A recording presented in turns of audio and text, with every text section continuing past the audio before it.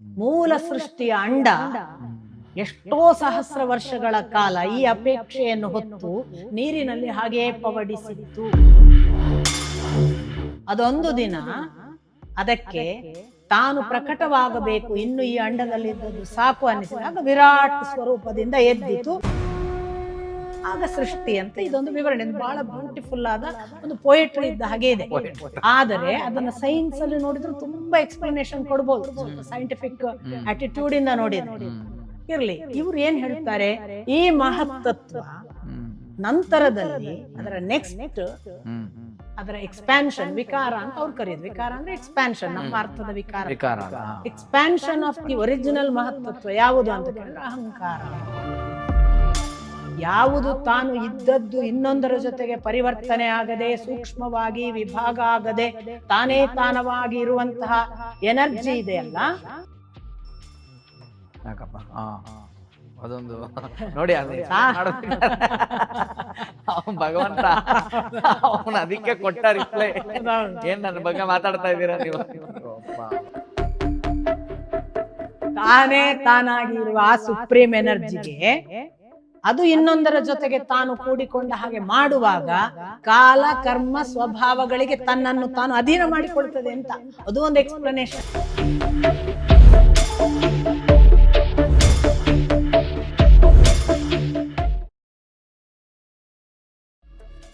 ಈ ಕಾರ್ಯಕ್ರಮದ ಪ್ರಾಯೋಜಕರು ಮೈಸೂರು ಸ್ಯಾಂಡಲ್ ಸೋಪ್, ಶ್ರೀಗಂಧದ ತವರು ಮನೆಯಿಂದ, ಹಾಗೂ ಕೋ-ಸ್ಪಾನ್ಸರ್ಡ್ by ಶಿವನೇತ್ರ rudraksha.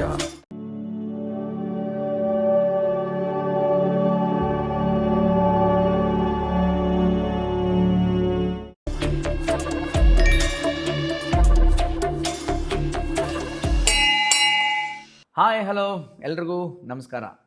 Master Anand studios YouTube ಚಾನಲ್ಗೆ ನಿಮ್ಮೆಲ್ರಿಗೂ ಸ್ವಾಗತ, ಸುಸ್ವಾಗತ. ಎಂದಿನಂತೆ ನನ್ನ ಚಾನಲ್ನ, ನನ್ನ ಕಂಟೆಂಟ್ನ ಫಾಲೋ ಮಾಡೋದ್ರಿಂದ ನಿಮಗೆ ಸ್ವಲ್ಪ ಎಂಟರ್ಟೈನ್ಮೆಂಟ್, ಸ್ವಲ್ಪ ಎನ್ಲೈಟನ್ಮೆಂಟ್ ಎರಡೂ ಸಿಗುತ್ತೆ.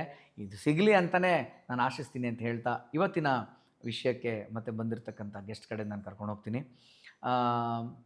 ಇವತ್ತಿನ ಗೆಸ್ಟು ನಾನು ಡೈರೆಕ್ಟ್ ವೆಲ್ಕಮ್ ಅಂತ ಹೇಳೋದಕ್ಕೆ ಮುಂಚೆ ನನ್ನ ನಿಜವಾದ ಮನಸ್ಸಿನಲ್ಲಿ, ಹೃದಯದಲ್ಲಿ ಇರ್ತಕ್ಕಂಥ ಎರಡು ವಿಷಯ ಹೇಳೋಕ್ಕೆ ಇಷ್ಟಪಡ್ತೀನಿ. ಆದರೆ ಅವರಿಗೆ ಯಾವುದೇ ರೀತಿ ಹೊಗಳಿಕೆ, ಮುಖಸ್ತುತಿ ಇಷ್ಟ ಇಲ್ಲ. ಆದರೆ ಇದು ಯಾವುದೂ ಮುಖಸ್ತುತಿ ಅಲ್ಲವೇ ಅಲ್ಲ. ಇದು ಬಹಳ ಪ್ರಾಮಾಣಿಕವಾಗಿ ನನ್ನ ಮನಸ್ಸಿನಲ್ಲಿ, ಹೃದಯದಲ್ಲಿ ಅವ್ರಿಗಿರ್ತಕ್ಕಂಥ ಸ್ಥಾನ ಅದು, ಜಾಗ ಅದು, ಭಾವನೆ ಅದು ಅಂತ ಹೇಳೋಕ್ಕೆ ಇಷ್ಟಪಡ್ತೀನಿ. ಯಾಕಂದರೆ ಅವ್ರ ವೀಡಿಯೋಸ್ ನೋಡ್ತಾ ನೋಡ್ತಾ ಎಷ್ಟು ನಾನು ಪ್ರಭಾವಿತನಾಗಿದ್ದೆ. ಮತ್ತು ಎಲ್ಲೋ ನಾನು ಲಾಂಗ್ ಜರ್ನಿ ಹೋಗ್ಬೇಕಂದ್ರೆ ವೀಡಿಯೋ ಹಾಕ್ಬಿಡೋದು, ಕೇಳಿಸ್ಕೊಂಡು ಹೋಗೋದು ಅಷ್ಟೇ. ಸೊ ಆ ಥರ ಅದೇ ಹೇಳ್ತಾರಲ್ಲ, ವ್ಯಕ್ತ ಮತ್ತು ಅವ್ಯಕ್ತ ಅಂತ. ನನಗೆಷ್ಟೋ ಅವ್ಯಕ್ತದಲ್ಲಿ ಅವರು ನನ್ನ ಗುರುಗಳಾಗಿ, ಗುರುಮಾಯಿಯಾಗಿ ನನಗೆ ಎಷ್ಟೋ ವಿಷಯಗಳನ್ನ ತಿಳಿಸ್ಕೊಟ್ಟಿದ್ದಾರೆ. ಇವತ್ತು ನನ್ನ ಚಾನಲ್ನ ಎಷ್ಟೋ ಯೂತ್ಸ್ ಫಾಲೋ ಮಾಡ್ತಾ ಇದ್ದೀರಿ, ನನ್ನ ಹತ್ರ ನಿರಂತರ ಕೆಲವು ಪ್ರಶ್ನೆಗಳು ಕೇಳ್ತಾ ಇದ್ದೀರಿ. ನಿಮ್ಮ ಎಲ್ಲ ಪ್ರಶ್ನೆಗೆ ಇವ್ರಿಗಿಂತ ಬೆಸ್ಟ್ ಪರ್ಸನ್ ಇನ್ನೊಬ್ರು ಇಲ್ಲ ಅಂತ ಅನ್ನೋ ಒಂದು ಉದ್ದೇಶದಲ್ಲಿ ಅವ್ರನ್ನ ಕರೆದೆ. ಕರೆದಿದ್ದು ಎರಡೇ ಇದರಲ್ಲಿ ಪಾಪ ಒಪ್ಕೊಂಡು ಭಾಳ ಖುಷಿಯಿಂದ ಈ ಒಂದು ಇವತ್ತು ಇಂಟರ್ವ್ಯೂಗೆ ಬಂದಿದ್ದಾರೆ. ಸೊ ಅವ್ರನ್ನ ವೆಲ್ಕಮ್ ಮಾಡೋಕ್ಕೆ ಇಷ್ಟಪಡ್ತೀನಿ. ನನ್ನ ಗುರುಗಳಾದಂಥ ವಿನಯ್ ಗುರೂಜಿ ಅವರು, ಅವ್ರನ್ನ ಒಂದೇ ಮಾತಲ್ಲಿ ಯಾವಾಗಲೂ ನಮ್ಮ ಹತ್ರ ಎಲ್ಲ ಹೇಳ್ತಾ ಇರ್ತಾರೆ, ಅಕ್ಕಮಹಾದೇವಿ ನೀವೆಲ್ಲ ಯಾರೂ ನೋಡಿಲ್ಲ ಅಂತ ಅನ್ಕೋಬೇಡಿ. ಈ ಕಲಿಯುಗದಲ್ಲಿ ನಿಮ್ಮ ಟೈಮಲ್ಲಿ ನೀವ್ಯಾರೋ ಓಡಾಡೋ ಅಕ್ಕಮಹಾದೇವಿ ನೀವು ನೋಡಬೇಕು ಅಂದರೆ ಇವರನ್ನು ನೋಡಿ ಸಾಕು ಅಂತ ಹೇಳಿದ್ರು. ಅವರು ಇವತ್ತು ನಮ್ಮ ಸ್ಟುಡಿಯೋಗೆ ಬಂದಿದ್ದಾರೆ. ಒನ್ ಆ್ಯಂಡ್ ಓನ್ಲಿ ವೀಣಾ ಬನ್ನಂಜಮ್ಮ, ವೀಣಕ್ಕ, ವೀಣಮ್ಮ. ನಮಸ್ತೆ, ಸ್ವಾಗತ, ಸುಸ್ವಾಗತ. ನಮಸ್ಕಾರ. ಅಷ್ಟೇ, ಇದು ಏನು ಇಂಟ್ರಡಕ್ಷನ್ ಅಂತ ಖಂಡಿತ ಅಲ್ಲ. ನಾನು ಹೇಳಿದಾಗೆ ನನ್ನ ಮನಸ್ಸು, ಹೃದಯದಿಂದ ನಿಮಗೊಂದು ಸ್ವಾಗತ ಕೋರಿದ್ದೀನಿ. ಐ ಡೋಂಟ್ ನೋ, ನನಗೆ ಈ ಇವತ್ತಿನ ಎಪಿಸೋಡು ಸಂಭಾಷಣೆ ಹೆಂಗೋ ಏನೋಗುತ್ತೋ ಗೊತ್ತಿಲ್ಲ ನನಗೆ. ನಾನು ಎಷ್ಟು ಭಾವುಕನಾಗ್ತೀನಿ, ನನಗೆ ರೋಮಾಂಚನ ಅಂತೂ ಆಗ್ತಾಯಿದೆ. ನೀವು ಬಂದಿರೋದು ಸ್ಟುಡಿಯೋದಲ್ಲಿ, ನಿಮ್ಮ ಮುಂದೆ ನಾನು ಕೂತಿರೋದು, ಇದು ನನಗೆ ಭಾಳ ಕಸಿವಿಸಿ ಆಗ್ತಾಯಿದೆ. ಬಟ್ ಇದೊಂದು ಫಿಸಿಕಲ್ ಅರೇಂಜ್ಮೆಂಟ್, ಹೀಗೆ ಕೂರಬೇಕು. ಹಾಗಾಗಿ ದಯವಿಟ್ಟು ಈ ಸ್ಟೂಡೆಂಟನ್ನು ನೀವು ಸ್ವೀಕರಿಸಿ ಗುರುಸ್ಥಾನದಲ್ಲಿ ಮಾತಾಡಬೇಕು ಅಂತ ಕೇಳ್ಕೊತೀನಿ. ನಮ್ಮ ಇವತ್ತು ಅದು ಏನು ಅಂದರೆ ಔಪಚಾರಿಕತೆಗಳು ಬೇಡ, ಬಹಳ ಸಹಜವಾಗಿ ನಾನು ನೀವು ಮನೇಲಿ ಕೂತಿದ್ದೀವಿ ಅಂದ್ಕೊಳ್ಳೋಣ. ನಾನು ಆ ನನ್ನ ಅಳತೆಗಳು ನನಗೆ ಗೊತ್ತಿಲ್ಲದಿರುವಾಗ ನೀವು ದೊಡ್ಡವಳೋ ಚಿಕ್ಕವಳೋ ಖಂಡಿತ ಭಾವಿಸೋದು ಬೇಡ. ಖಂಡಿತಮ್ಮ. ಸೊ ಈಗ ನಾನು ವಿಷಯಕ್ಕೆ ಡೈರೆಕ್ಟ್ ಬರ್ತೀನಿ. ಇದು ನನ್ನನ್ನು ಸೇರಿಸಿ ಇವತ್ತು ಬರೀ ಕಮೆಂಟ್ ಬಾಕ್ಸಲ್ಲಿರೋ ಹುಡುಗರು ಅವ್ರಿಗೆ ಮಾತ್ರ ಏನೋ ಡೌಟ್ ಇದೆ, ನಾನು ಭಾರಿ ತಿಳ್ಕೊಂಡಿದ್ದೀನಿ ಅಂತಲ್ಲ. ನಾನು ಸ್ಟೂಡೆಂಟೆ. ಅವ್ರು ಕೇಳೋ ಪ್ರಶ್ನೆಲೆಲ್ಲ ನನಗೆ ವಾಯ್ಸ್ ಆಗ್ತಾ ಇರುತ್ತಿದ್ದು. ಸೊ ಹಾಗಾಗಿ ನಿಮ್ಮ ಎಷ್ಟೋ ವೀಡಿಯೋಸ್ಗಳು ನಾನು ನೋಡಿದ್ದೀನಿ, ಆ ಅಕ್ಕ, ಅಲ್ಲಮ್ಮ ಪ್ರಭು, ಬಸವಣ್ಣ, ಅವೆಲ್ಲ ನೀವು ಹೇಳಿದ್ದೀರ, ಅಲ್ಲಿಂದೆಲ್ಲ ಕಾನ್ಸೆಪ್ಟ್ ಬಂದಿದೆ. ಬಟ್ ನನಗೆ ಅದೆಲ್ಲವೂ ತುಂಬ ದೊಡ್ಡ ಗ್ರಂಥ ಅನ್ನಿಸ್ಬಿಡ್ತು ನನಗೆ. ಇದನ್ನೆಲ್ಲ ಸಿಂಪ್ಲಿಫೈ ಮಾಡ್ತಾ ಒಂದು ಪ್ರಶ್ನೆ ಏನು ಅಂತಂದರೆ, ಯೂತ್ ಒಬ್ಬ ಟೀನ್ಸಲ್ಲಿದ್ದಾನೆ, ಅಥವಾ ಇನ್ನು ಕೆಲವರು 20ಸಲ್ಲಿರ್ಬೋದು, 30ಸಲ್ಲಿರ್ಬೋದು. ಇವ್ರಿಗೆ ಆಧ್ಯಾತ್ಮ ನಾನು ಹೆಂಗೆ ಶುರು ಮಾಡೋದು, ನನಗೆ ಯಾರು ಗುರುನೇ ಇಲ್ಲ, ಬಟ್ ನನಗೆ ಆಸೆ ಇದೆ, ನನಗೆ ಮಾರ್ಗ ಗೊತ್ತಾಗ್ತಾ ಇಲ್ಲ ಅನ್ನೋರು ಏನು ಮಾಡಬೇಕು? How to start? ಎಲ್ಲಿಂದ ಸ್ಟಾರ್ಟ್ ಮಾಡಬೇಕು ಅವರು? ನನ್ನನ್ನು ವೈಯಕ್ತಿಕವಾಗಿ ಕೇಳಿದರೆ ನೀವು, ಒಬ್ಬನಿಗೆ ಹಸಿವಿದೆ ಅಂದರೆ ಅವನಿಗೆ ಆಹಾರ ಸಿಕ್ಕೇ ಸಿಗತ್ತೆ. ಸೂಪರ್. ಈಗ ಒಂದು ಮಗು ಅಳುತ್ತೆ ಅಂದರೆ ಇಂದಲ್ಲ ನಾಳೆ ಅಮ್ಮ ಬರಲೇಬೇಕು. ನಾವು ಏನು ಮಾಡ್ತೀವಿ ಅಂದರೆ, ಅಮ್ಮ ನಾನೇ ಹುಡುಕ್ತೀನಿ ಅಂತ ಒಂದು ಹಠ ನಮಗೆ. ಅಧ್ಯಾತ್ಮಕ್ಕೆ ಮತ್ತು ಮಗುವಿನ ಅವಸ್ಥೆಗೆ ಎರಡಕ್ಕೂ ಅದು ಅನುಚಿತ. ಅಳುವ ಮಗು ಅಳುವುದಷ್ಟೇ ಅದರ ಕೆಲಸ. ಎಷ್ಟು ಅಳ್ತದೆ ನೋಡಿಕೊಂಡು ಅಮ್ಮನ ಪ್ರತಿಕ್ರಿಯೆ. ನಾನಿದನ್ನು ಬಹಳ ಬಾರಿ ಹೇಳಿದ್ದೇನೆ. ಅಧ್ಯಾತ್ಮದ ಬಹಳ ದೊಡ್ಡ ತಪ್ಪು ಏನು ಅಂತಂದರೆ, ತಪ್ಪು ನಡೆ ಏನು ಅಂತಂದರೆ, ನಾನು ನನ್ನ ಗುರುವನ್ನು, ನನ್ನ ಮಾರ್ಗದರ್ಶಕನನ್ನು ಹುಡುಕ್ತೇನೆ ಮತ್ತು ಅವನನ್ನು ಹುಡುಕಿ ನಾನು ಗುರುವನ್ನು ಪಡೀತೇನೆ ಅಂತ. ವಾಸ್ತವಿಕ ಗುರುವನ್ನು ನಾವು ಪಡೆಯುವ ಹಠಕ್ಕೆ ಹೋಗಬಾರದು. ಓಕೆ. ನಮಗೆ ಹಸಿವಿರುವುದು ಹೌದಾದರೆ ನಾವು ಅಳುವುದನ್ನು ನಿಲ್ಲಿಸೋದಿಲ್ಲ. ನಮ್ಮ ಹಸಿವು, ಈಗ ಒಂದು ಮಗುವನ್ನು ತಾಯಿ ಅಲ್ಲೆಲ್ಲೋ ತನ್ನ ಮನೆಯ ಒಂದು ಪ್ರಾಂಗಣದಲ್ಲಿ ಬಿಟ್ಟು ಹೋಗಿದ್ದಾಳೆ ಅಂದ್ಕೊಳ್ಳೋಣ. ಅವಳಿಗೆ ಮನೇಲಿ ಬಹಳ ಜನ ಇದ್ದಾರೆ, ಒಬ್ಬರಲ್ಲ ಒಬ್ಬರು ಇದ್ದಾರೆ ಅಂತ ಗೊತ್ತಿರುವ ಕಾರಣಕ್ಕಾಗಿ ಅವಳು ಅಲ್ಲಿ ಬಿಟ್ಟಿದ್ದಾಳೆ. ಅದು ಅಳುತ್ತೆ. ಅದು ನಿಜವಾಗಿ ತಾಯಿಗಾಗಿ ಅತ್ತದ್ದಾದರೆ, ಮನೆಯ ಮಾವ ಬಂದು ಎತ್ತಿದ್ರು ಅಳು ನಿಲ್ಸಲ್ಲ, ಅಣ್ಣ ಬಂದು ಎತ್ತಿದ್ರು ಅಳು ನಿಲ್ಸಲ್ಲ, ಇನ್ಯಾರ್ಯಾರು ಅಜ್ಜ ಬರಲಿ ಅಜ್ಜಿ ಬರಲಿ ಅದು ಅಳ್ತಲೇ ಹೋಗ್ತದೆ. ಇದು ನಮ್ಮ ಕೈಯಲ್ಲಿ ಆಗೋದಿಲ್ಲ ನೋಡು ಅಂತ ತಾಯಿ ಹತ್ರ ಹೋಗಿ ಕೊಡೋದು, ತಾಯಿಯೇ ಬಂದು ತಗೊಳ್ಳೋದು ಮಾಡ್ತಾಳೆ. ಒಮ್ಮೆ ಅಮ್ಮನ ತೋಳಿಗೆ ಬಂದ ಕೂಡಲೇ ಅದು ಅಳು ನಿಲ್ಲಿಸುತ್ತೆ. ಕೆಲವು ಮಕ್ಕಳು ಹಾಗಲ್ಲ. ಅವು ಒಂದು ಕೂಗ್ತಿರ್ತವೆ, ಅವಕ್ಕೇನೋ ಒಂದು ಬೆಚ್ಚನೆ ಬೇಕು. ಆ ಬೆಚ್ಚಗೆ ತಾಯಿ ಕೊಟ್ಟರೂ ಆಗುತ್ತೆ, ಅಣ್ಣ ಕೊಟ್ಟರು ಆಗುತ್ತೆ, ಅಲ್ಲಿರೋ ಯಾರೇ ಕೊಟ್ಟರು ಆಗುತ್ತೆ, ಯಾವ ಸಂಬಂಧಿಗಳು ಎತ್ಕೊಂಡ್ರೂ ಆಗುತ್ತೆ. ಈ ಥರದ ವಿಭಿನ್ನ ಹಸಿವು ನಮಗಿದೆ. ನಮ್ಮ ಹಸಿವು ಆ ಮೂಲ ತಾಯಿಯೇ ಬರಬೇಕು ಅನ್ನುವ ಹಠದ್ದಾದರೆ ನಮಗೆ ಅವನೇ ಬರ್ತಾನೆ. ಸಪೋಸ್ ನಮ್ಮ ಹಸಿವು ಆ ಕ್ಷಣದ ಒಂದು ಬೆಚ್ಚಗೆ ಬೇಕು ಅನ್ನುವ ಮಟ್ಟಕ್ಕೆ ಸೀಮಿತದ್ದಾದರೆ ಅಲ್ಲಿರುವ ಮಾವನೋ ಅಜ್ಜನೋ ಅಜ್ಜಿಯೋ ಸಮಾಧಾನ ಮಾಡಿದ್ಕೊಳ್ಳೆ ನಾವು ಮೈ ಮರಿಬಹುದು. ಬಹಳಷ್ಟು ಜನ ಇವತ್ತು ಅಧ್ಯಾತ್ಮದಲ್ಲಿ ಆ ಕ್ಷಣದ ತಾತ್ಕಾಲಿಕ ಬೆಚ್ಚಗೆಯನ್ನು ಹುಡುಕ್ತಾ ಇರುವವರು, ಮೂಲಕ್ಕೆ ಹೋಗಬೇಕು ಅನ್ನುವ ಹಸಿವಿನವರು, ಅವರು ಸುಮ್ಮನೆ ಅಳ್ತಾರೆ. ಆ ಸುಮ್ಮನೆ ಅಳುವ ಮಗುವನ್ನು ಇದನ್ನು ಯಾರು ಎತ್ಕೊಂಡ್ರೂ ಇದು ಸಮಾಧಾನ ಆಗುವುದಿಲ್ಲ, ಇದಕ್ಕೆ ನಾನೇ ಬೇಕು ಅಂತ ಅದಕ್ಕೂ ಅಲ್ಲಿರುವ ಆ ಶಕ್ತಿಗೂ ಗೊತ್ತಾಗುತ್ತೆ. ನಾವು ಎಲ್ಲರೂ ಏನು ಭಾವಿಸ್ತೇವೆ ಅಂದರೆ, ನಾನು ಹೋದ್ರೇ ಅವನು ಬರೋದು ಅಂತ. ನಾನು ಹೋಗೋಕ್ಕಾಗಲ್ಲಯ್ಯ, ನನ್ನ ಕೈಲಿ ಆ ಶಕ್ತಿನೇ ಇಲ್ಲ ನಿನ್ನ ಕಡೆ ಹೋಗೋಕ್ಕೆ. ಯಾಕೆ ನಾನು ತೆವಳುವಷ್ಟು ಅವಸ್ಥೆಯಲ್ಲೂ ಇಲ್ಲ, ಬಿದ್ದು ಅಳುವ ಅವಸ್ಥೆಯಲ್ಲಿ ಇದ್ದೇನೆ, ನೀನಲ್ಲದೆ ಇನ್ಯಾರು ಬರಬೇಕು ಅಂತ ಕೂಗಿಕೊಳ್ಳುವ ಮಗು ಇದ್ದರೆ, ಈ ಮಗು ಈ ಪರಿ ಕೂಗ್ತದೆ, ಅದು ಯಾಕೆ ನನ್ನ ಹತ್ರ ಬರಬೇಕು, ನಾನೇ ಹೋದರೆ ಆಯಿತು ಅಂತ ಅದೇ ಒಂದು ರೂಪ ತಳೆದು ಬರ್ತದೆ. ಅದಕ್ಕೇನೆ ಗುರು ಅಂದರೆ ಪ್ರತ್ಯಕ್ಷ ದೇವರು ಅಂತ. ಅವನು ದೇವರು ತಾನು ಬರಲಿಕ್ಕೆ ಆಗದೇ ಇರುವ ಹೊತ್ತಿನಲ್ಲಿ ಒಂದು ಗುರುವಿನ ಆಕಾರದಲ್ಲಿ ಬಂದು ಎತ್ತಿಕೊಳ್ಳುತ್ತಾನೆ ಅನ್ನುವ ಮಾತು. ಈ ಎರಡು ಹಸಿವಿನ ಮುಖಾಂತರ ನಾವು ಎಷ್ಟು ಯಾರನ್ನು ಮುಟ್ತೇವೆ ಅನ್ನೋದು ನಿರ್ಣೀತ ಆಗ್ತದೆ.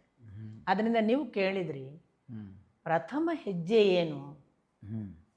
ಹಸಿವು ನಿಜದ್ದು ಹೌದಾದರೆ ಅಳುವುದೇ ಅದರ ಅರ್ಹತೆ ಮತ್ತು ಹೆಜ್ಜೆ, ನಡೆ. ಅದರ ಆಚೆಗೆ ಯಾವ ಪ್ರಯತ್ನವನ್ನೂ ಮಾಡಬೇಕಾಗಿಲ್ಲ. ಆದರೆ ಹಸಿವು ಗಾಢವಾಗಿ ಇರುವುದು ಹೌದಾದರೆ ಆ ಅಳು ಎಷ್ಟು ತೀವ್ರ ಇರಬೇಕು ಅನ್ನೋದು ಆ ಅಂತತಃ ಇರುವ ಅಂತರಾತ್ಮನಿಗೆ ಗೊತ್ತು.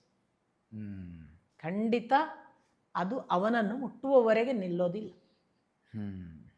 ಹೀಗಾಗಿ ನನಗೆ ಒಂದು ಶಾಸ್ತ್ರೀಯ ಹೆಜ್ಜೆ ಅಂತ ಭಾವಿಸುವ, ಒಂದಿಷ್ಟು ಅಧ್ಯಯನ ಮಾಡಿ, ಒಂದು ಥರದ ಇಂತಿಂಥ ಮಂತ್ರಗಳನ್ನು ಹೇಳಿ, ಇಂತಿಂಥ ಪ್ರಾಣಾಯಾಮ ಮಾಡಿ ಅಂತ ಹೇಳುವವರೆಲ್ಲ ಇದ್ದಾರೆ.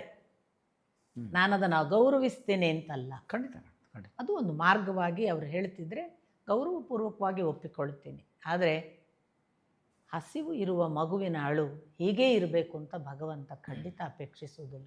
ಹೇಗೆ ಅತ್ತರೂ ಕರ್ಕೊತಾನೆ.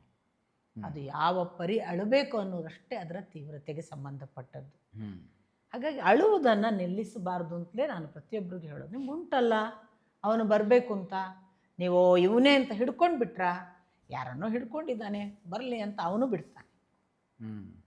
ಯಾರನ್ನೋ ಹಿಡ್ಕೊಂಡಿದ್ದಾನೆ ಬರಲಿ ಅಂತ ಅವನು ಅಲ್ಲಿಂದ ನಿಂತು ನೋಡುವಾಗ ನಾವು ಇವನನ್ನು ಬಿಡುವವರೆಗೆ ಅವನು ಬರಲ್ಲ. ದ್ರೌಪದಿ ಅಳುವಾಗ ನನ್ನನ್ನು ರಕ್ಷಿಸುವ ಸಭಾ ಸದಸ್ಯರಲ್ಲಿ ಯಾರೂ ಇಲ್ಲವಾ ಅಂತ ಎಲ್ಲ ಹಿರಿಯರನ್ನು ಕೇಳುವಾಗ ಅಲ್ಲಿಯ ಸಭಾಸದರಲ್ಲಿ ಒಬ್ಬ ಭೀಷ್ಮಾಚಾರ್ಯರಿರ್ಬೋದು, ಯಾರೇ ಇರಬಹುದು, ರಕ್ಷಣೆಗೆ ನಿಂತಿದ್ದರೆ ಕೃಷ್ಣನ ಅನುಗ್ರಹವೇ ಆಗ್ತಿರ್ಲಿಲ್ಲ. ಅಳು ತೀವ್ರವಿದೆ, ಇಲ್ಲಿ ಇದನ್ನು ರಕ್ಷಿಸುವವರಿಲ್ಲ, ಈ ಅಳು ನನ್ನನ್ನು ಕರೀತಿದೆ ಅಂತ ಅವನಿಗೆ ಮುಟ್ಟುತ್ತೆ, ಅವನು ಬಂದೇ ಬರ್ತಾನೆ. ಇದು ನನ್ನ ಪಕ್ಕಾ ನಂಬಿಕೆ. ಎಸ್, ಭಾಳ ಚೆನ್ನಾಗಿ ಹೇಳಿದ್ರಿ ಮಾ. ಇದು ಅಂದರೆ ನಿಜವಾಗ್ಲೂ ಇದು ಅರ್ಥ ಆಗುವವರಿಗೆ ನಿಜವಾಗ್ಲೂ ಅರ್ಥ ಆಗ್ತಕ್ಕಂಥದ್ದು. ಇನ್ನೂ ಸ್ವಲ್ಪ ಬಿಗಿನರ್ಸ್ಗೆ ತಿಳಿಯಾಗಿ ಈ ಪ್ರಶ್ನೆಯನ್ನು ನಾನು ವಿಸ್ತರಿಸೋಕ್ಕೆ ಇಷ್ಟಪಡ್ತೀನಿ. ಈಗ ಅಮ್ಮ ಹೇಳಿದ ಅರ್ಥ ಇಷ್ಟೇ, ತೀವ್ರತೆ ಅಂದರೆ ನನಗೆ ಅವನೇ ಬೇಕು ಅಂತ, ಅವನಿಂದ ನನಗೇನೋ ಬೇಕು ಅಂದ ತಕ್ಷಣ ಅದು ಮಟೀರಿಯಲ್ ಆಗಿಬಿಡುತ್ತೆ.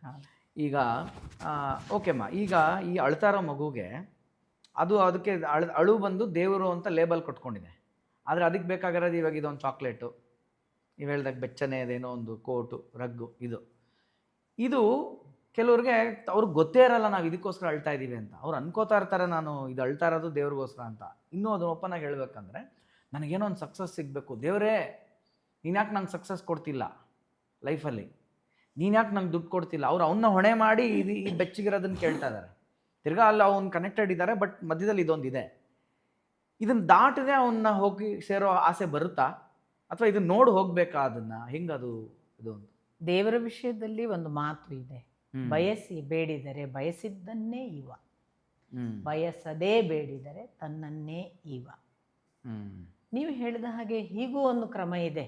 ನನಗೆ ಇಂಥದ್ದು ಬೇಕು ಅಂತ ಪಡೆಯುವ ಪೂರ್ಣ ಹಂಬಲ ಮತ್ತು ಸಂಕಲ್ಪದ ಜೊತೆಗೆ ಅವನನ್ನು ನೆನೆಯುವುದು. ಅವನು ಖಂಡಿತ ಅನುಗ್ರಹ ಮಾಡ್ತಾನೆ, ಇಲ್ಲ ಅಂತ ಏನೂ ಇಲ್ಲ. ನಿಮಗೆ ಬಹಳ ಒಳ್ಳೆಯ ಉದಾಹರಣೆ ಧ್ರುವ. ಓಕೆ, ತಾನು ಸಿಂಹಾಸನದಲ್ಲಿ ಅಪ್ಪನ ತೊಡೆಯ ಮೇಲೆ ಕೂತ್ಕೊಳ್ಳಿಲ್ಲ ಅನ್ನುವ ನೋವಿನಿಂದ ಹೊರಟ ಪುಟ್ಟ ಹುಡುಗ, 5 ವರ್ಷದ ಬಾಲಕ, ಯಾವ ಮಟ್ಟದ ತಪಸ್ಸು ಮಾಡಿದ್ದಾನೆ ಶ್ರೀಮದ್ ಭಾಗವತ ಓದಿದವರಿಗೆ ಗೊತ್ತು. ಅವನು ಒಂದು ಕ್ಷಣ ಕಣ್ಣೊಳಗೆ ಹೀಗೆ ಭಗವಂತನನ್ನು ನೀನು ಕಲ್ಪಿಸು, ಆ ಕಣ್ಣಲ್ಲಿ ಅವನ ಹೊರತು ಇನ್ನೇನೂ ಇಲ್ಲದಂತೆ ನೋಡಿಕೋ, ಮತ್ತು ಕಂಠದಲ್ಲಿ ಏಕ ಸ್ವರದಿಂದ ಒಂದೇ ಸಮನೆ ನಿರರ್ಗಳವಾಗಿ ಓಂ ನಮೋ ಭಗವತೆ ವಾಸುದೇವಾಯ ಹೇಳು ಅಂತ ಹೇಳಿಕೊಟ್ಟು ನಾರದರು ನಿಲ್ಲಿಸಿದ ಮಗು ಅದನ್ನು ಪರಿಪಾಲಿಸಿತು 6 ತಿಂಗಳು ಕಾಲ ಅಂತ ನಮಗೆ. ಆ 6 ತಿಂಗಳಲ್ಲಿ ಆಹಾರ ಏನು ಎಲ್ಲ ವಿವರಣೆ ನೋಡಿದರೆ ಇದು ಕಠೋರ ಮಾಡಿದೆ ಮಗು. ವಿಷ್ಣುವಿಗೆ ಅದರ ಆ ಅಳು ಗೊತ್ತಾಗಿ ಬಂದ. ಭಗವಂತ ಬಂದು ನಿಂತಾಗ ಇದು ಕಣ್ಣೊಳಗೆ ಕಾಣ್ತಾ ಇರುವ ಮೂರ್ತಿಯಲ್ಲಿ ತನ್ಮಯ ಆಗಿದೆ, ಕಣ್ಣು ತೆಗೆಯಲಿಲ್ಲ. ಭಗವಂತ ಏನು ಮಾಡಿದ, ಕಣ್ಣೊಳಗೆ ಕಾಣಿಸುವ ಮೂರ್ತಿಯನ್ನು ಕಳಚಿದ. ನಾನು ಇಷ್ಟು ಹೊತ್ತು ನೋಡ್ತಿದ್ದ ಭಗವಂತ ಎಲ್ಲಿ ಹೋದ ಅಂತ ಮಗು ಕಣ್ ತೆಗೆದಾಗ ಎದುರಿಗೆ ಭಗವಂತ ಇದ್ದ ಅನ್ನೋದು ಅದಕ್ಕೆ ಪ್ರತಿಕ್ರಿಯೆ ಭಾಗ. ಈ ಭಗವಂತ ಮುಂದೆ ಅನುಗ್ರಹ ಮಾಡುವ ಹೊತ್ತಿಗೆ ಶ್ರೀಮದ್ ಭಾಗವತದಲ್ಲಿ ವೇದವ್ಯಾಸರು ಉಲ್ಲೇಖ ಮಾಡ್ತಾರೆ, ಮಗು ಏನು ಇಂಥದ್ದೇ ಬೇಕು ಅಂತ ಕೇಳಿಲ್ಲ. ಮಗುವಿನ ಮನಸ್ಸಿನಲ್ಲಿ ಭಗವಂತ ಏನು ಬೇಕು ಅಂತ ಕೇಳುವಾಗ ಇಡೀ ಆ ಘಟನೆ ಸರಿದು ಹೋಯ್ತಂತೆ. ಸಿಂಹಾಸನದಲ್ಲಿ ಅಪ್ಪ ಕೂತ್ಕೊಳ್ಳಿಕ್ ಬಿಡ್ಲಿಲ್ಲ ಅಂತ. ಕೂಡಲೇ ನಿನಗೆ ಆ ಸಿಂಹಾಸನ ಸಿಗುತ್ತೆ, ನೀನು 36,000 ವರ್ಷಗಳ ಕಾಲ ಆ ಸಿಂಹಾಸನವನ್ನು ಆಳ್ತಿ, ಮತ್ತು ಆ ಬಳಿಕ ಇದುವರೆಗೆ ನೀನಿಷ್ಟು ಮಾಡಿದ ತಪಸ್ಸಿಗಾಗಿ ಇದುವರೆಗೆ ಯಾರಿಗೂ ಸಿಕ್ಕದ ಒಂದು ಶಾಶ್ವತ ಸ್ಥಾನ, ಧ್ರುವ ಸ್ಥಾನವನ್ನು ನನ್ನ ಪಾದದ ಪಕ್ಕಕ್ಕೆ ಕೆಳಗೆ ಪಡೀತಿ.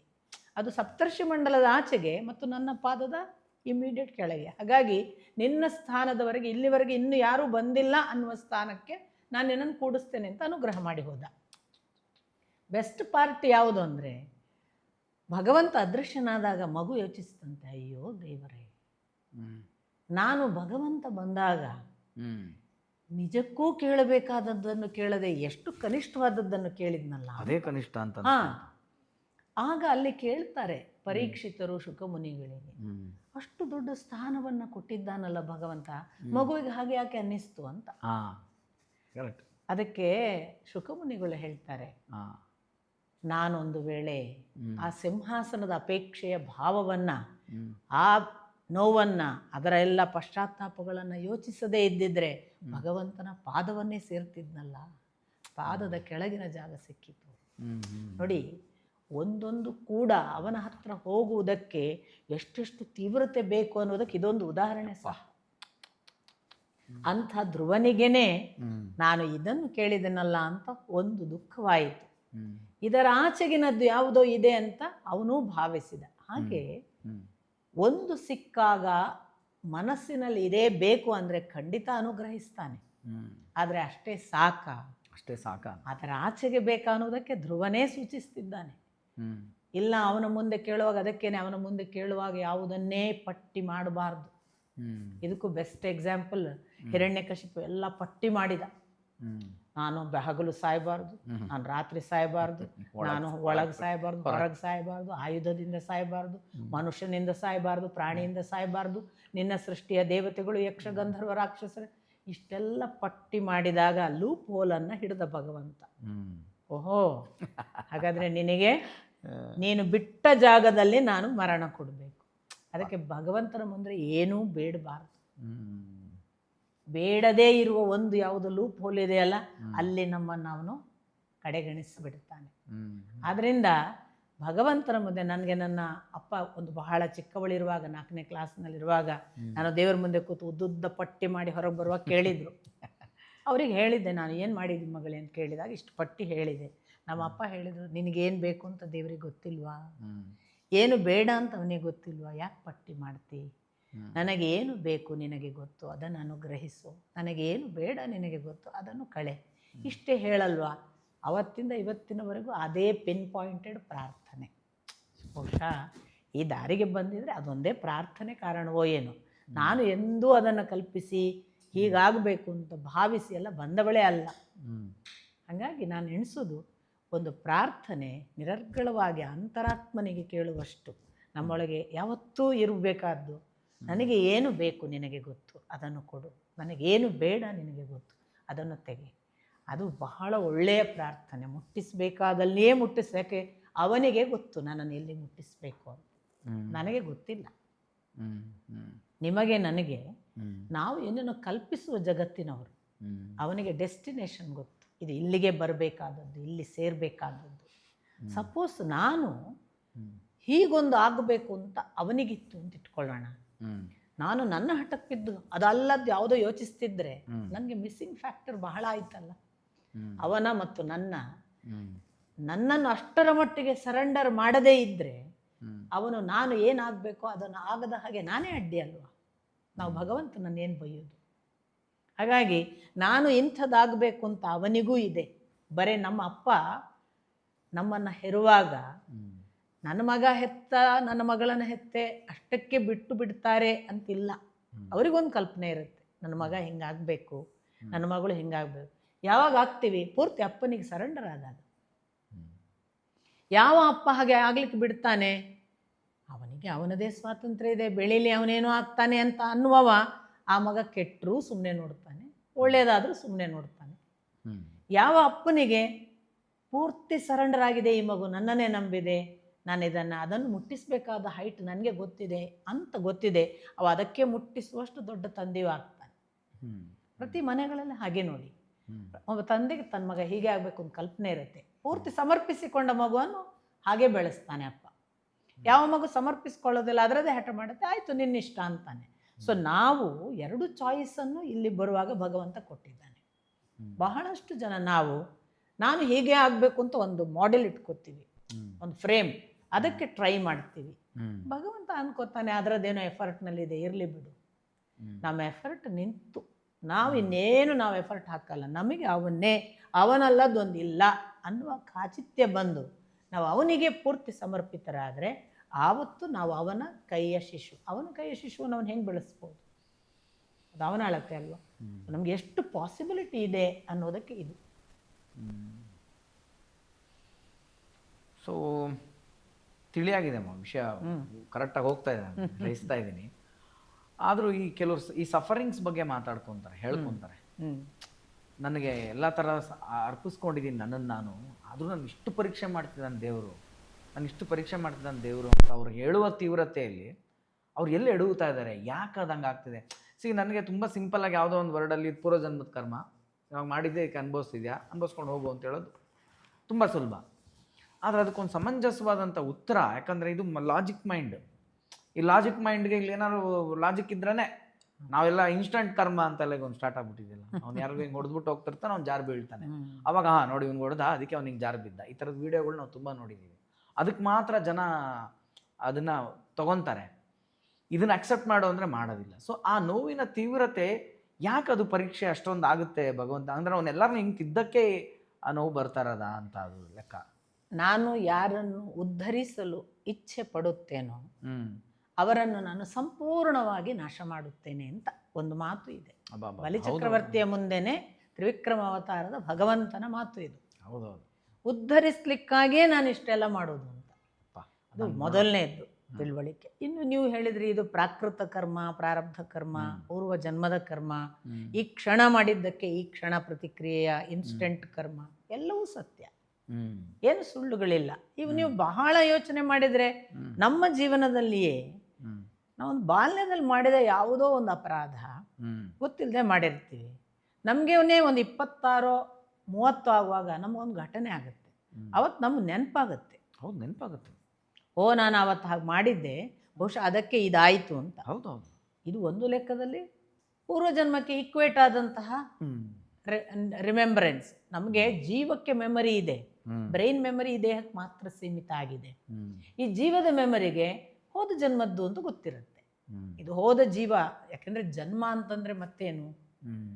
ಜನ್ಮ ಅಂದ್ರೆ ಜೀವ, ಅದೇ ಜೀವ ಚೇಂಜ್ ಆಗಲ್ಲ, ಜೀವ ಇವಾಲ್ವ್ ಆಗ್ತಾ ಇದೆ through its experiences with all its bodies. ಒಂದು ಫಾರ್ಮಿನಿಂದ ಇನ್ನೊಂದು ಫಾರ್ಮಿಗೆ change. It's only a form change of form. ಬದಲಿಗೆ ಬಾಡಿಯ ಒಳಗಿರುವ ಜೀವ ಅದೇ ಇರೋದ್ರಿಂದ ಅದು ಒಂದೇ. ಹಾಗಾಗಿ ಜನ್ಮ ಅಂತಂದ ಅನ್ನೋದು ಜೀವಕ್ಕೆ ಸಂಬಂಧಪಟ್ಟದ್ದಲ್ಲ, ದೇಹಕ್ಕೆ ಸಂಬಂಧಪಟ್ಟ. ಈ ದೃಷ್ಟಿಯಲ್ಲಿ ಪ್ರಾರಬ್ಧ ಖಂಡಿತ ಹಿಂದಿನದ್ದು ಯಾವುದೋ ನನ್ನ ಜೀವದ ಎಕ್ಸ್ಪೀರಿಯನ್ಸ್ ಅಲ್ಲಿ ಇದ್ದೇ ಇದೆ. ಬಹಳ ಬೇಡಪ್ಪ, ನಾನೊಂದು ಮಲವನ್ನ ಮೆಟ್ಟಿ ಬಂದೆ, ತೊಳೆಯುವವರೆಗೆ ವಾಸನೆ ಇರ್ತದೋ ಇಲ್ಲೋ? ಹೌದೌದು. ಇದನ್ನೇ ಕರ್ಮ ಅಂತ ಭಾವಿಸಿ ಒಂದು ವಾಸನೆ ನಾನು ಮಾಡಿದ್ದು ನನ್ನ ಜೊತೆಗೆ ಬರುತ್ತೆ. ಎಲ್ಲಿವರೆಗೆ? ತೊಳ್ಕೊಳ್ಳುವವರೆಗೆ. ತೊಳ್ಕೊಳ್ಳದೆ ಇದ್ರೆ ಮಲದ ವಾಸನೆ 3 ದಿವಸ ಆದ್ರೂ ಹೋಗಲ್ಲ. ಅಥವಾ 3 ದಿವಸದವರೆಗೆ ಹೋಗ್ಬೇಕಾದ್ರೂ ಕೂಡ ನಾನು ಅದನ್ನು ಇದು ಹೋಗುವವರೆಗೆ ನಾನು ಇದನ್ನು ಓಪನ್ ಮಾಡಲ್ಲ ಅಂತ ಕಟ್ಟಿಟ್ರೆ ಹೋಗಲ್ಲ. ನಾನು ಬಯಲಿಗೆ ಬಿಟ್ಟರೆ ಹೋದಿತ್ತು, ಬಿಸಿಲಿಗೆ ಬಿಟ್ಟರೆ ಹೋದಿತ್ತು, ಗಾಳಿಗೆ ಬಿಟ್ಟರೆ ಹೋದಿತ್ತು. ಹಾಗೆ ಒಂದು ನನ್ನನ್ನು ನಾನು ತೊಳ್ಕೊಳ್ಳುವ ವೈಯಕ್ತಿಕ ಪ್ರಯತ್ನ. ನನಗೆ ಏನು ತಪ್ಪು ಮಾಡಿದ್ದೇನೆ ಗೊತ್ತಿಲ್ಲ, ನನ್ನ ತಪ್ಪುಗಳನ್ನು ನೀನು ಪರಿಹರಿಸು ಅಂತ ಅವನಿಗೆ ಬಿಟ್ಟು ಬಿಡುವಂತಹ ಎರಡನೆಯ ದಾರಿ. ಸೊ ಪ್ರಕೃತಿಗೆ ಬಿಟ್ಟು ಬಿಟ್ಟು ಮಲದ ವಾಸನೆ ಹೋಗುವ ಒಂದು ದಾರಿ, ನಾನೇ ತಂದು ಇವತ್ತೇ ತೊಳೆದು ಬಿಡ್ತೀನಿ, ಯಾಕೆ 3 ದಿವಸ ಕಾಯೋದು ಅಂತ ಒಳಗೆ ತಂದು, ಅದು ಮಲ ಇರಲಿ ಮತ್ತೊಂದಿರಲಿ ಅಂತ ನನ್ನ ಕೈಯಿಂದ ಸಾಬೂನು ಗಿಬ್ಬನ್ನು ಹಚ್ಚಿ ಬ್ರಷ್ ಮಾಡಿ ಆ ವಾಸನೆಯನ್ನು ತೆಗೆಯುವುದು. 2 ಸಾಧ್ಯತೆಯೂ ಇದೆ ಕರ್ಮ ನಿವಾರಣೆಗೆ. ಕರ್ಮ ನಿಮಗೆ ಚೆನ್ನಾಗಿ ಗೊತ್ತಿದೆ, ಮನುಷ್ಯ ಜನ್ಮಕ್ಕೆ ಮಾತ್ರ ಸಂಬಂಧಪಟ್ಟದ್ದು. ಬುದ್ಧಿ, ವಿವೇಕ, ಪ್ರಜ್ಞೆ, ಜ್ಞಾನ ಈ ಅಂಶಗಳು ಎಲ್ಲಿ ಇವಾಲ್ವ್ ಆಗಲಿಲ್ಲ ಅಲ್ಲಿ ಅದಕ್ಕೆ ಕರ್ಮ ಬಂಧನ ಇಲ್ಲ. ಹಾಗಾಗಿ ಪ್ರಾಣಿ ಜಗತ್ತಿನಲ್ಲಿ ಕರ್ಮ ಬಂಧನದ ಬಾಧೆಗಳನ್ನು ವಿವರಿಸೋದಿಲ್ಲ ವೇದವ್ಯಾಸರು. ಮನುಷ್ಯ ಜನ್ಮಕ್ಕೆ ಬಂದಾಗ ಹೇಳ್ತಾರೆ. ಆ ಕರ್ಮ ಬಂಧನ ಅನ್ನೋದನ್ನು ನಾನು ಯಾವತ್ತೂ ಕೂಡ ನ್ಯೂಟನ್ ಲಾನ ಒಪ್ತೀರಿ ನೀವು? ನ್ಯೂಟನ್ ಲಾ ಸೈನ್ಸ್ ಅಂತ ಒಪ್ತೀರಿ. ಕ್ರಿಯೆಗೆ ಪ್ರತಿಕ್ರಿಯೆ ಇದೆ ಅಲ್ವಾ? ಕ್ರಿಯೆಗೆ ಪ್ರತಿಕ್ರಿಯೆ ಇದೆ ಅನ್ನೋದನ್ನು ವಿಜ್ಞಾನ ಹೇಳಿದ್ಕೊಳ್ಳೆ ಒಪ್ತೀರಿ. ಯಾಕೆ ಈ ಜೀವ ವಿಜ್ಞಾನ ಹೇಳುತ್ತಪ್ಪ? ಜೀವಕ್ಕೆ ಹೇಳುತ್ತೆ. ಜೀವಕ್ಕೊಂದು ಪಾಪ ಪ್ರಜ್ಞೆ ಇರಲ್ವಾ? ಜೀವಕ್ಕೊಂದು ಆಕ್ಷನ್ ಇಲ್ವಾ? ಜೀವಕ್ಕೊಂದು ಪ್ರತಿಕ್ರಿಯೆ ಇಲ್ವಾ? ನೀವು ಒಬ್ಬರು ಏನೋ ಒಂದು ಒಳಿತು ಹೇಳಿದಾಗ ಸಂತೋಷ ಪಡ್ತದೆ ಜೀವ, ದುಃಖಿಸುವಂತಹ ಯಾವುದೋ ಘಟನೆ ನಡೆದಾಗ ದುಃಖಿಸ್ತದೆ ಜೀವ ಅಂತ ಗಮನಿಸ್ತೇವೆ ನಾವು. ಯಾಕೆ ಅದಕ್ಕೆ ಅದರ ಪೂರ್ವ ಬಾಧೆಗಳ ಜೊತೆಗೆ ಕನೆಕ್ಷನ್ ಇಲ್ಲ ಅಂತ ಭಾವಿಸ್ಬೇಕು? ಖಂಡಿತ ಇದೆ. ಇನ್ಸ್ಟೆಂಟ್ ಹೇಳಿದ್ರಲ್ಲ, ಅದು ಬಹಳ ಒಳ್ಳೆಯ ಒಂದು ಕ್ರಮ ನನ್ನ ಪ್ರಕಾರ. ಏನು ಗೊತ್ತಾ, ಇನ್ನೊಬ್ಬರಿಗೆ ಹೇಳಲಿಕ್ಕೆ ಒಳ್ಳೆ ಕ್ರಮ ಅಲ್ಲ ಅದು. ನೋಡಿ, ಅವ ಹಾಗೆ ಮಾಡಿದ ಅದಕ್ಕೆ ಜಾರಿ ಬಿದ್ದ, ಇನ್ನೊಬ್ಬ ಹೇಳೋದ್ರಿಂದ ಏನೂ ಆಗಲ್ಲ. ಒಂದು ವೇಳೆ ನನ್ನ ಕಾನ್ಶಿಯನ್ಸಿಗೆ ನಿಮಗೆ ಬೈದ ಮರುಕ್ಷಣ ನಾನು ಇಲ್ಲಿ ಜಾರಿದಾಗ, ಓಹೋ ನಾನು ಬೈದುದಕ್ಕೆ ಜಾರಿದೆ ಅನ್ನಿಸಿದರೆ ಅದಕ್ಕಿಂತ ದೊಡ್ಡ ಪರಿಮಾರ್ಜನೆ, ಅದಕ್ಕಿಂತ ದೊಡ್ಡ ಕರೆಕ್ಷನ್, ಅದಕ್ಕಿಂತ ದೊಡ್ಡ evolution in the form of ಜೀವ ಇನ್ಯಾವುದೂ ಅಲ್ಲ. You become more and more sensitive. ಹಾಗೆ ಯೋಚನೆ ಮಾಡುವುದರಿಂದ you become more and more sensitive. Sensitivity is nothing but understanding the being. Being in understanding ಅಂದರೆ nothing but understanding that he is the one who is living with me.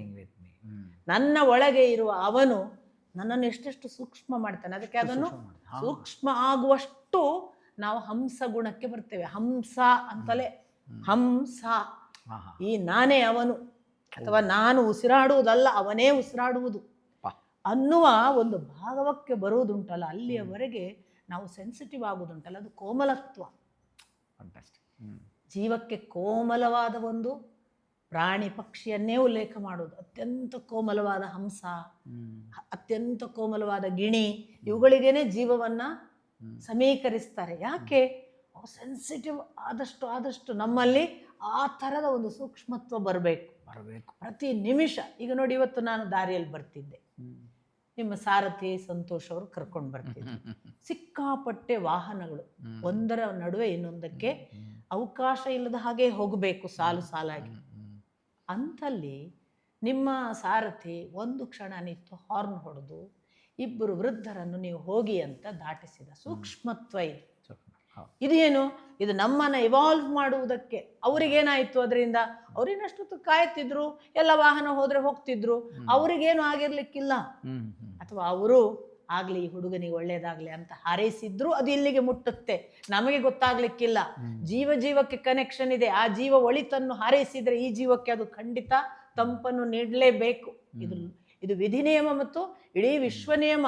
ನಾನು ಅನ್ನುವ ಒಬ್ಬನೇ ಬದುಕ್ತಿದ್ದೇನೆ ಅನ್ನುವ ಮೂರ್ಖರಿಗಿದು ಅರ್ಥ ಆಗ್ಲಿಕ್ಕಿಲ್ಲ.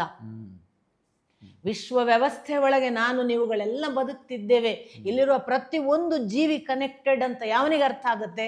ಅವನಿಗೆ ಅರ್ಥ ಆಗುತ್ತೆ. ಹಾಗಾಗಿ ಸಂತೋಷಗೊಂದು ಆನಂದ ಆಯಿತು, ನಾನು ಕಳಿಸಿದೆ ಅವರನ್ನು, ಆ ಬಳಿಕ ನಾನು ಹೋದೆ. ಈ ಆನಂದ ಜೀವ ವಿಕಾಸಕ್ಕೆ ಸಹಾಯ ಮಾಡುತ್ತೆ. ಅವ್ರಿಗೆ ಯಾರು 4 ಜನ ನೋಡಿದ್ರ, ಪುರಸ್ಕಾರ ಮಾಡಿದ್ರ, ಅದಕ್ಕೆ ಸಂಬಂಧಪಟ್ಟದ್ದಲ್ಲ, ಅದು ಆತ್ಮ ಸಂತೋಷ.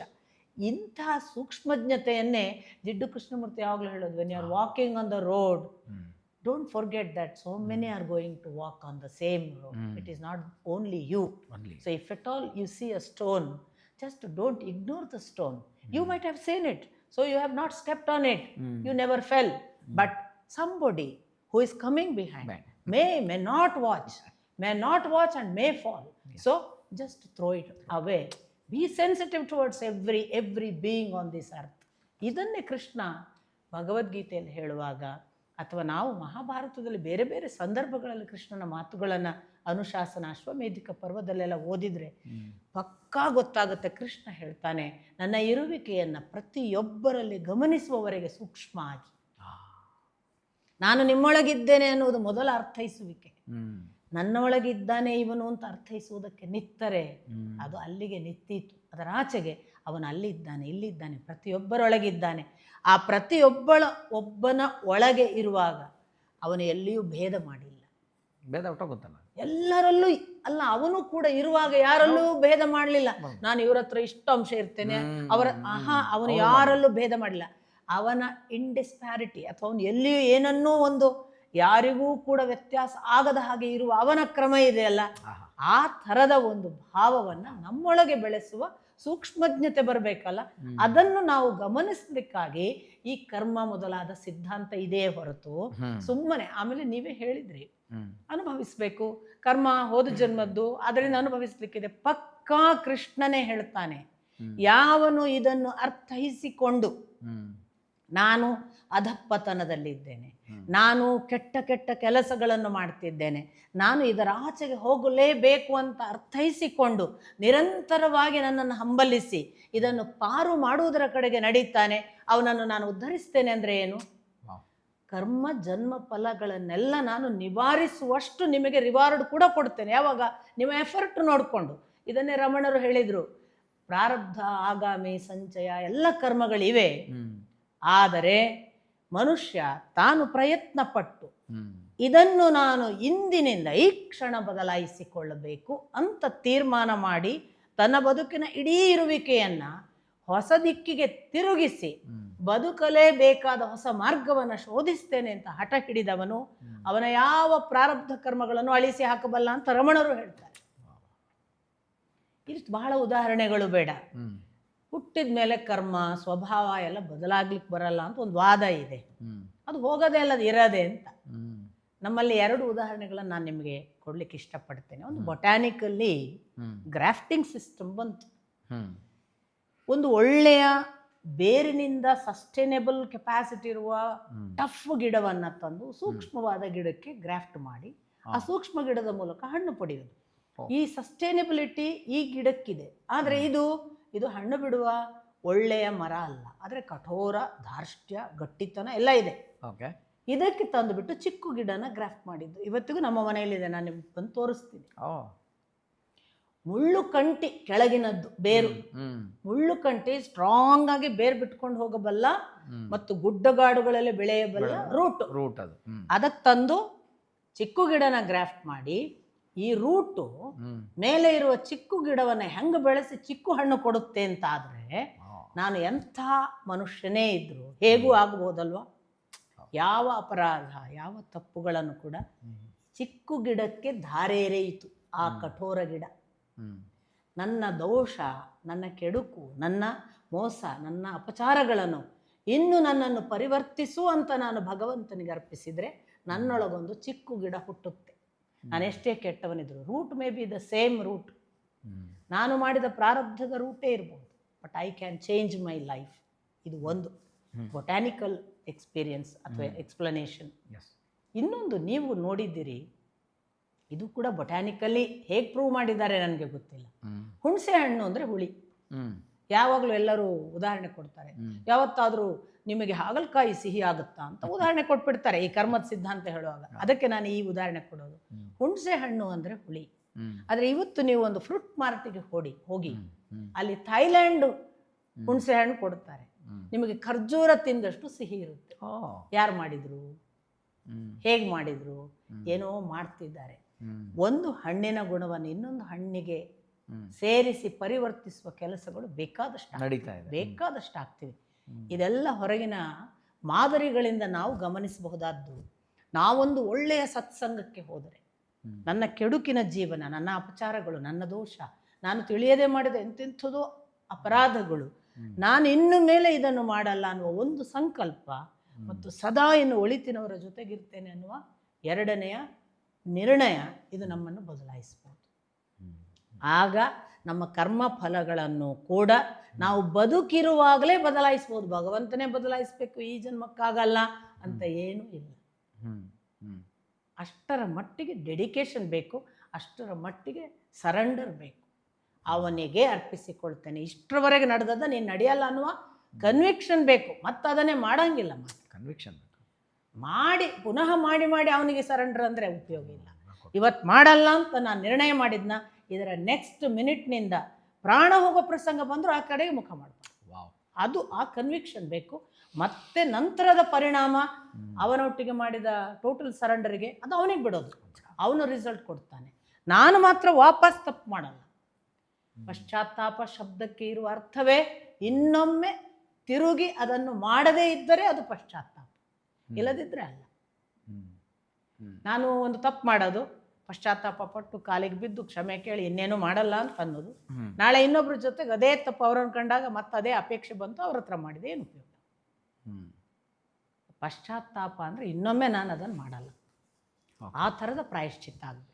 ಕನ್ವಿಕ್ಷನ್ ಅನ್ನೋ ಪದ ನೀವು ಬಳಸಿದ್ದು ನಂಗೆ ಇಷ್ಟ ಆಯಿತು. ಕನ್ವಿಕ್ಷನ್ ಲೆಕ್ಕಕ್ಕೆ ಬಂದಾಗ ಓಕೆ, ಈಗ ನಾನು ಇದನ್ನು ಡಿಸೈಡ್ ಮಾಡ್ತೇನೆ, ಓಕೆನಾ, ಇದನ್ನು ಆಚರಣೆಯಲ್ಲೂ ನಾನು ಇಟ್ಕೊಂಡಿದ್ದೀನಿ. ಈಗ ಏನೇನೋ ಬರ್ತಾ ಆಚರಣೆಯಲ್ಲಿ ಇಟ್ಕೊತಾ ಇದ್ದೀನಿ.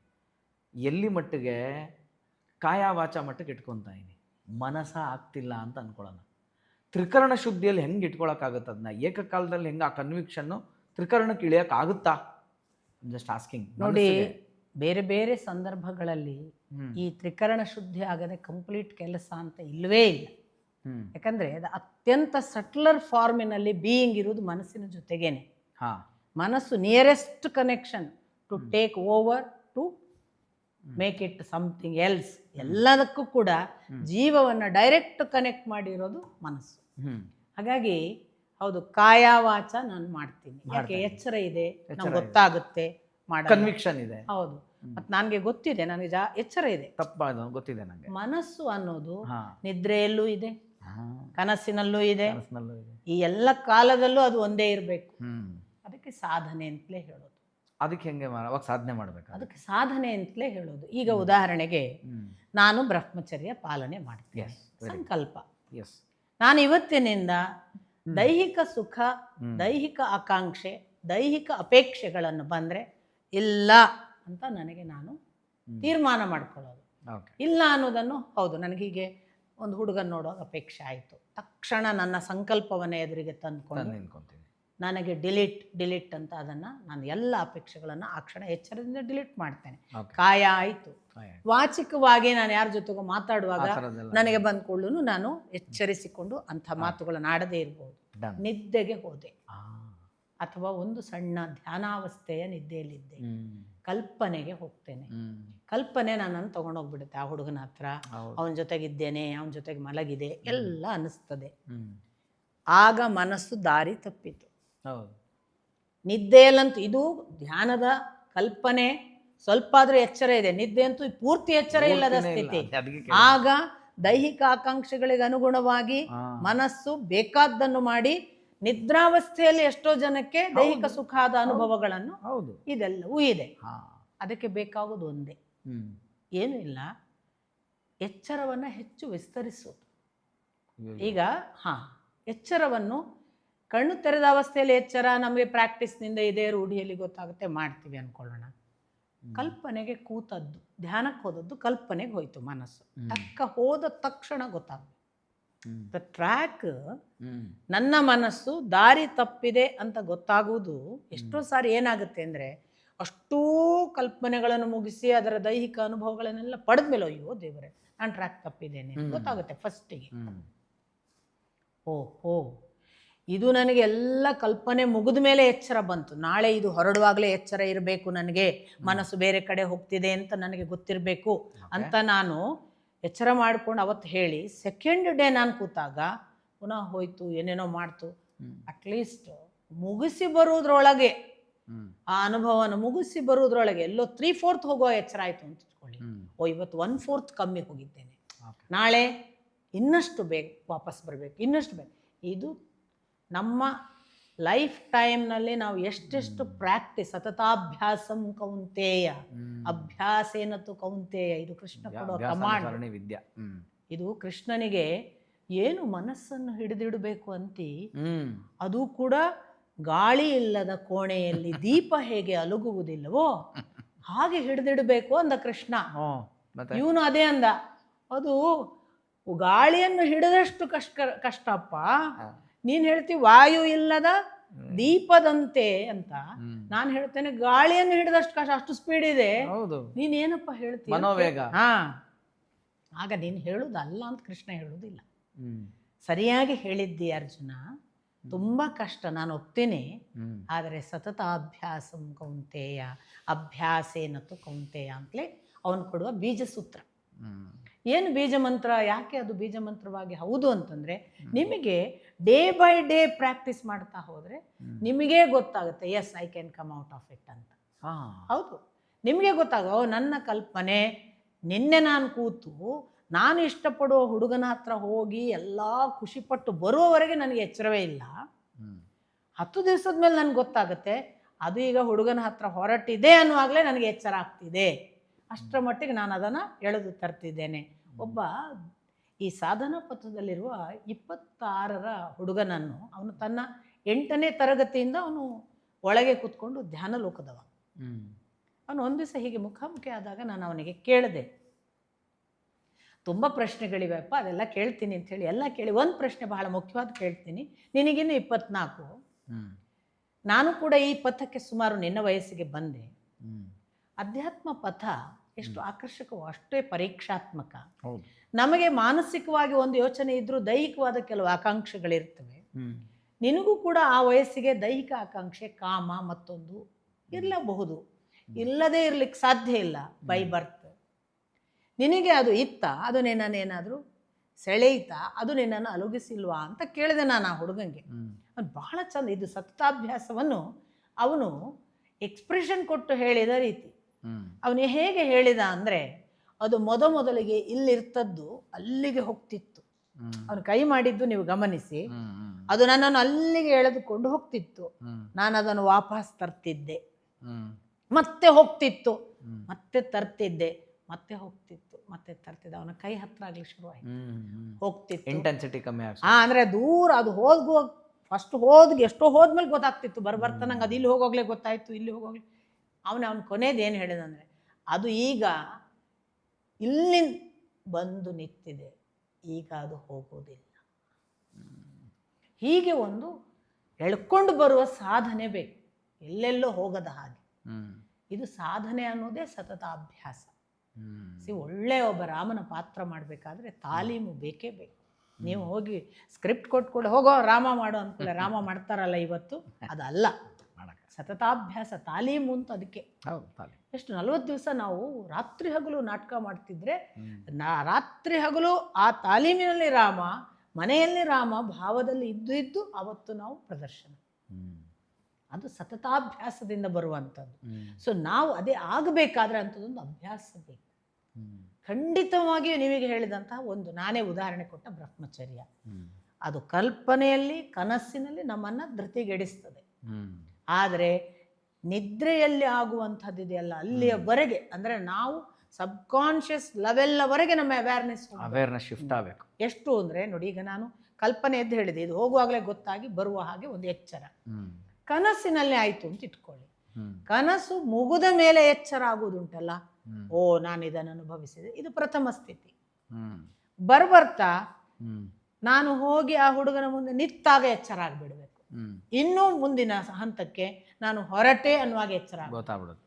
ಇನ್ನೂ ಮುಂದಿನ ಹಂತಕ್ಕೆ ನನ್ನ ಕನಸು ಈಗ ಅವನ ಕಡೆಗೆ ಹೊರಟಿದೆ ಅನ್ನುವಾಗಲೇ ಎಚ್ಚರ ಆಗಬೇಕು. ಹೀಗೆ ವಿ ಕ್ಯಾನ್ ಕಮ್ ಬ್ಯಾಕ್. ಅದು ಒಂದು ಥರದ coming back to the same point where it is. ಆ ಅವನು ಇರುವ ಬೀಯಿಂಗಿನ, ಕಾನ್ಷಿಯನ್ಸಿನ ಆ ಭಾಗಕ್ಕೆ ಬರುವುದು, ದೂರ ಹೋಗದೆ. ಇದು ಎಚ್ಚರವನ್ನು ವಿಸ್ತರಿಸುವುದು ಅಂತ ನಾನು ಹೇಳಿ. Super, fantastic.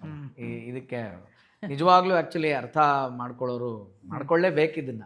ಅಂದರೆ ಎಲ್ಲದಕ್ಕೂ ನನ್ನ ಮೊದಲ ಗುರುಗಳು ಅವರು ಹೇಳೋರು, ಅದನ್ನ ಒಂದು ಆಡು ಭಾಷೆಯಲ್ಲಿ ಹೇಳೋರು, ತೀಟೆ ನಿನಗೆ ತೀಟೆ ಇಲ್ಲ ಅಂದ್ರೆ ನೀನೇನು ಮಾಡಲ್ಲಪ್ಪ. ನಿನಗೆ ಇವಾಗ ಏನೋ ತಿನ್ಬೇಕು ಅಂತ ಅನ್ಸ್ಬಿಟ್ರೆ, ಎಂಥ ಮಳೆ ಇರಲಿ, ಡಾಕ್ಟ್ರು ಬೈಲಿ, ಅಮ್ಮ ಬೈಲಿ, ಇನ್ನೊಂದು ಮಳೆಯಲ್ಲೂ ಐಸ್ ಕ್ರೀಮ್ ತಿಂತ್ಯಾ, ಮಸಾಲೆ ದೋಸೆನೋ, ಆ ವಾಂಚೆ ಹೆಂಗೆ ನಿನ್ನ ತಗೊಂಡಾಗ ಅದು ಮಾಡಿಸುತ್ತೋ, ಇದು ಒಂದು ವಾಂಚೆ ಅಂತ. ಸ್ವಲ್ಪ ಇನ್ನೊಂದು ರಿವೈಂಡ್ ಮಾಡ್ತೀನಿ, ಒಂದು ಪ್ರಶ್ನೆ ನನಗೂ ಡೌಟ್ ಇದೆ ಅಮ್ಮ. ಈಗ ನೀವು ಒಂದು ಭಾಳ ಅದ್ಭುತವಾದ ಒಂದು ಎಕ್ಸಾಂಪಲ್ ಕೊಟ್ರಿ. ಏನೋ ತುಳಿದು ಬರ್ತೀವಿ, ಅದು ಕಾಲು ತೊಳ್ಕೊಳ್ಳೋವರೆಗೂ ಅದು ಇದ್ದೇ ಇರುತ್ತೆ, ಅದು ಲೆಕ್ಕ ಅಂದ್ಬಿಟ್ಟು ಅಂತ. ಈಗ ಇನ್ನೊಂದು ಮಾತಿದೆ, ಏನು ಅಂತಂದರೆ, ಅವನ ಆಜ್ಞೆ ಇಲ್ಲದೆ, ಅವನ ಆಣತಿ ಇಲ್ಲದೆ ಏನೂ ಆಗಲ್ಲ. ಶಿವನ ಆಣತಿ ಇಲ್ಲದೆ ಒಂದು ಹುಲ್ಕಡ್ಡಿನೂ ಅಲ್ಲಾಡಲ್ಲ. ಅಂದಮೇಲೆ ಅದು ಯಾವುದನ್ನೋ ಮೆಟ್ಟಿ ಬರುವ ಕರ್ಮ ನಾನು ಹೆಂಗೆ ಮಾಡೋಕ್ಕಾಗುತ್ತೆ? ಅದು ಅವನ ಆಣತಿನೇನಾ? I'm just asking. ಇದು ವಾದವಲ್ಲ, ಬಹಳ ಮಂದಿ ಕೇಳಿದ್ದೆ ಇದು. ಹೇಳಿದಾನ? ಬಹಳ ಮಂದಿ ನಾನು ವಾದ ಮಾಡ್ತಾ ಇಲ್ಲ. ಎಲ್ಲ ಅಂದ್ರೆ ನೀವು ಆ ಭಾವದಿಂದ ಕೇಳಿಲ್ಲ. ಅನೇಕ ಜನರ ಕೆಟ್ಟ ಕೆಲಸ ಮಾಡಿದವರ ಸಮರ್ಥನೆ ಇದೆ. ಸಮರ್ಥನೆ ಕೇಳ್ತಾರೆ. ಗೊತ್ತಾಯ್ತು, ನಿಮ್ದು ಒಂದು ಒಳ್ಳೆಯ ಎನ್ಕ್ವೈರಿ. ಕರ್ಮ ನನ್ಗೆ ಅಂಟುತ್ತೆ ಅಂದ್ಮೇಲೆ, ಎಲ್ಲವೂ ಅವನೇ ಮಾಡ್ತಾನೆ ಅಂದ್ಮೇಲೆ ನನಗೆ ಯಾಕೆ ಪನಿಷ್ಮೆಂಟು? ನನಗೆ ಯಾರು ಮಾಡಿಸ್ದವ್ರು ಹಂಗಾರ? ಇದನ್ನ ಒಂದು ಕ್ಲಿಯರ್ ಕಟ್ ಡಿವಿಷನ್ ನಾನು ಆಗ ಹೇಳಿದೆ. ಪ್ರಾಣಿಗಳಿಗೆ ಇದರ ಬಂಧನ ಇಲ್ಲ, ಮನುಷ್ಯರಿಗೆ ಇದೆ ಅಂದೆ. ಯಾಕೆ? ವಿವೇಕ, ಪ್ರಜ್ಞೆ, ಬುದ್ಧಿ, ವಿವೇಕ ಮನುಷ್ಯನಿಗಿದೆ. ಹಾಗಾದ್ರೆ ಪ್ರಜ್ಞೆ, ವಿವೇಕ, ಬುದ್ಧಿಯನ್ನು ಭಗವಂತ ಅವನ ಕೈಲಿ ಇಟ್ಕೊಂಡಿಲ್ವಲ್ಲ? ಅದು ಕೊಟ್ಟಿದ್ದಾನಲ್ವಾ? ಕೊಟ್ಟಿದ್ದಾನೆ. ಟೂಲ್ಸ್ ನಿನ್ ಕೈಲಿದ್ದು ನೀನು ಅವನನ್ನು ಬ್ಲೇಮ್ ಮಾಡಿದ್ರೆ, ಓಕೆ, ಟೂಲ್ಸ್ ನಿನ್ ಕೈಲಿದೆ, ನೀನು ಎಚ್ಚರ ತಪ್ಪಿ ಮಲ ತುಳಿದಿದ್ದಿ. ಓಕೆ, ನೀನು ಎಚ್ಚರದಿಂದಿರ್ಬೇಕು. ನನ್ನ ಗುರುಗಳು ಯಾವಾಗಲೂ ಹೇಳೋದು, ಕಣ್ಣು ಕಾಲಿನಲ್ಲಿರಬೇಕು. ಕಣ್ಣು ನೆತ್ತಿಯಲ್ಲಿದ್ದದ್ದೇ ಬದುಕು ಹಾಳಾಗ್ಲಿಕ್ಕೆ ಕಾರಣ ಮಗಳೇ, ಕಣ್ಣು ಕಾಲಿನಲ್ಲಿರಬೇಕು ಅಂತ. ನಾವು ಕಾಲು ತಪ್ಪಿ ಎಲ್ಲೋ ಇಟ್ಟಿದ್ದೀವಿ, ನಮ್ಗೆ ಗೊತ್ತೇ ಇಲ್ಲ, ನಾನು ಆಚೆ ನೋಡ್ತಿದ್ದೆ ನನ್ಗೆ ಗೊತ್ತಾಗ್ಲಿಲ್ಲ ಅಂದ್ರೆ ನಿನ್ನ ಎಚ್ಚರ, ನಿನ್ನ ವಿವೇಕ, ನಿನ್ನ ಪ್ರಜ್ಞೆ, ನಿನ್ನ ಬುದ್ಧಿ ನಿನ್ನ ಅಧೀನದಲ್ಲಿ ಇದೆ. ಭಗವಂತ ಯಾವ ಸಾಧನವನ್ನು ತನ್ನ ಕಿಶೆಯಲ್ಲಿ ಇಟ್ಕೊಂಡಿಲ್ಲ. ಆದ್ರಿಂದ ಭಗವಂತ ಚಾಯ್ಸ್ ಎಲ್ಲ ಕೊಟ್ಟಿದ್ದಾನೆ ನಮ್ಮ ಮುಂದೆ.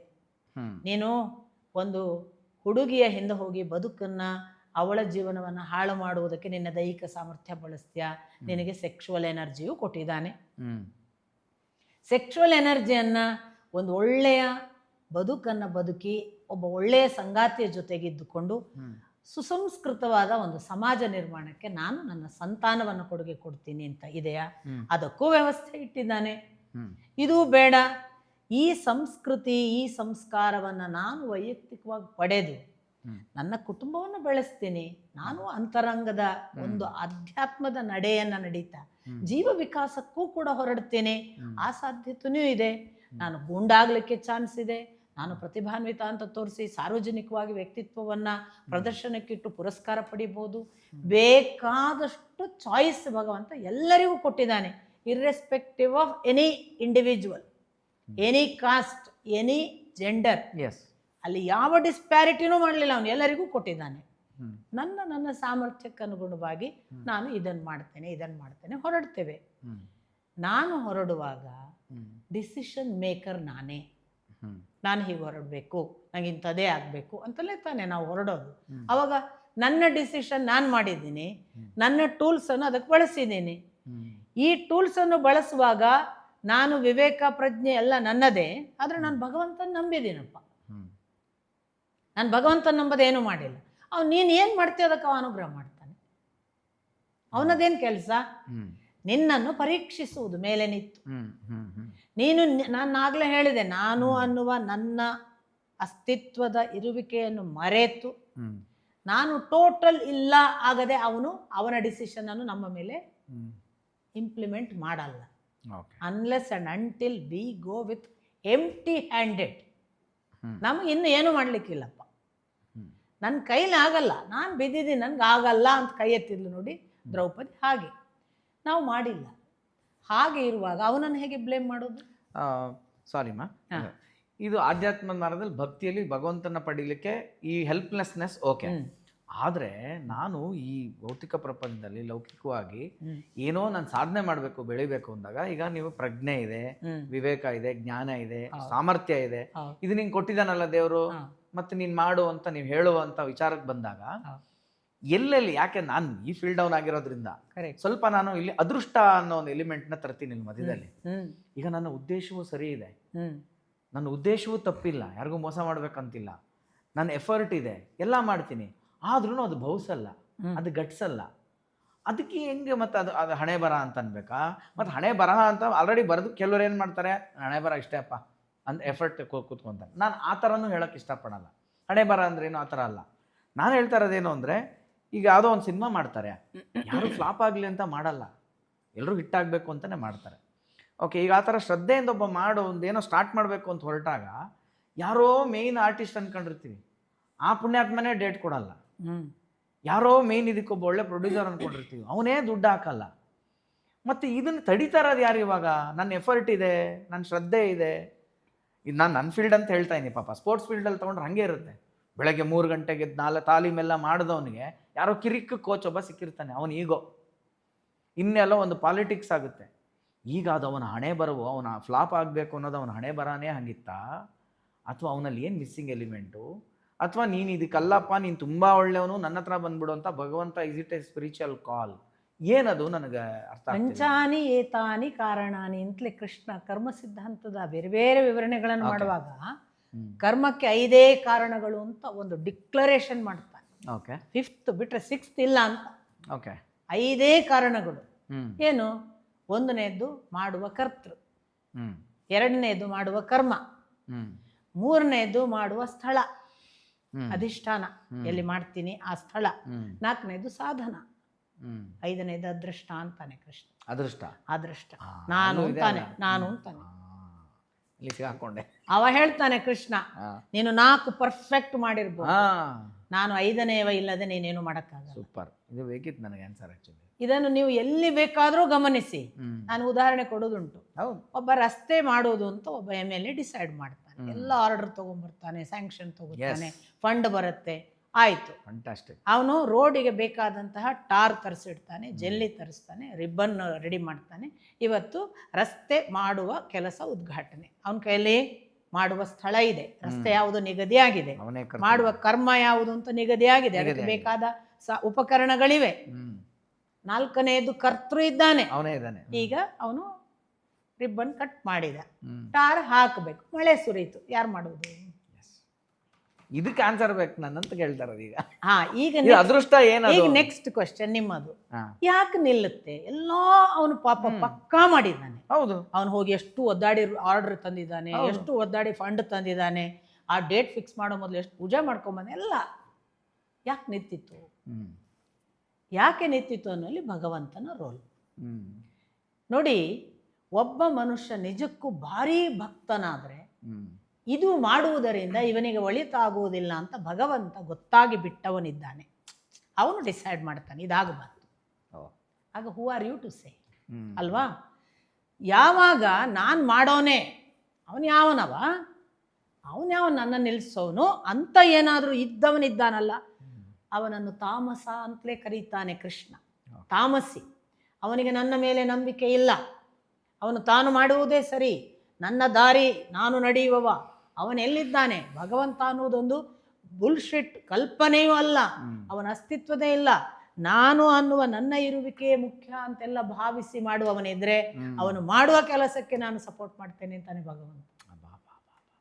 ಯಾಕೆ ಅಂದರೆ ಅವನಿಗೆ ಅಧೋ ಯೋನಿಯಲ್ಲಿ ಎಷ್ಟು ಸಾರಿ ಬೀಳಬೇಕು ಅಂತುಂಟೋ ಬೀಳಿ, ನಾನು ಅದಕ್ಕೂ ಸಪೋರ್ಟ್ ಮಾಡ್ತೇನೆ. ಹಾಗಾಗಿ ಯಾವತ್ತೂ ಕೂಡ ನಾವು ಯಾವುದೋ ಒಂದು ಒಳ್ಳೆ ಕೆಲಸ ಮಾಡ್ಲಿಕ್ಕೆ ಹೊರಟಿದ್ವಿ ಅಂತ ಇಟ್ಕೊಳ್ಳಿ, ತುಂಬ ಭಕ್ತರು ಒಳ್ಳೆ ಕೆಲಸ ಮಾಡ್ಲಿಕ್ಕೆ ಹೊರಟಿದ್ವಿ, ನಿಂತಿತ್ತು ಅಂದರೆ ವಿ ಶುಡ್ ಥ್ಯಾಂಕ್ ಹಿಮ್. ಯಾಕೋ ಅವನಿಗೆ ಬೇರೆ ಕೆಲಸ ಇದೆ ನಮ್ಮೊಟ್ಟಿಗೆ, ಹಾಗಾಗಿ ನಿಲ್ಲಿಸಿದ್ದಾನೆ. ನಾವು ಏನು ಮಾಡ್ತೇವೆ, ನಮ್ಮ ದುರದೃಷ್ಟಕ್ಕೆ ನಮ್ದೊಂದು ಭಾರಿ ಒಳ್ಳೆಯ ಕೆಲಸ ನಿಂತಿತ್ತು ಅಂದ ತಕ್ಷಣ ಏನೋ ದೇವ್ರ ಅನುಗ್ರಹನೇ ಮಾಡಲಿಲ್ಲ, ಅವನು ಅನುಗ್ರಹ ಮಾಡಿದ್ದೆ ಆ್ಯಕ್ಚುಲಿ ಆಗದ ಹಾಗೆ. ಈ ಆಗದ ಹಾಗೆ ಮಾಡುವುದು ಅನುಗ್ರಹ ಅಂತ ಒಪ್ಪಿಕೊಳ್ಳೋದಿದೆಯಲ್ಲ, ಅದು ಟೋಟಲ್ ಸರೆಂಡರ್. ಇದನ್ನ ನಾನು ಹೇಳ್ತಾ ಇರೋದು. ಈ ಅವೇರ್ನೆಸ್ ಭಗವಂತನ ಜೊತೆಗೆ ಬರಬೇಕು. ನನಗೆ ಅವನು ಕೇಡು ಮಾಡುವುದಿಲ್ಲ. ಒಂದು ವೇಳೆ ನಾನು ಬದುಕಿರುವಾಗ ನನ್ನ ಮಗನನ್ನು ನನ್ನ ಮುಂದೆ ಕರ್ಕೊಂಡು ಹೋಗಿದ್ದಾನೆ ಅಂತಂದ್ರೆ, ಇವನು ನನ್ನ ಮಗನನ್ನು ಯಾಕೆ ಕರ್ಕೊಂಡು ಹೋದ, ಇವನಿಗೆ ನಾನು ಏನು ಪಾಪ ಮಾಡಿದ್ದೆ, ನಾನು ಎಷ್ಟು ಭಕ್ತಿ ಮಾಡಿದ್ದೆ ದೇವರನ್ನು ಅಂತ ಹೇಳ್ತೀವಿ ನಾವು. ಹೌದೌದೌದು. ಈ ಮಗನನ್ನ ಕರ್ಕೊಂಡು ಹೋಗಿದ್ದಾನೆ ಅಂದ್ರೆ ಭಗವಂತನಿಗೆ ನನ್ನ ಜೊತೆಗೆ ಬೇರೆ ಕೆಲಸ ಇದೆ. ಅಬ್ಬಾ, ಈ ಮಗನ ಸಾವು ಅವನಿಗೆ ಬೇಕಿತ್ತು ಅಂತ ಅವನಿಗೆ ಒಪ್ಪಿಕೊಳ್ಳುವ ಆ ಶರಣಾಗತತ್ವ ಇದೆಯಲ್ಲ, ಅಲ್ಲಿಯವರೆಗೆ ನಮಗೆ ಅವನನ್ನು ಅರ್ಥ ಮಾಡ್ಕೊಳ್ಳೋದು ಸಾಧ್ಯ ಆದ ದಿವಸ ನಾವು ಅವನ ಹತ್ರ ಭಕ್ತ ಕುಂಬಾರ. ಡೆಫಿನೆಟ್ಲಿ. ಸೂಪರ್. ಇಲ್ಲ, ನನಗೆ ತುಂಬ ಬೇಕಿದ್ದ ಆನ್ಸರ್ ಇದು.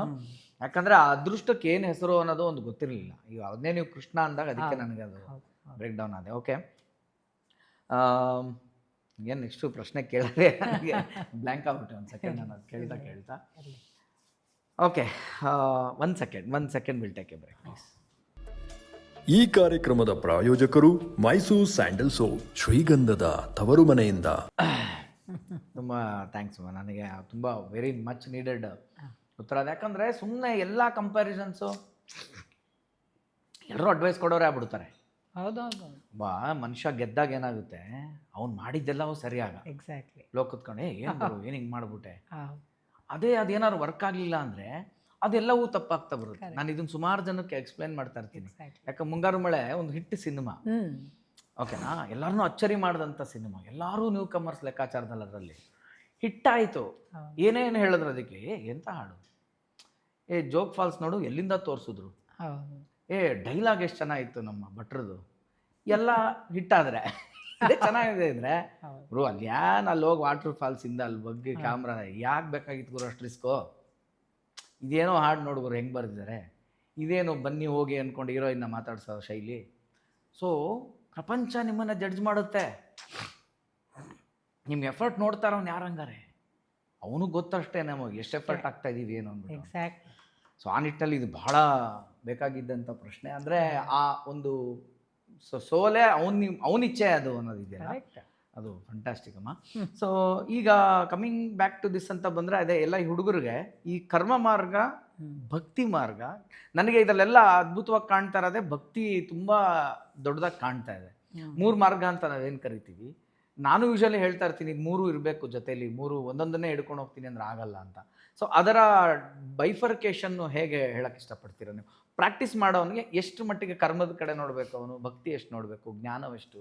ಇನ್ಫ್ಯಾಕ್ಟ್ ನೀವು ಈಗಾಗಲೇ ಹೇಳಿದ ಹಾಗೆ ಅವು 3 ಬೇರೆ ಅಂತ ನಾವು ಬೈಫರ್ಕೇಟ್ ಮಾಡೋಕ್ಕಾಗದೇ ಇಲ್ಲ.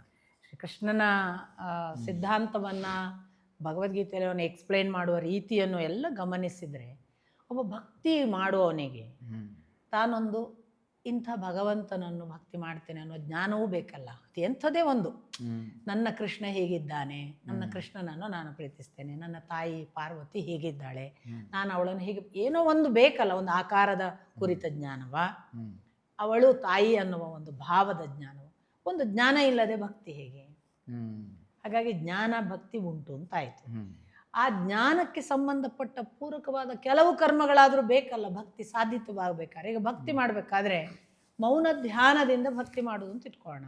ಕೂತ್ಕೊಳ್ಳುತ್ತೇನೆ ಒಂದು ಜಾಗದಲ್ಲಿ ಧ್ಯಾನಕ್ಕೆ ಅನ್ನೋದು ಒಂದು ಕರ್ಮ ಅಲ್ವಾ? ಕರ್ಮವಿಲ್ಲದೆ ಭಕ್ತಿ ಇಲ್ಲ. ಅದಕ್ಕೆ ಇದನ್ನು ಅಖಂಡವಾಗಿ ಶ್ರೀ ಅರಬಿಂದರು ಪೂರ್ಣ ಯೋಗ ಅಂತ ಕರೆದ್ರು. ಪೂರ್ಣ ಯೋಗವೇ ಸರಿಯಾದ ಕ್ರಮ ಅಂತ. ಯಾವುದು ಡಾಮಿನೇಟಿಂಗ್? ಭಕ್ತಿ ಪ್ರಧಾನವ ಭಕ್ತಿ ಯೋಗದವರು, ಕರ್ಮ ಪ್ರಧಾನರ ಕರ್ಮಯೋಗದವರು, ಜ್ಞಾನ ಪ್ರಧಾನವೋ ಜ್ಞಾನ ಯೋಗದವರು. ಏನು ಜ್ಞಾನ ಪ್ರಧಾನ ಅಂದರೆ, ದೇವರನ್ನು ಅಧ್ಯಯನದಿಂದಲೇ ತಿಳಿಯುತ್ತೇನೆ ಅನ್ನುವ ಬ್ರಹ್ಮ ಜಿಜ್ಞಾಸೆ. ಅವನು ಅರಿವು, ಅಧ್ಯಯನ, ಅಧ್ಯಾಪನ, ಪಾಠ ಅದರಲ್ಲೇ ತಿಳಿತಾನೆ. ಆಗ ಅವನದ್ದು ಜ್ಞಾನ ಮಾರ್ಗ. ಹಾಗಂತ ಅವನು ಭಕ್ತಿ ಇಲ್ವಾ? ಭಕ್ತಿ ಇರೋದ್ರಿಂದಲೇ ಜ್ಞಾನದ ಕಡೆಗೆ ಹೋಗಿರೋದು. ಅವನು ಅದಕ್ಕೆ ಬೇಕಾದ ಕರ್ಮ ಮಾಡಲ್ಲ, ಮಾಡ್ತಿದ್ದಾನೆ. ಓದುವುದು ಎಲ್ಲ ಕರ್ಮ ಅಲ್ವಾ? ಅನುಷ್ಠಾನಗಳು ಕರ್ಮ ಅಲ್ವಾ? ಸತತ ಮನನ ಅವೆಲ್ಲವೂ ಕರ್ಮವೇ. ಇದೇ ಇನ್ನೊಬ್ಬ ವ್ಯಕ್ತಿಗೆ ನನಗಿದೆಲ್ಲ ಆಗಲ್ಲಪ್ಪ, ದೇವ್ರಿಗಿದ್ರು ನಂಗೆ ಗೊತ್ತಿಲ್ಲ, ನನಗೆ ಗೊತ್ತಿರೋದೇನೆಂದರೆ ಅವ ಮೇಲೆ ಇದ್ದಾನೆ, ನನ್ನನ್ನು ನಡೆಸ್ತಾನೆ, ನಾನು ನಿಷ್ಠೆಯಿಂದ ಅವನನ್ನು ನಂಬಿದ್ದೇನೆ, ನನ್ನ ಕರ್ಮವೇ ಅವನಿಗೆ ಸಲ್ಲುವ ಪೂಜೆ. ಅವನು ಸೋಷಲ್ ವರ್ಕ್ ಮಾಡ್ತಾನೆ. ಕೃಷ್ಣ ಭಾಳ ಬ್ಯೂಟಿಫುಲ್ಲಾಗಿ ಹೇಳ್ತಾನೆ, ನಿನಗೆ ಅರಿವಿನ ಮಾರ್ಗದಲ್ಲಿ ಜ್ಞಾನಪಥದಲ್ಲಿ ತುಂಬ ಓದಿ ಅಧ್ಯಯನ ಅಧ್ಯಾಪನಗಳನ್ನು ಮಾಡಿ ನನ್ನನ್ನು ತಿಳಿಲಿಕ್ಕೆ ಸಾಧ್ಯ ಆಗಲಿಲ್ಲದಿದ್ದರೆ ಚಿಂತೆ ಮಾಡಬೇಡ, ಮಾಡುವ ಎಲ್ಲ ಕೆಲಸಗಳನ್ನು ನನಗರ್ಪಿಸಿ ಮಾಡು. ಸಿಂಪಲ್. ಎಲ್ಲ ಕೆಲಸಗಳನ್ನು ಮಾಡುವಾಗ ಇದು ನಾನು ಮಾಡ್ತೇನೆ ಎನ್ನುವ ಭಾವ ಬಿಡು. ಇದು ಅವನು ಮಾಡಿಸ್ತಿದ್ದಾನೆ, ಅವನಿಗೇ ಸಲ್ಲುವುದು, ಅವನ ಕೆಲಸ. ಈ ಭಾವದಿಂದ ಮಾಡು, ನಾನು ಅಲ್ಲಿಯೂ ನಿನ್ನನ್ನು ಎತ್ತುತ್ತೇನೆ. ಅದು ಕರ್ಮ ಮಾರ್ಗ. ಅನೇಕರಿದ್ದಾರೆ, ಅವರಿಗೆ ದೇವರು, ಪೂಜೆ, ದೇವಸ್ಥಾನಕ್ಕೆ ಹೋಗೋದು, ಕೂತ್ಕೊಂಡು ದಿನ ಬೆಳಿಗ್ಗೆ ಆರತಿ ಏನೂ ಗೊತ್ತಿಲ್ಲ ಅವರಿಗೆ. ಅವ್ರಿಗೆ ಬೆಳಿಗ್ಗೆ ಎದ್ದ ಕೂಡಲೇ ಅಲ್ಲೊಂದು ಜನರಿಗೆ ಕೆರೆ ತೊಂದರೆ ಉಂಟಂತೆ, ಆ ಕೆರೆ ಎಲ್ಲ ಶುದ್ಧ ಮಾಡಿ ಬರುವ. ಅಲ್ಲಿ ಯಾರಿಗೂ ಜನರಿಗೆ ರಸ್ತೆ ಇಲ್ವಂತೆ, ಆ ರಸ್ತೆಯೆಲ್ಲ ನಾವೇ ಹೋಗಿ ಸಿದ್ಧ ಮಾಡಿ ಬರುವ. ಯಾವುದೋ ಒಂದು ಕೊಳಕಾಗಿದೆ ಅಂತೆ, ಮನುಷ್ಯ ಬದುಕಲಿಕ್ಕೆ ವಾಸ ಮಾಡಲಿಕ್ಕೆ ಸಾಧ್ಯ ಇಲ್ವ ಅನ್ನೋ ಹಾಗೆ ಗ್ರಾಮ ಇಡೀ ಕೆಟ್ಟಿದೆ ಅಂತೆ, ಅದನ್ನೆಲ್ಲ ಶುಚಿ ಮಾಡಿ ಬರುವ. ಅವರು ಈ ಕ್ರಿಯೆಯಲ್ಲಿ ಭಗವಂತನನ್ನು ಕಾಣ್ತಾರೆ. ಮಾಡುವಾಗ ನಾನು ಮಾಡಿದನ್ನು ಹೆಸರಿಗೆ ಮಾಡಿರುವುದಿಲ್ಲ. ನನ್ನ ಹೆಸರು ಕೆಟ್ಟಿತು, ಒಳ್ಳೆಯದಾಯಿತು, ಪ್ರಶಸ್ತಿ ಪಡೀತು, ಅದರ ಅಪೇಕ್ಷೆಯೂ ಇಲ್ಲ. ಆದರೆ ಕರ್ಮ ಮಾತ್ರ ಅವನ ಕರ್ಮ, ಅವನಿಗಾಗಿ ಮಾಡ್ತೇನೆ, ಅವನ ಕೆಲಸ, ಇದೆಲ್ಲವೂ ಅವನು ನನಗೆ ಒಪ್ಪಿಸಿದ ಕರ್ತವ್ಯ ಅಂತ ಮಾಡ್ತಾ ಬಂದರೆ ಅವನು ಕರ್ಮ ಮಾರ್ಗಿ.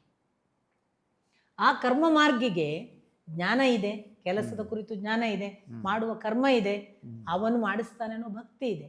ಒಬ್ಬ ಭಕ್ತ ಮಾರ್ಗ, ಭಕ್ತಿಯನ್ನೇ ಇಟ್ಟುಕೊಂಡವನಿಗೆ ಪ್ರಧಾನವಾಗಿ ಅವನಿಗೆ ಏನರಲ್ಲೂ ಮನಸ್ಸು ಒಲಿಯೋದಿಲ್ಲ.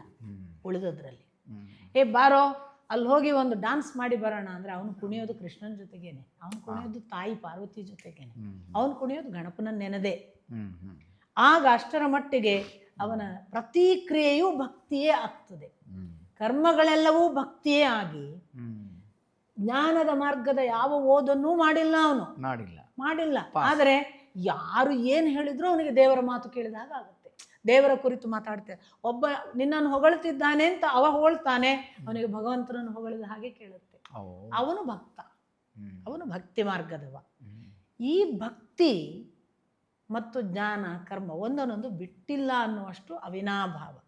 ನಮ್ಮಲ್ಲಿ ಯಾವುದು ಪ್ರಧಾನ ಅನ್ನೋದ್ರಿಂದ ನಾನು ಭಕ್ತಿ ಮಾರ್ಗದವಳು, ನಾನು ಜ್ಞಾನ ಮಾರ್ಗದವಳು, ನಾನು ಕರ್ಮ ಮಾರ್ಗದವಳು, ಹೀಗೆ ನಾವು ನಿಷ್ಕರ್ಷೆ ಮಾಡುವಂಥ. ಇದರಲ್ಲಿ ನಿಮ್ಮ ಪ್ರಶ್ನೆ ಏನು? ಭಕ್ತಿಯಲ್ಲಿ ಭಯ ಉಂಟು ಇಲ್ವಾ? ಭಕ್ತಿಯಲ್ಲಿ ಭಯ ಇರುತ್ತೆ. ನೋಡಿ, ನಮ್ಮಲ್ಲೊಂದು ಬಹಳ ಹಳೆಯ ಗಾದೆ ಇದೆ, ದೇವರ ಭಯವೇ ಜ್ಞಾನದ ಆರಂಭ ಅಂತ. ದೇವರ ಭಯವೇ ಜ್ಞಾನದ ಆರಂಭ ಅಂತ. ಭಕ್ತಿ ಮಾಡುವವನಿಗೆ ಭಯ ಇರಬಾರ್ದು ಅಂತಲೂ ಒಂದು ತಿಳುವಳಿಕೆ ಇದೆ. ಹೌದು, ಭಕ್ತಿ ಮಾಡುವವನಿಗೆ ಭಯ ಇರಬಾರ್ದು. ಹೌದು. ಹಾಗಾದ್ರೆ ದೇವರ ಭಕ್ತಿ ಸುಳ್ಳಾಯ್ತಲ್ವಾ ಅಂತ ನಾನು ಒಂದು ಸ್ವಲ್ಪ ಇದರಲ್ಲಿ ನನ್ನ ಅನಿಸಿಕೆಗಳನ್ನು ಬಹಳ ಅಂದರೆ ನಾನೇ ನನ್ನನ್ನು ಪ್ರಶ್ನಿಸಿಕೊಳ್ತಾ ಹೇಳೋದು. ಭಕ್ತಿ ಇದ್ದವನಿಗೆ ಭಯ ಇಲ್ಲ ಅಂತ ಖಂಡಿತ ಇಲ್ಲ. ಭಕ್ತಿಯ ಪರಾಕಾಷ್ಠೆಯಲ್ಲಿರುವವನಿಗೂ ಕೂಡ ಭಯ ಬಿಟ್ಟಿರುತ್ತೆ ಅಂತ ಖಂಡಿತ ನಿರ್ಣಯವಿಲ್ಲ. ಈಗ ಭಕ್ತಿ ಉಂಟಾಗುವುದೇ ನನ್ನ ಒಳಗಿನ ಯಾವುದೋ ಅನೇಕ ದೌರ್ಬಲ್ಯಗಳನ್ನು ಮತ್ತು ನನ್ನಲ್ಲಿರುವ ಅನೇಕ ದೋಷಗಳನ್ನೆಲ್ಲ ತಿಳಿದು ಅದು ಇದ್ದ ಹಾಗೆ ನಾನು ಭಕ್ತಿ ಮಾಡೋದು. ಹಾಗಾದರೆ ದೋಷ ದೌರ್ಬಲ್ಯಗಳು ಇರುವವನು ಭಯವನ್ನು ಮೀರುವುದು ಹೇಗೆ? ಭಯ ಇದ್ದೇ ಇದೆ. ಆದರೆ ಭಕ್ತಿ ನಿಜವಾದದ್ದಾದರೆ ಅದರ ಕೊನೆಯ ಆತ್ಯಂತಿಕ ಹಂತ ಏನು ಅಂದರೆ ಅವನು ಭಯ ದಾಟಿದ ಭಕ್ತನಾಗ್ತಾನೆ. ಭಕ್ತಿ ಅಷ್ಟು ನಿಷ್ಕಲ್ಮಶವಾದ್ದು, ಅಷ್ಟು ಅದು ಮುಟ್ಟಲೇಬೇಕಾದದ್ದನ್ನು ಮುಟ್ಟುವಷ್ಟು ಗಟ್ಟಿ ದೃಢವಾದದ್ದು ಇದ್ದರೆ ಅವನು ಯಾವೆಲ್ಲ ದೌರ್ಬಲ್ಯ ದೋಷಗಳಿತ್ತಲ್ಲ ಅದನ್ನು ದಾಟಿ ಒಂದು ದಿನ ಧೀರನಾಗ್ತಾನೆ. ಧೀರ ಶಬ್ದಕ್ಕೆ ಅರ್ಥ ಧೈರ್ಯ ಅಲ್ಲ. ಧೈರ್ಯ ಹೌದು, ಅದರಿಂದ ಹುಟ್ಟಿಕೊಂಡ ಶಬ್ದವೇ. ನಾವು ಬಳಸುವ ಕರೇಜ್ ಅಲ್ಲ. ಧೀರನಿಂದ ಧೈರ್ಯ ಹೌದು. ಧೀ ಅಂದರೆ ಜ್ಞಾನ, ರಾ ಅಂದರೆ ರಮಿಸುವುದು.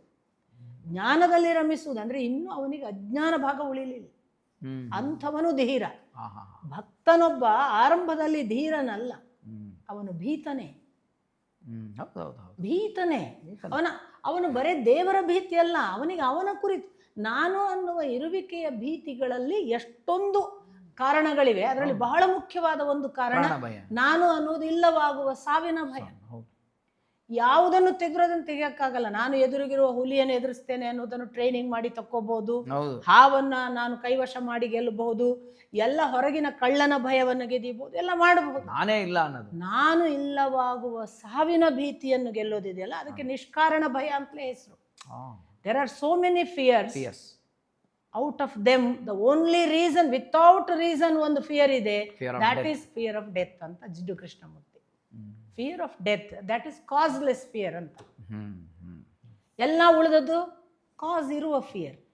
ಕಾಸ್ ಇರುವ ಫಿಯರ್ ಎಲ್ಲ ಓವರ್ಕಮ್ ಮಾಡ್ಬೋದು ಹೇಗೋ ಮಾಡಿ, ರೂಟ್ ಕಾಸಿಗೆ ಹೋಗಿ ಹೇಗೆ ತೆಗೆಯೋದು ಇದನ್ನು ಅಂತ. ಕಾಸ್ಲೆಸ್ ಫಿಯರ್ ಅನ್ನು ಎಲ್ಲಿಂದ ತೆಗೆಯೋದು? ಅದು ಧೀರನಾದವನಿಗೆ ಸಾಧ್ಯ. ಸಾವನ್ನು ಗೆಲ್ಲುವುದು ಧೀರ ಮಾತ್ರ. ಭಕ್ತಿಯ ಪರಾಕಾಷ್ಠೆಯಲ್ಲಿ ಮಾತ್ರ ಆ ಧೀರತ್ವದ ಆತ್ಯಂತಿಕ ಸ್ಥಿತಿಯನ್ನು ಮುಟ್ಟಕ್ಕೆ ಸಾಧ್ಯ. ಅವನು ಯಾವಾಗ ಸಾವನ್ನು ದಾಟ್ತಾನಲ್ಲ ಅದು ಅವನ ಅರಿವಿನ ಭಾಗ ಆಗ್ತದೆ.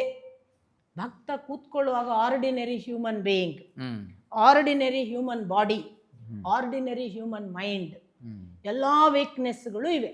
ಫಿಸಿಕಲ್, ಮೆಂಟಲ್ ಎಲ್ಲ ವೀಕ್ನೆಸ್ ಇರುತ್ತೆ ಕೂತ್ಕೊಳ್ಳುವಾಗ. ಅವನು ಭಕ್ತಿಯ ತುದಿಗೆ ಹೋಗಿದ್ದ ಅಂತಾದರೆ ಪ್ರೋಸೆಸ್ನಲ್ಲಿ ಈ ಸಾವನ್ನು ದಾಟುವ ಒಂದು ಮುಖಾಮುಖಿಯೂ ಅವನಿಗೆ ಸಂಭವಿಸ್ತದೆ.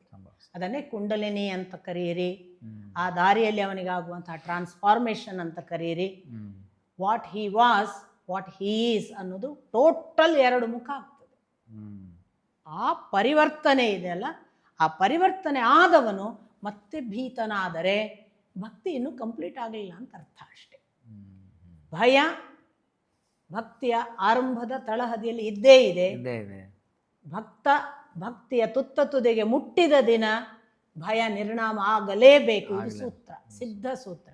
ಒಂದೊಮ್ಮೆ ಅವನು ಕಣ್ಮುಚ್ಚಿ ನೋಡಿದಾಗ ಇನ್ನೂ ಭೀತಿ ಉಳಿದಿದೆ ಅಂದರೆ ಭಕ್ತಿ ಮುಗಿದಿಲ್ಲ ಅಂತ ಅವ ತಿಳ್ಕೊಬೇಕು. ನಾನು ಮುಟ್ಟಿಲ್ಲ ಅಂತ, ಅದು ಖಚಿತ. ಅಂತ ಅದು ನೇಚರೇ ಕೊಡಬೇಕು ಅದನ್ನ. ಅಲ್ಲ, ಭಕ್ತಿ ಇನ್ನೂ ಸಾಧಿತ ಆಗಬೇಕು, ಇನ್ನೂ ಮುಟ್ಟಿಲ್ಲ, ಇನ್ನೂ ಭಕ್ತಿಯ ಪರಾಕಾಷ್ಠೆಯನ್ನು ತಲುಪಲಿಲ್ಲ, ತಲುಪಬೇಕಾದ ಮಟ್ಟಕ್ಕೆ ಭಕ್ತಿಯ ಸಮರ್ಪಣೆ ಆಗಲಿಲ್ಲ ಅನ್ನುವ ಖಚಿತ ಆತ್ಮಾವಲೋಕನ ಮಾಡ್ಕೊಳ್ಬೇಕು, ಕೂತ್ಕೊಳ್ಬೇಕು. ಭಗವಂತ ನನ್ನನ್ನು ನಿರ್ಭೀತನನ್ನಾಗಿ ಮಾಡು ಅಂತಲೂ ಕೇಳಿಕೊಳ್ಳೋ ಸ್ಥಿತಿಯೂ ಅಲ್ಲ ಅದು. ಯಾಕೆಂದ್ರೆ ವಿನಯ್ ಗುರುಜಿ ಒಂದು ಎಕ್ಸಾಂಪಲ್ ಹೇಳಿದ್ರು. ಶ್ರೀಧರ ಸ್ವಾಮಿಗಳು ಅವರಿದ್ದಂಥ ಪೀರಿಯಡಲ್ಲಿ ಇಂಡಿಯಾ ಪಾಕಿಸ್ತಾನ್ ವಾರ ಆದಾಗ ಇದು ಯಾರಿಗೂ ಗೊತ್ತಿಲ್ಲ ಕಣೋ ಅಂತಲೇ ಹೇಳಿದ್ರು. ಯಾರಿಗೂ ಗೊತ್ತಿಲ್ಲ ಇದು, ಅಥವಾ ಸ್ವಲ್ಪ ಜನಕ್ಕೆ ಮಾತ್ರ ಗೊತ್ತಿರ್ಬೋದು. ಅವರು ಅಲ್ಲಿ ಬಾರ್ಡರ್ಗೆ ಹೋಗ್ತಾರಂತೆ ಶ್ರೀಧರ್ ಸ್ವಾಮಿಗಳು. ಫಿಸಿಕಲ್ ಪ್ಲೇನಲ್ಲ ಎತ್ರಿಕಲ್ಲ, ನನಗೆ ಅದು ಡೀಟೇಲ್ ಕೇಳಲಿಲ್ಲ ನಾನು. ಐ ಥಿಂಕ್ ಫಿಸಿಕಲಿನೇ. ಯುದ್ಧ ಆಗಬೇಕಾದ್ರೆ ಆ ಕಡೆ ಪಾಕಿಸ್ತಾನ ಕಡೆಗೆ ಮುಖ ಮಾಡಿ ಕೂತ್ಕೊಂಡು ರಾಮ ಜಪ ಮಾಡ್ತಾರಂತೆ ಇವರು. ಅಂದರೆ ಎಷ್ಟು ಧೈರ್ಯ ಇರಬೇಕು. ಈಗ ಯಾವುದೋ ಗುಂಡು ಬಂದು ಬೀಳುತ್ತೆ ಅಥವಾ ಬಾಂಬ್ ಬ್ಲಾಸ್ಟ್ ಆಗ್ಬೋದು, ನನ್ನ ದೇಹ ಈಗ ಹೆಂಗೆ ಸಾಧ್ಯ ಅದು? ಹಂಗೆ ಕೂತ್ಕೊಂಡು ಆ ದಿಕ್ಕಲ್ಲಿ ಜಪ ಮಾಡ್ತಾಯಿದ್ರು ಅವರು. ಅದು ನಿಷ್ಠೆ ಭಕ್ತಿ ಅಂತ ಹೇಳಿದ್ರು. ನೀವು ಹೇಳಿದ್ದನ್ನ ಕೇಳಿದಾಗ ನನಗೆ ಗೊತ್ತಾಗ್ತದೆ. ನೀವು ಇದನ್ನು ಹೇಳುವಾಗ ನನಗೆ ಪಕ್ಕ ಅಂದರೆ ಛಳಕ್ಕಂತ ಹೊಳೆದದ್ದು ಸಂಜಯನ ಪಾತ್ರ. ಸಂಜಯನಿಗೆ ಏನು ದಿವ್ಯ ದೃಷ್ಟಿ ಅನುಗ್ರಹ ಮಾಡಿದ್ರಲ್ಲ ವೇದವ್ಯಾಸರು, ಕೇಳಿದ್ದು ಧೃತರಾಷ್ಟ್ರನಿಗೆ, ಏನು ಯುದ್ಧ ವಿವರವನ್ನು ಕಣ್ಣಾರೆ ನೋಡ್ತೀಯ? ನಾನು ನೋಡುವುದಿಲ್ಲ ಅಂದ ಧೃತರಾಷ್ಟ್ರ. ಸಾಕ್ಷಾತ್ ವೇದವ್ಯಾಸರ ಮಗ, ಅವನಿಗೆ ಚೆನ್ನಾಗಿ ಗೊತ್ತಿತ್ತು. ಎಷ್ಟೊಂದ್ರು ವೇದವ್ಯಾಸರ ಸೃಷ್ಟಿ ಅಲ್ವಾ, ಅವನಿಗೆ ಗೊತ್ತಿತ್ತು ನಾಳೆ ನನ್ನ ಕುಲ ಇಡೀ ನಾಶ ಆಗುತ್ತೆ, ನೋಡಬಾರ್ದು ಅಂತ. ಹಾಗಾಗಿ ನೋಡಲ್ಲ ಅಂದ. ಕೇಳ್ತೇನೆ ಅಂದ. ಕೇಳಬೇಕಾದ್ರೆ ಒಬ್ಬನಿಗೆ ದಿವ್ಯ ದೃಷ್ಟಿ ಕೊಡಬೇಕಲ್ಲ. ನೆಕ್ಸ್ಟ್ ಆಯ್ಕೆ ಮಾಡಿದ್ದು ಸಂಜಯನನ್ನು. ಸಂಜಯನನ್ನು ಆಯ್ಕೆ ಮಾಡಿದಾಗ ಅನುಗ್ರಹದಲ್ಲಿ ದಿವ್ಯ ದೃಷ್ಟಿಯಲ್ಲಿ ಏನೆಲ್ಲ ಬಂತು ಗೊತ್ತಾ? ಅವನು ಎಲ್ಲಿಗೆ ಬೇಕೋ ಅಲ್ಲಿಗೆ ಹೋಗ್ಬೋದು. ಅವನಿಗೆ ಯಾವ ಶಸ್ತ್ರಾಘಾತ ಆಗುವುದಿಲ್ಲ. ಅವನು ಎಲ್ಲಿ ಬೇಕೋ ದ್ರೋಣಿನ ಹಾಗೆ ಮೇಲಿಂದ ತಿರುಗಿ ನೋಡ್ಬೋದು ಯುದ್ಧ ಭೂಮಿಯನ್ನು. ಅವನಿಗೆ ಯಾವ ಯುದ್ಧ ಬಾಧೆಗಳಿಲ್ಲ. ಅವನ ಸಂಪೂರ್ಣ ರಕ್ಷಣೆ ದಿವ್ಯ ದೃಷ್ಟಿ ಕೊಟ್ಟ ಭಗವಂತನ ವೇದವ್ಯಾಸರ ರಕ್ಷಣೆ. ಯಾಕೆ? ಅವನು ಮಾಡಿದ ಕೃಷ್ಣ ಭಕ್ತಿಗೆ ಅಂತ ಗೊತ್ತಾಗುತ್ತೆ. ನೀವು ಪೂರ್ವ ಎಲ್ಲ ಓದಿದ್ರೆ ಆ ಪರಿರಕ್ಷಣೆ ಅವನಿಗೆ. ಇಡೀ ವಿಶ್ವರೂಪ ದರ್ಶನ ನೋಡುವ ಒಬ್ಬನೇ ಒಬ್ಬ ಸೌಭಾಗ್ಯವಂತ ಅರ್ಜುನನನ್ನು ಬಿಟ್ರೆ ಸಂಜಯ. ಇನ್ಯಾರು ನೋಡಿಲ್ಲ. ಅವ್ನು ನೋಡಿದ್ನಲ್ಲ, ಕರೆಕ್ಟ್. ಇವ್ನು ನೋಡ್ದ ಅಂತ ಇವ್ನು ಹೇಳ್ತಾನೆ, ಇವ್ನು ನೋಡ್ಲೇಬೇಕಲ್ಲ. ಅಲ್ಲ, ಅದು ನೋಡಿ ಇನ್ನೂ ರೋಮಾಂಚನ ಆಗ್ತಿದೆ ಅಂತಲೇ ಕೊನೆಗೆ ಎಂಡ್ ಆಗುದದು. ಭಗವದ್ಗೀತೆ ಧೃತರಾಷ್ಟ್ರನಿಗೆ, ನಾನು ಎಲ್ಲ ನೋಡಿದೆ, ಇನ್ನೂ ಕೂಡ ನನ್ನ ಮುಳ್ಳು, ರೋಮಾಂಚನದ ಮುಳ್ಳು ಮೈ ಮೇಲೆ ಹಾಗೇ ಇದೆ, ಎಣಿಸಿ ಎಣಿಸಿ ಸ್ಮರಿಸಿ ಸ್ಮರಿಸಿ ನಾನು ಚಳಿಗೆ ಒಳಗಾಗಿದ್ದೇನೆ ಅಂತಲೇ ಎಂಡ್ ಆಗುದು. ಆ ನೋಡಿದ್ದು ಅರ್ಜುನನ ಹಾಗಲ್ಲ ಅಂತ ನನ್ನದೊಂದು ಬೇರೆಯ ವಿವರಣೆ ಇದೆ. ಅರ್ಜುನ ನೋಡಿದ ವಿಶ್ವರೂಪವನ್ನು ಸಂಜಯ ನೋಡ್ಲಿಲ್ಲ, ಅದು ಬೇರೆ ಮಾತು. ಅದು ಬೇರೆ ಮಾತು. ಆದರೆ ಯಾಕಾಯ್ತು ಅನುಗ್ರಹ? ಕೃಷ್ಣನನ್ನು ನೀನು ಹೇಗೆ ನೋಡಿದಿ, ನಿನಗಿಷ್ಟು ಭಕ್ತಿ ಹೇಗೆ ಸಾಧ್ಯ ಆಯಿತು ಅಂತ ಒಂದು ಪ್ರಶ್ನೆಯನ್ನು ಧೃತರಾಷ್ಟ್ರ ಕೇಳ್ತಾನೆ. ಸಂಧಾನದ ಪೂರ್ವದ ಮಾತುಕತೆಗೆ ಸಂಜಯ ಹೋಗ್ತಾನೆ ದೂತನಾಗಿ ಪಾಂಡವರ ಹತ್ರ. ಆಗ ಅಲ್ಲಿಂದ ಬಂದವನನ್ನು ಕೇಳುವುದು ಧೃತರಾಷ್ಟ್ರ, ನಿನಗೆ ಅಷ್ಟು ಚೆನ್ನಾಗಿ ಅಷ್ಟು ಸಮೀಪದಿಂದ ಕೃಷ್ಣ ನೋಡಕ್ಕೆ ಹೆಂಗೆ ಸಾಧ್ಯ ಆಯಿತು? ಅವನು ಕೊಟ್ಟ ಉತ್ತರ, ನಾನೆಂದೂ ಸಂಸಾರ ಬಂಧನವನ್ನು ಕಟ್ಟಿಕೊಳ್ಳಲಿಲ್ಲ, ಯಾವ ಮೋಹವನ್ನು ನನ್ನ ಜೊತೆಗೆ ಇಟ್ಟುಕೊಂಡಿಲ್ಲ. ನನ್ನ ನಿರಂತರ ಅನುಸಂಧಾನದಲ್ಲಿ ಅವನೊಬ್ಬನೇ ಇದ್ದ. ಅವನಂದ್ರೆ ಭಗವಂತ, ಅವನೊಬ್ಬನೇ ಇದ್ದ. ಮತ್ತು ನಾನು ಅವನ ಸ್ತುತಿಯನ್ನು ಬಿಟ್ಟು ಇನ್ಯಾವುದನ್ನೂ ಇದುವರೆಗೂ ಮಾಡಿಲ್ಲ. ಬಹುಶಃ ಅದರ ಫಲವಾಗಿ ನನಗೆ ಕಾಣಿಸಿದನಿರಬೇಕು. ಇದನ್ನು ಧೃತರಾಷ್ಟ್ರನಿಗೆ ಸಂಜಯ ಹೇಳುವಾಗ ಅಲ್ಲಿ ವೇದವ್ಯಾಸರು ಉಪಸ್ಥಿತರಿರ್ತಾರೆ. ಅಲ್ಲಿ ಕೇಳಿದ ಮಾತೇ ಬಹುಶಃ ನಂಗೆ ಕಾಣೋದು, ಮುಂದೆ ದಿವ್ಯ ದೃಷ್ಟಿ ಅನುಗ್ರಹಿಸ್ಲಿಕ್ಕೆ ಇವನೇ ಲಾಯಕ್ಕು ಅಂತ ಆಯ್ಕೆ ಆಗಿರ್ಬೋದು. ಸೊ ಭಕ್ತಿ ನಿಮ್ಗೆ ಯಾವ ಪರಿಣಾಮವನ್ನು ಕೊಡುತ್ತೆ, ಎಷ್ಟು ನಿಮ್ಮನ್ನು ನೀವಿರುವುದರ ಇನ್ನೊಂದು ಹೈಟಿಗೆ ತಗೊಂಡು ಹೋಗುತ್ತೆ ಅನ್ನೋದಕ್ಕೆ ಸಂಜಯ ಉದಾಹರಣೆ. Thank you so much. ಈಗ ಕೊನೆ ಹಂತ, ಲಾಸ್ಟ್ ಅಂದರೆ ನನಗೆ ಅದು ಮಾತಾಡ್ತಾ ಇದ್ರೆ ತುಂಬ ಖುಷಿ. ಪಾಪ ನಿಮ್ಮ ಟ್ರಾವೆಲ್ ಮಾಡಿ ಬಂದಿದ್ದೀರಿ, ನಿಮ್ಮ ಸಮಯ ಆಯಾಸ ಎಲ್ಲ ಇಟ್ಕೊಂಡು. ಎರಡು ಸ್ಮಾಲ್ ಕ್ವಶನ್ಸ್. ಇದು ಅಪ್ಪನಿಗೆ ರಿಲೇಟೆಡ್ ಆಗಿರ್ತದೆ. ಓಕೆ, ಏನಿಲ್ಲ, ಏನಂತಂದರೆ ನೀವು ಈ ವರ್ಷ ಅವರ 90ನೇ ವರ್ಷದ ಸಂಭ್ರಮ ಏನು ಮಾಡ್ತಾ ಇದ್ದೀನಿ, ಅದ್ರ ಬಗ್ಗೆ ನಂಗೊಂಚೂರು ತಿಳಿಸಿ. ಮೊದಲನೇದಾಗಿ ಏನದು ಕಾರ್ಯಕ್ರಮ, ಏನದು ನಿಮ್ಮ ಇದು, ಅದು ನಂಗೊಂಚೂರು ಎಲ್ಲರಿಗೂ ನನಗೆ ಗೊತ್ತಾಗಬೇಕಾದ. ಅದಕ್ಕೋಸ್ಕರ ನಾವು ಬನ್ನಂಜ ಗೋವಿಂದಾಚಾರ್ಯ ಪ್ರತಿಷ್ಠಾನ ಅಂತ ಸ್ಥಾಪನೆ ಮಾಡಲಿಕ್ಕೆ ಕಾರಣವೇ ಅಪ್ಪ. ಅಂದರೆ ಒಂದು ಕಾಲಕ್ಕೆ 60ರ ಸಂಭ್ರಮವನ್ನ ಊರಿನಲ್ಲಿ ಬೇರೆ ಬೇರೆ ಶಿಷ್ಯರು ಸೇರಿ ಬೆಂಗಳೂರಲ್ಲಿ ಮಾಡಿದ್ರು. 70ರ ಕಾರ್ಯಕ್ರಮವನ್ನ ಮತ್ತೊಂದಿಷ್ಟು ಜನ ಉಡುಪಿಯಲ್ಲೆಲ್ಲ ಮಾಡಿದ್ರು. 80 ಹತ್ರ ಆದಾಗ ನಾನು ಬೆಂಗಳೂರಿನಲ್ಲಿ ಅಚಾನಕ್ಕಾಗಿ ಇದ್ದೆ. ಆ ಟೈಮಿಗೆ ಬಂದಿದ್ದೆ. ಬೇರೆ ಬೇರೆ ಶಿಷ್ಯರು ನನ್ನ ಹತ್ರ ಬಂದು ನೀವು 80ರ ಕಾರ್ಯಕ್ರಮ ಮಾಡಿ ಅಂತಿದ್ರು. ನಾನು ನಗ್ತಿದ್ದೆ. ಮತ್ತೆ ಯಾರೋ ಒಂದೆರಡು ಸರಿ ಬಂದು ಕೇಳ್ತಿದ್ರು, ಅಪ್ಪನಿಗೆ 80 ಆಯ್ತಲ್ವ, ಏನು ಯೋಚನೆ ಮಾಡ್ತಿದ್ರಿ ಅಂತ. ನಾನು ನಗ್ತಾ ಹೇಳ್ತಿದ್ದೆ, ಅವರಿಗೆ 80 ಆಯಿತು, ನನಗೆ 50 ಆಯ್ತಲ್ಲ ಅಂತ ಯೋಚನೆ ಮಾಡ್ತಿದ್ದೀನಿ ಅಂತ ತಮಾಷೆನೇ ಮಾಡ್ತಿದ್ದೆ. ಅಂದರೆ ಅವರ ಆ ಮಾತಿಗೆ ಈ ಉತ್ತರ ಹೊರತಾಗಿ ಇನ್ಯಾವುದನ್ನು ಉತ್ತರ ಕೊಡ್ತಿರ್ಲಿಲ್ಲ. ಯಾಕೆ ನಾನು ಅಂಥ ಆ ಲೋಕದಲ್ಲಿ ಇರಲಿಲ್ಲ ಕೂಡ ಅವಾಗ. ಆಗ ನಮ್ಮ ತಂದೆ ಒಂದು ದಿವಸ ಒಳಗೆ ಕರೆದು, ಏನು ಅಲ್ಲೆಲ್ಲ ನನ್ನ ಹುಡುಗರ ಹತ್ರ ಮಾತಾಡಿ ಏನೋ ನಗ್ತಿದ್ದಿ ಅಂತ, ಹೀಗಪ್ಪ ಅಂತ. ನಮ್ಮ ಅಪ್ಪ ಒಂದು ದಿವಸ ಹೇಳಿದರು ನನಗೆ, ಅದನ್ನು ಯಾರ್ಯಾರೋ ಮಾಡೋ ಬದಲು ನೀನು ಮಾಡೋದು ಒಳ್ಳೆಯದು ಅಂತ. ಹೀಗೆ ಅಪ್ಪ ಆದೇಶಿಸಿದ್ರಲ್ಲ ಅಂತ ಹೇಳಿ, ಯಾಕಂದ್ರೆ ನನ್ನ ಜೀವನದಲ್ಲಿ ನನ್ನ ಅಪ್ಪನ ಯಾವ ಆದೇಶವನ್ನು ಇಲ್ಲ ಅಂದಿಲ್ಲ. ಅವ್ರು ಅಂದದ್ದೇ ಕಡಿಮೆ, ನೀನು ಇದು ಮಾಡು ಅಂದದ್ದೇ ವರ್ಷ 2, 3, 4 ಇರ್ಬೋದು ಲೆಕ್ಕ ಮಾಡಿರಿ ನನ್ನ ಜೀವಿತಾವಧಿಯಲ್ಲಿ. ಹಾಗಿರುವಾಗ ಅವರು ಹೇಳ್ತಿದ್ದಾರೆ ಮಾಡೋದು ಅಂತ. ಆಗ ಸ್ಥಾಪಿತವಾಯಿತು ಈ ಸಂಸ್ಥೆ. ಯಾಕೆಂದರೆ ಒಂದು ಸಂಸ್ಥೆ ಇಲ್ಲದೆ ಹಣ ಸಂಗ್ರಹ ಹೇಗೆ, ಖಾತೆ ಹೇಗೆ, ವೈಯಕ್ತಿಕ ಖಾತೆ ಎಲ್ಲ ಮಾಡೋಕ್ಕೆ ಸಾಧ್ಯ ಇಲ್ಲ. ಹಾಗೆ ಸ್ಥಾಪಿತವಾಯಿತು. ಸೊ 80 ಹೋಗಿ ಈಗ ದಶಮಾನೋತ್ಸವ ನಮ್ಮ ಸಂಸ್ಥೆಗೆ. ದಶಮಾನೋತ್ಸವ ಏನೋ ಮಾಡೋದು ಅಂತ ಅಷ್ಟೇ ಇತ್ತು ತಲೆಯಲ್ಲಿ. ಕಳೆದ ವರ್ಷ ದೀಪಾವಳಿ ಸ್ನಾನ, ಅದರ ಮರುದಿವಸ ಅಮಾವಾಸ್ಯೆ, ಅದರ ಮರುದಿವಸ ನಮ್ಮ ಅಜ್ಜನ ಪುಣ್ಯತಿಥಿ ವಾಸ್ತವಿಕ. ನಾನು ನನ್ನ ಮನೇಲಿ ದೇವ್ರ ಪೂಜೆ ಕೂತೀನಿ, ಸ್ನಾನಾಗಿನ ಮುಗಿಸಿ ದೇವ್ರ ಪೂಜೆ ಮಾಡಬೇಕು. ಆಗ ನನ್ನ ಕಣ್ಮುಂದೆ ಚಕ ಚಕ ಚಕ ಚಕ ಅಂತ ಹೀಗೀಗೆ ಮಾಡು ಅಂತ ಕಾಣಿಸಿತು. 90ರ ಕಾರ್ಯಕ್ರಮ ಹೀಗೆ ಮಾಡು ಅಂತ. ನಾನು ನಿಜಕ್ಕೂ ಒಂದು ಫ್ಲ್ಯಾಶ್ ಆಫ್ ಸೆಕೆಂಡ್ಸ್ ಕೂಡ ನಮ್ಮ ಅಪ್ಪನ 90 ಏನು ಮಾಡೋದು ಅಂತ ನಾನು ಎಣಿಸಿರ್ಲಿ. ಇದೆಲ್ಲ ಹೇಳಿದರೆ ನಾವೇನೋ ವೈಭವೀಕರಿಸ್ತೀವಿ ಅಂತ ಏನಾದರೂ ಅಪಾರ್ಥ ಆಗ್ಬೋದು. ನಂಗೆ ಅಂಥ ಅಪೇಕ್ಷೆಗಳಿಲ್ಲ, ಯಾವ ವೈಭವೀಕರಿಸುವ ಅಪೇಕ್ಷೆ ಇಲ್ಲ. ನಾನು ಒಂದು ಗಮನಿಸಿದ್ದು ನನ್ನ ಗುರುಗಳ ವಿಷಯದಲ್ಲೂ ಈಗ ನನ್ನ ಅಪ್ಪನ ವಿಷಯದಲ್ಲೂ, ಅವರಿಗೆ ಏನೋ ಉದ್ದೇಶ ಇದ್ದದನ್ನು ಅವ್ರು ನಮ್ಮಿಂದ ಮಾಡಿಸ್ತಾರೆ ಅಂತ ನನಗೆ ಕಾಣೋದು. ಯಾಕಂದ್ರೆ ನನ್ನ ಗುರುಗಳು ಅಲ್ಲಿ ಒಂದು ಕಟ್ಟಡ ಕಟ್ಟಿಸಿಕೊಂಡ ರೀತಿ ನೋಡಿದರೆ ನಾನು ಕಟ್ಟಿದ್ದಲ್ಲ. ಇವತ್ತು ನೀವು ಹೋಗಿ ನೋಡಿದರೆ ಒಂದು 4 ಕೋಟಿಯ ಕೆಲಸ ಆಗಿದೆ. ನಾನು ಮಾಡಿದ್ದೆ ಅಂದರೆ ಯಾವ ಮೂರ್ಖ ಹೇಳ್ಯಾನು? ನಾನಂತೂ ಮಾಡಿಲ್ಲ. ಅವರಿಗೆ ಏನೋ ಇಚ್ಛೆ ಇತ್ತು ಮಾಡಿಸಿದ್ದಾರೆ ಅಂತಲೇ ನಾನು ಭಾವಿಸೋದು. ಮತ್ತೆ ಇವರಿಗೆ ಏನೋ ಒಂದು ಉದ್ದೇಶ ಇದೆ ಅಂತ ಈಗಂತೂ ನನಗೆ ಹೆಚ್ಚು ಹೆಚ್ಚು ಸ್ಪಷ್ಟ ಆಗ್ತಿದೆ, ಅದು ಹತ್ರ ಬಂದ ಹಾಗೆ. ಆವತ್ತು 90ರ ಕಾರ್ಯಕ್ರಮವನ್ನು ವರ್ಷ ಪೂರ್ತಿ ಹೀಗೀಗೆ ಮಾಡು ಅಂತ ಇಂಥದ್ದೋ ಒಂದು ಮೋಡದ ಹಾಗೆ ಕಾಣಿಸಿತು.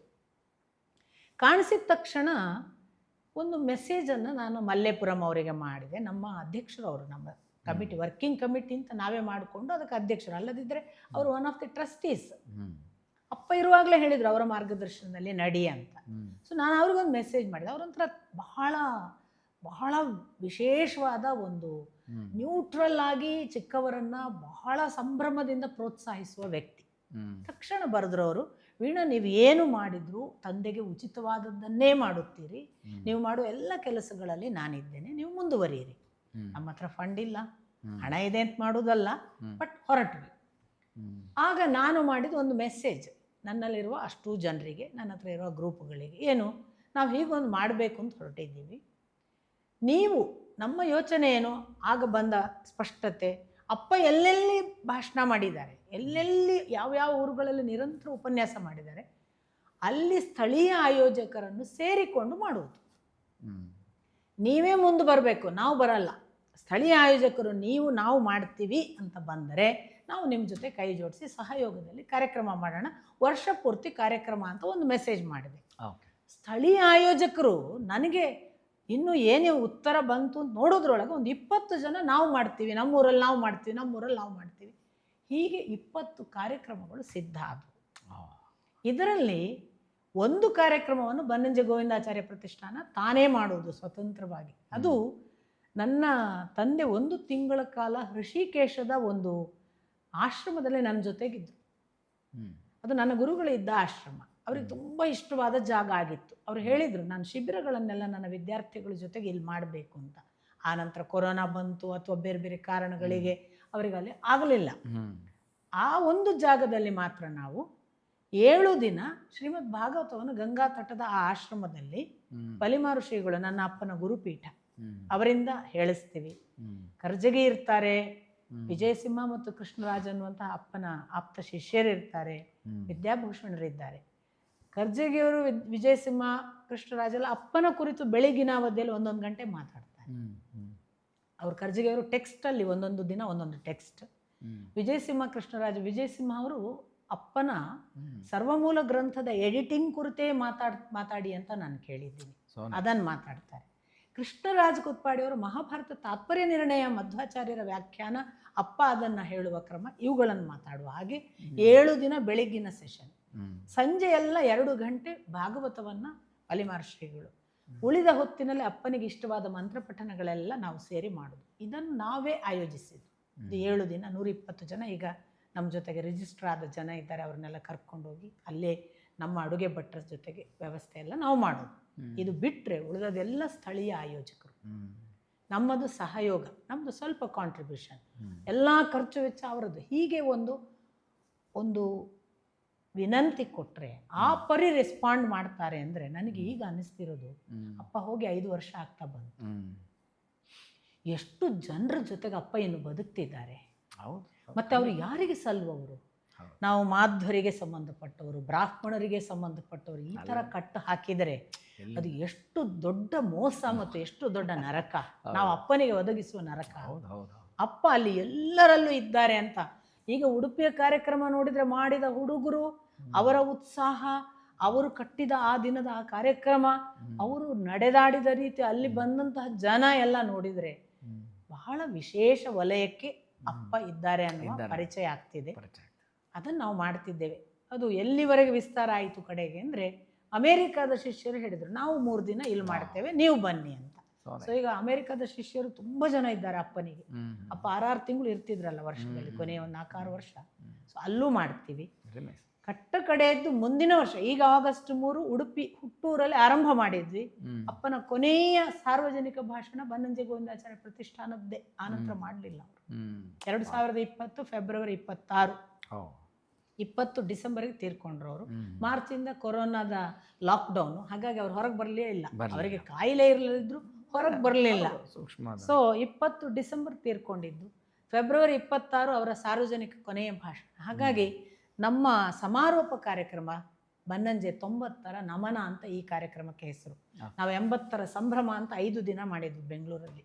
ಅದನ್ನು ವೆಂಕಟ ಸುಬ್ಬಯ್ಯ ಅವರು ಎಲ್ಲ ನಭೂತೋ ನ ಭವಿಷ್ಯತಿ ಅಂದರೆ, ಹೀಗೊಬ್ಬ ಸಾಹಿತಿಗಾಗಲಿ ಒಬ್ಬ ವ್ಯಕ್ತಿಗಾಗಲಿ ಇದುವರೆಗೆ ಹೀಗಾಗಲಿಲ್ಲ ಅಂತ. ನಾನು ನನ್ನ 102 ವರ್ಷವೋ ಏನೋ ಇತ್ತು ಕಾಣ್ತದೆ ವೆಂಕಟ ಸುಬ್ಬಯ್ಯ ಅವರಿಗೆ, ನಾನು ಇಷ್ಟರವರೆಗೆ ನೋಡಿಲ್ಲ, ಇನ್ನು ಗೊತ್ತಿಲ್ಲ ಅಂತ ಹೇಳಿದರು. ಈಗ ನಾವು 90ರ ನಮನ ಮಾಡ್ತಿರೋದು.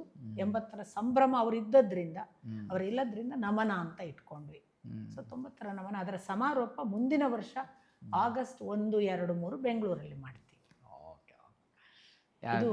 ಇದು ದೊಡ್ಡವರಿಗೆ ಒಂದು ನಮಸ್ಕಾರ ಮಾಡುವುದು ಚಿಕ್ಕವರ ಕರ್ತವ್ಯ ಅಂತ ಹೇಳುವ ಒಂದು ಸಣ್ಣ ಸಂದೇಶ ಅಷ್ಟೇ.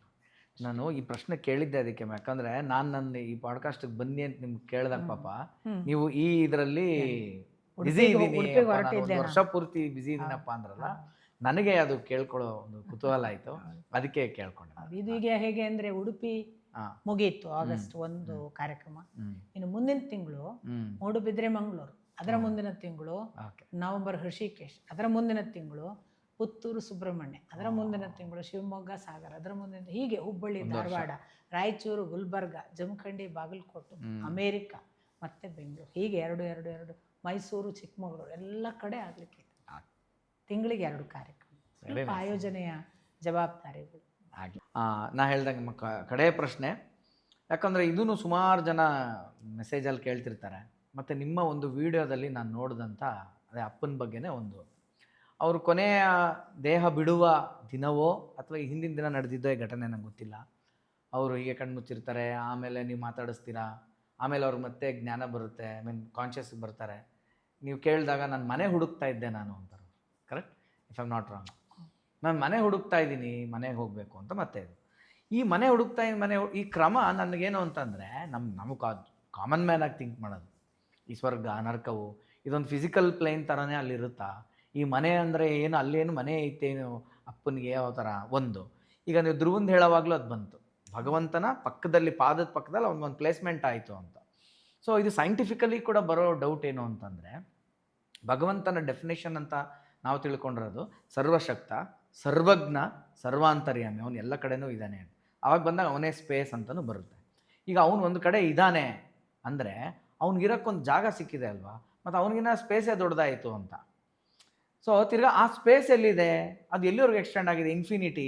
ಸೊ ಇದೆಲ್ಲ ಒಂದು ಕನ್ಫ್ಯೂಷನ್ನು. ಮತ್ತು ಇದು ರಮಣರು ಒಂದು ಮಾತು ಹೇಳಿರ್ತಕ್ಕಂತಾಗ, to understand that you have to become that ಅಂತಾರೆ. ಇನ್ನು ಅದೇ ಆಗಬೇಕು ಅಂತ. ಅಥವಾ ನಿಮ್ಮ ಸಾಲಲ್ಲೇ ಹೇಳೋದಾದರೆ ಕೊನೆಯದಾಗಿ, ಭಗವಂತನ ಪಾದ ಸೇರೋದು ಅಂದರೆ ಏನು ಅಂದರೆ, ಮರ್ಜಾಗಿದ ತಕ್ಷಣ ನಮ್ಮ ಅವೇರ್ನೆಸ್ ಎಲ್ಲ ಹೊಟ್ಟೋಗ್ಬಿಡುತ್ತಾ, ಟೋಟಲಿ ನಾನು ಯಾರು ಮರ್ತೋಗ್ತೀನಾ, ಅದರ ಏನದು ಫೀಲಿಂಗ್ ಏನು exactly getting lost in god ಅನ್ನೋದು ಏನು ಅಂತ ಗೊತ್ತಾಗ್ತಾ ಇಲ್ಲ. ನಾನು ಸ್ವಲ್ಪ ನಿಮ್ಮ ಇದು ಚಾರಿತ್ರಿಕ ಎವಿಡೆನ್ಸ್ಗಳು ತಪ್ಪು ಅರ್ಥ ಆಗೋದು ಬೇಡ ಅಂತ ಸ್ವಲ್ಪ ನೀವು ಹೇಳಿದ ವಿವರಣೆಯನ್ನು ಕ್ಲಾರಿಫೈ ಮಾಡ್ಕೊ. ಖಂಡಿತ ಹೇಳಿ. ನನ್ನ ತಂದೆ ಹ್ಞೂ ಪಾಡ್ಯದ ದಿನ ನನ್ನ ಅಣ್ಣ ತೀರ್ಕೊಂಡ. ಹಾಂ ಹಾಂ ಹಾಂ. ಅವನ ಸಾವು ತುಂಬ ಅನಿರೀಕ್ಷಿತ ಇತ್ತು. ಅವನ ಅನಿರೀಕ್ಷಿತ ಅಂತಂದರೆ ಅವನಿಗೆ ವಯಸ್ಸಾಗ ಒಂದು 56 ಅಷ್ಟೇ. ಹಾಂ ಹಾಂ. ಅವನಿಗೇನು ಕಾಯಿಲೆಗಳಿರಲಿಲ್ಲ. ಹ್ಞೂ. ಅವನು ಟ್ರಾಮಾ ಟೆಕ್ನಿಷಿಯನ್ ಇದ್ದ KMCಯಲ್ಲಿ. ಸೊ KMC ಅವರು ಅವನಿಗಿರುವ ಕೆಲವು ಗುಣಲಕ್ಷಣಗಳು ಈ ನೋಡ್ತಾರಲ್ಲ, ಅನಾರೋಗ್ಯದ ಲಕ್ಷಣಗಳು, ಅದನ್ನು ನೋಡಿ ನಿಮಗೆ ಕೊರೋನಾ ಇರಬೇಕು, ನೀವು ಐಸೋಲೇಟ್ ಮಾಡ್ಕೊಳ್ಳಿ ಅಂತ ಅವನನ್ನು ಬದಿಗಿಟ್ಟಿದ್ರು ಅಥವಾ ಬದಿಗಿರಕ್ಕೆ ಹೇಳಿದರು. ಹೀಗಾಗಿ ಅವನ ಮನೇಲಿ ಐಸೋಲೇಟ್ ಮಾಡ್ಕೊಂಡಿದ್ದ. ನನ್ನ ಅಣ್ಣನಿಗೆ ನನ್ನ ಅಪ್ಪನಿಗೆ ನಾನು ನೋಡಿದ ಹಾಗೆ ಇನ್ಯಾರ ಜೊತೆಗೂ ಇಲ್ಲದಂತಹ ಅತ್ಯಂತ ವಿಚಿತ್ರವಾದ ಒಂದು ಸಂಬಂಧ ಇತ್ತು. ನನ್ನ ಅಣ್ಣನಿಗೆ ಫ್ರೆಂಡ್ಸ್ ಇಲ್ಲ, ನನ್ನ ಅಣ್ಣನಿಗೆ ಸಂಸಾರ ಬೇಡ ಅಂತ ಮದುವೆ ಮಾಡ್ಕೊಂಡಿರಲಿಲ್ಲ ಅವನು. ನನ್ನ ಅಣ್ಣ ವೈಯಕ್ತಿಕವಾಗಿ ಒಂದು ಮಹತ್ವಾಕಾಂಕ್ಷಿಯಾಗಿ ನಾನು ಗೋವಿಂದಾಚಾರ್ಯ ಮಗ ಅಂತ ಎಲ್ಲೋ ಪರಿಚಯ ಮಾಡ್ಕೊಂಡವನಲ್ಲ. ಸಾಮಾಜಿಕವಾಗಿ ಯಾವುದೇ ಪ್ರಸಿದ್ಧಿಯ ಬೆನ್ನು ಹತ್ತಿದವ, ಹಣ ಮತ್ತೊಂದು ಅದರ ಬೆನ್ನು ಹತ್ತಿದವ ಯಾವುದೂ ಅಲ್ಲ. All Elon. ಒಬ್ಬ ಅಂದರೆ ಒಬ್ಬನೇ. ಮಾತು ಅತ್ಯಂತ ಕನಿಷ್ಠ, ಆಡಿದರೆ 1-2 ಮಾತು. ಹಾಗಂತ ಹೀಗೆ ಒಬ್ಬ ಬಂದು ಕೂತ್ ಕೂಡಲೇ ಇವನು ಯಾಕಾರು ಕೂತಿದ್ದಾನೆ ಮುಖ ಗಂಟು ಹಾಕಿ ಅನ್ನೋ ಭಾವ ಕೊಡೋದಿಲ್ಲ. ಒಂದು ಒಳ್ಳೆಯ ನಗು, ಪಾಪ ಇಷ್ಟು ಮಾಡಿಬಿಡುವ, ಚೆನ್ನಾಗಿದ್ದೀರಾ ಅನ್ನೋದನ್ನು ಬರೀ ಸನ್ನೆಯಿಂದ. ಅವರಿಬ್ಬರು ಇದ್ದ ರೀತಿ ಎಷ್ಟೋ ಸಾರಿ ನಮಗೆ ಅನಿಸ್ತಿತ್ತು, ಅಪ್ಪ ಏನು ಪಾರ್ಶಾಲಿಟಿ ಮಾಡ್ತಾರೆ ಮಕ್ಕಳ ಮಧ್ಯೆ ಅಂತ. ಎಲ್ಲದಕ್ಕೂ ಅವನು ಬೇಕು ಅಂಥ ಅಣ್ಣ ತನ್ನನ್ನು ಐಸೋಲೇಟ್ ಮಾಡಿಕೊಂಡು ಒಂದು ದಿನ ಉಸಿರು ಕಟ್ಟುವ ಸ್ಥಿತಿಗೆ ಬಂದು ರಾತ್ರಿ ನನಗೆ ಗೊತ್ತಾಗಿ ನಾನು ಫೋನ್ ಮಾಡಿದಾಗ, ನೀನು ಈಗಿಂದೀಗ ಡಾಕ್ಟ್ರ್ ಹತ್ರ ಹೋಗು, ನಿನಗೇನೋ ಆಗಿದೆ, ನೀನು ಯಾಕೆ ಮನೇಲಿ ಕೂತಿದ್ದಿ. ಆಮೇಲೆ ಅವನು ಮಾತಾಡಿದಾಗ ಮೊದಲನೇ ವಾಕ್ಯ ಹೇಳಿದ್ದು ಹಾಗೆ, ಏನಾಗಿದೆ ನಿಂಗೆ ಅಂದದಕ್ಕೆ, ಇಲ್ಲಿರಲಾರೆ ಅಲ್ಲಿಗೆ ಹೋಗಲಾರೆ ಅಂತ ಅವ ಹೇಳಿದ್ದು. ಆ ವಾಕ್ಯದಲ್ಲೂ ಕೂಡ ಬಹಳ ಬ್ರೇಕ್, ಇರಲಾರೆ ಹೀಗೆ. ಆಮೇಲೆ ಅಷ್ಟು ಉಸಿರಿಲ್ಲ ಅವನಿಗೆ ಅಂತೂ ನಾನು ಹೋಗು ಅಂದೆ. ಹೋದ. ಅವನು ಹೋಗುವಾಗ ಅಪ್ಪನಿಗೆ ಹೇಳಿ ಹೋಗಲಿಲ್ಲ. ಕಾರಣ ಅಪ್ಪನಿಗೆ ಮತ್ತೆ ನನ್ನ ಕೊರೋನಾ, ಅವನಿಗೆ ಕೊರೋನಾ ಅಂತ ಹೇಳಿಬಿಟ್ಟಿದ್ದಾರೆ. ಡಯಾಗ್ನೋಸ್ ಮಾಡೋಕೆ ಅಲ್ಲ ಅಂತ ಬಂದಿದೆ. ಅದು ಕೆಲವು ಡಯಾಗ್ನೋಸ್ ಆಗಲ್ಲ, ನಿಮ್ಮ ಸಿಂಪ್ಟಮ್ಸ್ ಎಲ್ಲ ಕೊರೋನಾ ಅಂತ. ಹೀಗೆ ಒಳಗೆ ಇದ್ದವನು ಹಾಗೆ ಹೋಗಿದ್ದಾನೆ. ಇರಲಿ, ಅಪ್ಪನಿಗೆ ಸಂಪರ್ಕ ಇಲ್ಲದೆ ಹೋಗಿದ್ದಾನೆ. ಅಪ್ಪ ತಿಳಿದಾರೆ ಮನೆಯ ಕೋಣೆಯಲ್ಲಿ ಆಚೆಗೆ ಹುಷಾರಿಲ್ಲ, ಮಲಗಿದ್ದಾನೆ ಅಂತ. ಅವರಿಗೆ ಗೊತ್ತಾದದ್ದು ನಾಳೆ ಅವನು ತೀರ್ತಾನಾದರೆ ಇವತ್ತು ನಾನು ಅವರಿಗೆ ಹೇಳಿದ್ದು. ಅವರು ಏನು ಮಾಡಿದ್ದಾರೆ, ಅವನಿಗೆ ಸೈಕಲಾಜಿಕಲ್ ಟ್ರೀಟ್ಮೆಂಟ್ ಕೊಟ್ಟಿದ್ದಾರೆ. ಅವನು ಅನ್ಕಾನ್ಷಿಯಸ್ ಆಗಿದ್ದಾನೆ, ಕೋಮಕ್ಕೆ ಹೋಗಿದ್ದಾನೆ. ನನ್ನ ಇಲ್ಲಿಯ ವೈದ್ಯರಿಗೆ ನಾನು ಫೋನ್ ಮಾಡಿ ಕೇಳಿದೆ, ನನ್ನ ಗುರುಗಳ ವೈದ್ಯರು ಡಾಕ್ಟರ್ ಗಂಗಾಧರ ಅಂತ. ಅವ್ರು ಹೇಳಿದ್ರು ಪಕ್ಕ ಅವನ ಸಿಂಪ್ಟಮ್ ನೋಡಿದರೆ TB ಅಂತ ಗೊತ್ತಾಗುತ್ತೆ, ಯಾಕೆ TB ಟ್ರೀಟ್ ಮಾಡಲಿಲ್ಲ ಅಂತ ಜೋರು ಮಾಡಿದ್ರು ಅಣ್ಣ. ಅವನಿಗೆ ಹೇಳೋದ್ರೊಳಗೆ ಅವನಿಗೆ ಅವರು ಸೈಕಲಾಜಿಕಲ್ ಟ್ರೀಟ್ಮೆಂಟ್ ಕೊಟ್ಟು ಅವನು ಅನ್ಕಾನ್ಷಿಯಸ್ ಆಗಿದೆ. ಈ 3 ದಿನ ಅವರು ICUಯಲ್ಲಿದ್ದಾಗ ಅಪ್ಪನಿಗೆ ಗೊತ್ತಿಲ್ಲ. ನಾನು ಇಷ್ಟೇ ಹೇಳಿದೆ, ಅವನ ಟ್ರೀಟ್ಮೆಂಟಿಗೆ ಆಸ್ಪತ್ರೆಯಲ್ಲಿದ್ದಾನೆ, ಹೆಚ್ಚು ಮಾತಾಡ್ತಿಲ್ಲ, ನಿದ್ರೆಯಲ್ಲಿದ್ದಾನೆ. 3ನೇ ದಿವಸ ಹೇಳಿದ್ವಿ, ಇನ್ನು ಶಾಕ್ ಆಗಬಾರ್ದು, ಅಪ್ಪ ಏನೋ ತುಂಬ ಕ್ರಿಟಿಕಲ್ ಅಂತಾರೆ, ನೀವು ಪ್ರಾರ್ಥನೆ ಮಾಡಿದರೆ ಆಗ್ತದಂತೆ ಅಂತ. ಆಗ ನಮ್ಮ ಅಪ್ಪ ಕೊಟ್ಟ ಉತ್ತರ ನನಗೆ, ನನ್ನ ಶಿಷ್ಯನೊಬ್ಬ ಕೊರೋನಾ ಕಾಲಕ್ಕೆ ಅಡ್ಮಿಟ್ ಆಗಿ ಇನ್ನು ಸಾವು ಬದುಕು ಮಾತ್ರ ಅವಸ್ಥೆ ಆದಾಗ ಅವನ ಹೆಂಡತಿ ನನಗೆ ಫೋನ್ ಮಾಡಿದ್ರು, ನನ್ನ ಗಂಡನನ್ನು ಬದುಕಿಸಿಕೊಡಿ ಅಂತ. ನಾನು ಆ ಶಿಷ್ಯನಿಗಾಗಿ ಇಡೀ ರಾತ್ರಿ ಬೆಳಗಿನ ತನಕ ನಿದ್ದೆ ಬಿಟ್ಟು ಪ್ರಾರ್ಥನೆ ಮಾಡಿದೆ. ಬೆಳಿಗ್ಗೆ ನಾನು ಜಗಳ ಮಾಡಿದೆ ದೇವರ ಜೊತೆಗೆ. ಬೆಳಿಗ್ಗೆ ನನಗೆ ಕಿವಿಯಲ್ಲಿ ಒಂದು ಆಶ್ವಾಸನೆ, ಸಾಕು ಜಗಳ ನಿಲ್ಲಿಸು, ನಿನಗೆ ನಿನ್ನ ಶಿಷ್ಯ ಬೇಕಲ್ಲ, ತಗೋ ಅಂತ ಉತ್ತರ ಬಂತು. ನಾನು ಶಾಂತನಾದೆ.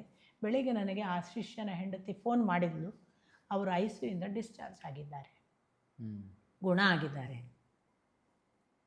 ನನ್ನ ಅಪ್ಪ ಮುಂದಿನ ಮಾತು ಹೇಳಿದ್ದು, ಈಗ ಇವನು ನನ್ನ ಮಗ, ಅವನು ರಾಘವೇಂದ್ರ ಸ್ವಾಮೀಜಿಯನ್ನು ಪೂಜೆ ಮಾಡಿದ್ದಾನೆ, ಆ ರಾಯರಿಗೆ ಬಿಟ್ಟಿದ್ದೇನೆ ಅಂತ. ಒಂದು ಕೊಟ್ಟದ್ದಕ್ಕೆ ಒಂದು ತಗೊಂಡದ್ದ ಗೊತ್ತಿಲ್ಲ, ಅವರ ಉತ್ತರ ಗೊತ್ತಿಲ್ಲ. ಹಾಗೆ ಉತ್ತರ ಇತ್ತು. ಮರುದಿವಸ ಅವನು ಹೋದ. ನಂತರ ಅವರು ಇವತ್ತು ಯಾವ ದಿನ ಅಂತ ಕೇಳಿದ್ರು, ಅವನು ಸತ್ತ ದಿನವನ್ನು. ಪಂಚಾಂಗತ ಅಂತ ಹೇಳಿ ನೋಡಿ, ಓಹೋ ಪಾಡ್ಯ ಅಂದಿದ್ದಾರೆ. ಸಾಯುವ ದಿನ ತ್ರಯೋದಶಿ, ಅವನ ಸಪಿಂಡೀಕರಣ ನಡೀತಿದೆ. ಅದು ತ್ರಯೋದಶಿ, 13 ದಿನಕ್ಕೆ ಸಪಿಂಡೀಕರಣ ಹೇಗೆ ಅಂತಂದ್ರೆ 1ನೇ ಏಕಾದಶಿ ಬಂತಲ್ಲ, ಆದ್ರಿಂದ ಎಲ್ಲರ ವೈಕುಂಠ ಬರ್ತಿತ್ತು. ತ್ರಯೋದಶಿ ದಿನ ಆಜ್ಞೆ ಮಾಡಿ ನನ್ನನ್ನು ಕರಿ ಅಂತ ಕರೆಸಿದ್ದಾರೆ. ವೀಣಾಳನ್ನು ಕರಿ ನನ್ನ ಜೊತೆಗಿರ್ಲಿಕ್ಕೆ ಅಂತ. ನಾನು ಅಷ್ಟು ದಿವಸ ಅವರೊಟ್ಟಿಗೆ ಬಹಳ ಇದ್ದವಳಲ್ಲ, ಅವರ ಅವಶ್ಯಕತೆಗಳಿಗೆ ಮಾತ್ರ ಹೋದವಳು. ಅವ್ರು ಕರೆದಾಗೆಲ್ಲ ಅವರ ಸೇವೆ ಮಾಡಿದವಳು. 10ನೇ ದಿವಸದಿಂದ ಅವರ ಜೊತೆಗಿದ್ದೆ ಅವ್ರು ಕರೆದಾಗೆಲ್ಲ. ಬಟ್ 13ನೇ ದಿನ ಆರ್ಡರ್ ಮಾಡಿ ಕರೆಸ್ತಿದ್ರು ಬೆಳಿಗ್ಗೆ 5:30. ನಾನು ಅಷ್ಟರಲ್ಲಿ ಸ್ನಾನಕ್ಕೆ ಹೋಗಿದ್ದೆ. 6:30 ಒಳಗೆಲ್ಲ ಬಂದು ಅವ್ರ ಹತ್ರ ನಿಂತೆ. ಅಪ್ಪ ಏನಪ್ಪ ಏನು ಕರೆದಿದ್ದು, ಬಾ ಅಂದಿರೆ ಅಂತೆ. ಏನೂ ಇಲ್ಲ ಮಗಳೇ, ಇವತ್ತು ನೀನು ನನ್ನನ್ನು ಬಿಟ್ಟು ಹೋಗಬೇಡ ಅಂತ ಅವರ ಮೊದಲನೇ ಮಾತು. ಅಲ್ಲಿಂದ ನಂತರ ನನಗೆ ಅವರು ಒಂದೊಂದೇ ಸೂಚನೆ ಕೊಡ್ತಾ ಹೋದರು. ನಾನು ಎಡಬದಿಯಲ್ಲಿ ನಿಂತು ಕೈ ಒತ್ತುತ್ತಾ ಇದ್ದೆ, ಕೈ ಮಸಾಜ್ ಮಾಡ್ತಾ ಇದ್ದೆ. ಕೂತ್ಕೋ ಅಂದರು. ನಾನು ಅವರ ಪಕ್ಕ ಕೂತವಳಲ್ಲ, ಸಮಾನವಾಗಿ ನಾನು ಅಲ್ಲೇ ಪಕ್ಕಕ್ಕೆಲ್ಲ ಸ್ಟೂಲ್ ತಗೊಂಡು ಕೂತೆ. ಆಮೇಲೆ ನಾನು ಹೇಳಿದ್ದು ನನ್ನ ಪಕ್ಕ ಕೂತ್ಕೋ ಅಂತ ರಿಪೀಟ್ ಮಾಡಿದ್ರು. ನಾನು ಆದರೂ ಕೂತ್ಕೊಳ್ಳಿಲ್ಲ. ನೀನು ಬಲಬದಿಗೆ ಬಾ ಅಂದರು. ಬಲಬದಿಗೆ ಬಂದು ಈ ಕೈ ಮಸಾಜ್ ಮಾಡ್ತಿದ್ದೆ, ಕೂತ್ಕೋ ಅಂದರು. ಅಲ್ಲಿ ಸ್ಟೂಲ್ ಇರಲಿಲ್ಲ, ಅನಿವಾರ್ಯವಾಯಿತು, ಕೂತ್ಕೊಳ್ಬೇಕು ಆಯಿತು. ಅವ್ರು ಹೇಳ್ತಾ ಇರುವಾಗ ಮಾತು ತಪ್ಪಲಿಕ್ಕಾಗದೆ, ನನ್ನ ಬಲ ಪಕ್ಕಕ್ಕೆ ಕೂತ್ಕೊಳ್ಳೋದು ಅಂದರೆ ಏನು ಅಂತ ಅರ್ಥ ಆಯ್ತಲ್ಲ ಅಂತ ಕೇಳಿದರು. ನಾನು ಏನೂ ಹೇಳಲಿಲ್ಲ, ಸುಮ್ಮನೆ ನಕ್ಕೆ. ಆ ನಂತರ ಅವರು ಒಂದೊಂದೇ, ಅಪ್ಪ ನೀವು ಸ್ನಾನ ಮಾಡಲಿಲ್ಲಂತೆ, ಸ್ನಾನ ಮಾಡಿಸ್ಲಾ ಅಂತ ಕೇಳಿದೆ ನಾನು. ಅದಕ್ಕೆ ಮೊದಲು ಏನು ಮಾಡಿದ್ರು ಅಂದರೆ ಇಡೀ ಪೌಡರ್ನಲ್ಲಿ ನನ್ನನ್ನು ಇಡೀ ಮೈಯನ್ನು ಪೌಡ್ರ್ ಹಾಕಿ ಒರೆಸು ಅಂದರು ಅಪ್ಪ. ಸೊ ನಾನು ಪೌಡ್ರ್ ಹಾಕಿದೆ ಇಡೀ ಮೈಗೆ. ಬಟ್ಟೆ ಎಲ್ಲ ತೆಗಿ ಅಂದರು, ಅದನ್ನು ತೆಗೆದೆ. ಬಿಳಿ ಬಟ್ಟೆ ತಂದು ಹೊದಿಸು ಅಂದರು. ನನಗಿದೆಲ್ಲ ಅವ್ರು ಕೊಡ್ತಾ ಇರೋದು ಸೂಚನೆ ಅಂತ ಗೊತ್ತಾಗಲಿಲ್ಲ. ನಾನು ಆ ಬಟ್ಟೆ ಎಲ್ಲ ತೆಗೆದು ಅವ್ರು ಅಂದರೆ ನೋಡಿ, ಒಬ್ಬ ಯೋಗಿ ಸಾಯುವಾಗ ಮೈ ಮೇಲೆ ಬಟ್ಟೆ ಇರುವುದಿಲ್ಲ ಅಂತ ಶಾಸ್ತ್ರ ಹೇಳುತ್ತೆ, ಅವನು ಯೋಗಿಯಾಗಿದ್ದರೆ. ಅದಕ್ಕೆ ಅವರು ಎಲ್ಲ ತೆಗೆಸಿದ್ರು. ಆ ಬೆತ್ತಲು ಮೈಗೆ ಬಿಳಿ ಬಟ್ಟೆ ಹೊದಿಸಂದಾಗಲೂ ನನಗೆ ಅವ್ರು ಯಾಕೆ ಬಿಳಿ ಬಟ್ಟೆ ಉದ್ದೇಶ ಗೊತ್ತಿಲ್ಲ ನೋಡಿ. ಅದು ಸಾವು ತಾನು ನಮ್ಮನ್ನು ಮರೆಯಲ್ಲಿ ಇಡ್ತದೆ.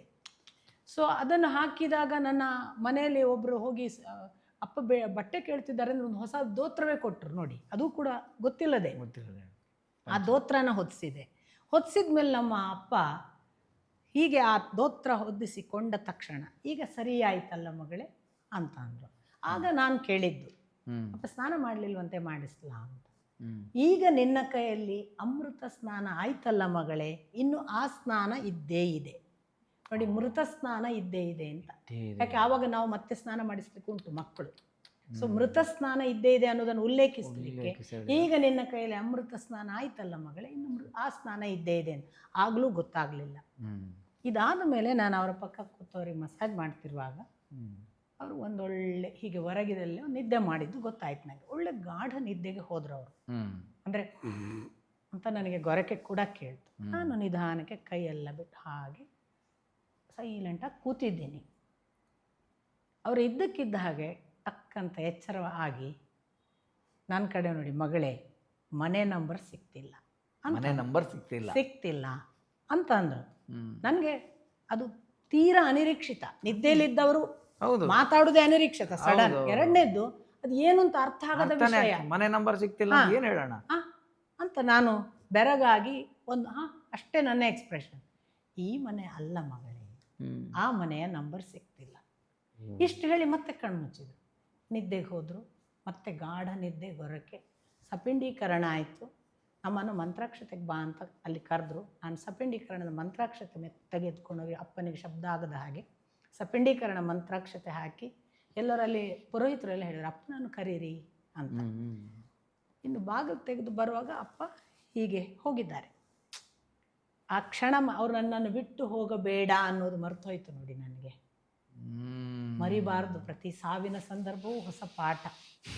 ಇವತ್ತು ನೀನು ನನ್ನನ್ನು ಬಿಟ್ಟು ಹೋಗಬೇಡ ಮಗಳೇ, ಮತ್ತೇನು ಅಲ್ಲ ನಾನು ಕರೆದದ್ದು, ಇದೊಂದೇ ಕಾರಣ ಅಂದಿದ್ರು ಅವರು. ಅಷ್ಟೇ ಹೋದದ್ದು. ಆ ಆಬ್ಸೆನ್ಸಲ್ಲಿ ಅವ್ರು ಹೋದರು. ಬಹುಶಃ ನಾನಿದ್ರೆ ಒಂದು ನಾರಾಯಣ ಅಂತ ಹೇಳುವ ಮಾತು ಇತ್ತೋ ಏನೋ ಅಂತ. ಏನು ಅದು ನಾನು ಅಂತ ಅನ್ನಿಸ್ಕೊಳ್ಳೋದು. ಅವನ ಇಚ್ಛೆ ಬೇರೆ ಇತ್ತು. ಒಟ್ಟಿನಲ್ಲಿ ಅದು ಹೋಯಿತು. ಇದು ಒಂದು ಭಾಗ. ಇದರಲ್ಲಿ ನಂತರದ ನಿಮ್ಮ ಪ್ರಶ್ನೆ ಏನು, ಮನೆ ಏನು ನೋಡಿ. ಜಗತ್ತಿನಲ್ಲಿ ಭಗವಂತನ ಸೃಷ್ಟಿಕ್ರಿಯೆಯನ್ನು ವಿವರಿಸುವ ಮಹತ್ತತ್ವದ ಕಡೆಯಿಂದ ನೀವು ಬಂದರೆ, ಮಹತ್ತತ್ವ ಪ್ರಥಮ ಸೃಷ್ಟಿಯ ಭಾಗ. ಯಾವುದು ಮಹತ್ತತ್ವ ಅನ್ನೋದಕ್ಕೆ ಭಾಗವತ ವಿವರಣೆ ಕೊಡುತ್ತೆ. ಭಗವಂತ ಅಥವಾ ಸುಪ್ರೀಂ ಎನರ್ಜಿ ತನ್ನ ಪಾಡಿಗೆ ಈ ಜಗತ್ತಿನಲ್ಲಿ ಏನೂ ಇಲ್ಲದೆ ಇರುವಾಗ ಅದು ಮಾತ್ರ ಇತ್ತು. The one and the only energy, supreme energy. ಅದಕ್ಕೆ ಅನ್ನಿಸ್ತಂತೆ ನಾನು ಬಹು ಆಗಬೇಕು ಅಂತ. ಸೋ ಅಕಾಮಯತ ಬಹುಸ್ಯಾಂ ಪ್ರಜಾಯೇಯೇತಿ ಅಂತ. ಅದು ಹಾಗೆ ಅಪೇಕ್ಷೆ ಪಟ್ಟಿತು, ನಾನು ಬಹುವಾಗಬೇಕು. ನಾನು ಬಹುವಾಗುವುದು ಅಂದರೆ ಏನು ಅಂತ ವಿವರಣೆ ಬರುತ್ತೆ.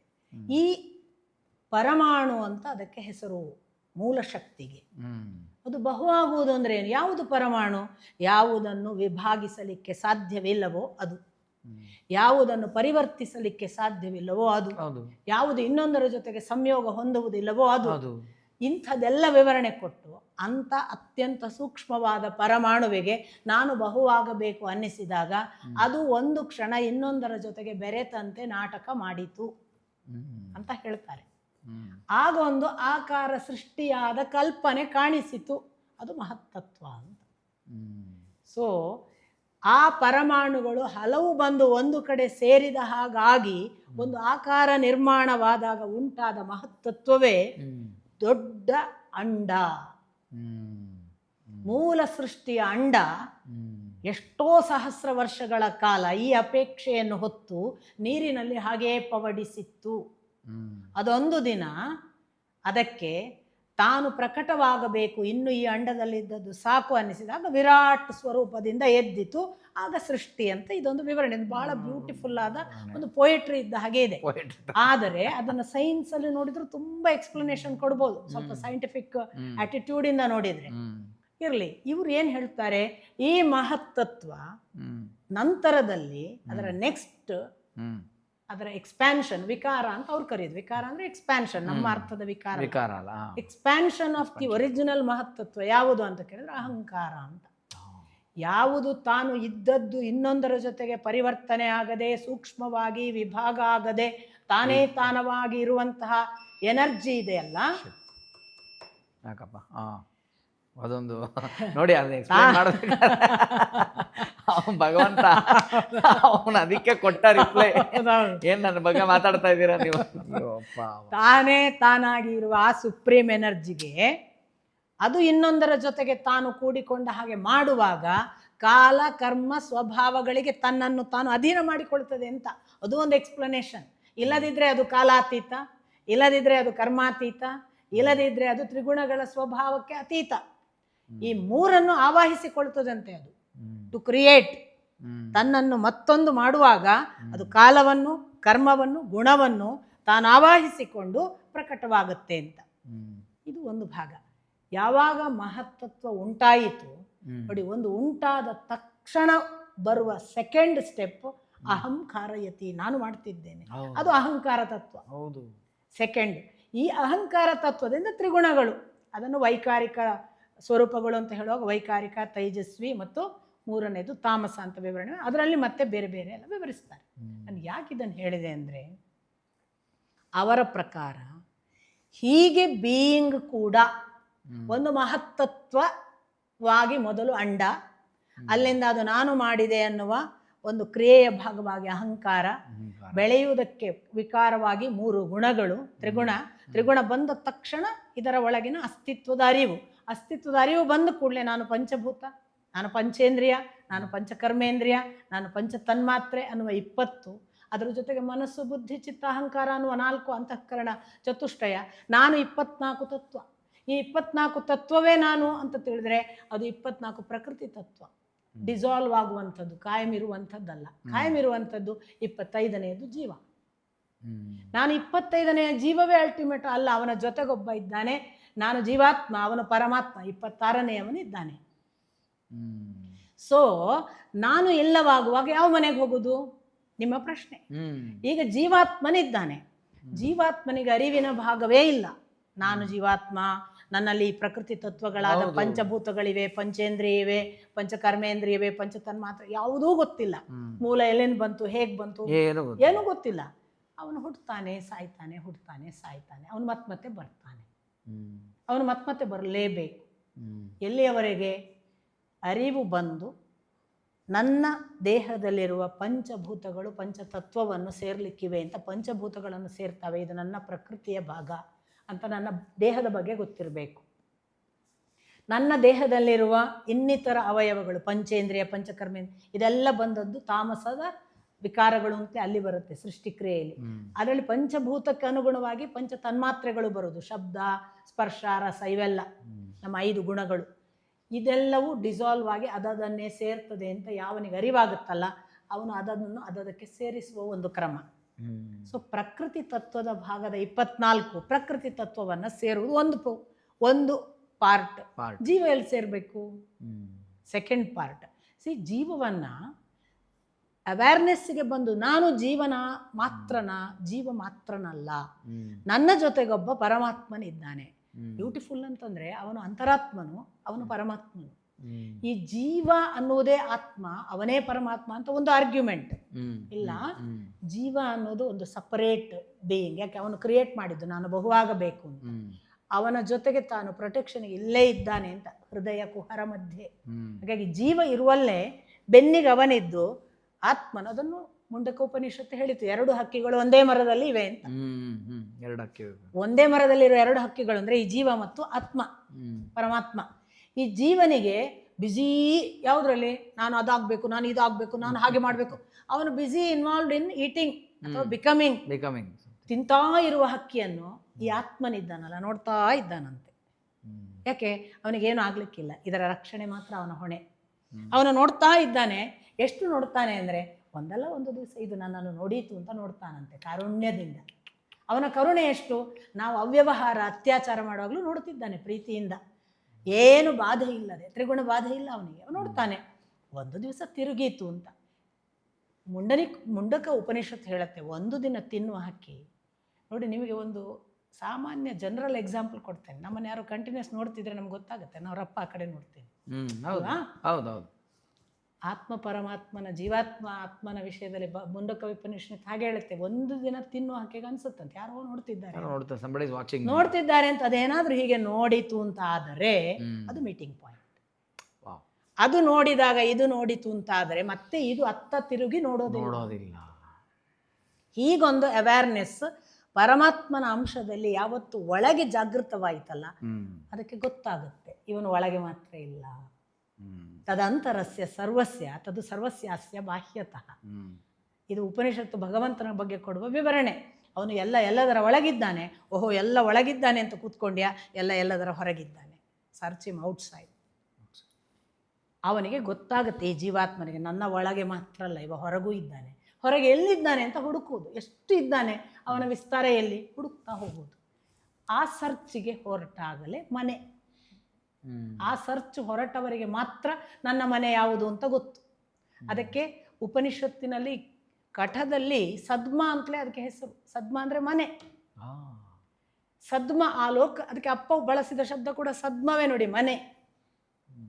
ಕೃಷ್ಣ ಹೇಳ್ತಾನೆ, ಯಾರು ಯಾವ ಕಾಲಕ್ಕೆ ಸತ್ತರೆ ಹೇಗೆ ಸಾಧನಾ ಪಥದಲ್ಲಿ ಸಾಯ್ಲಿಕ್ಕೆ ಬರ್ತದೆ ಅಂತಲೂ ವಿವರಣೆ ಇದೆ.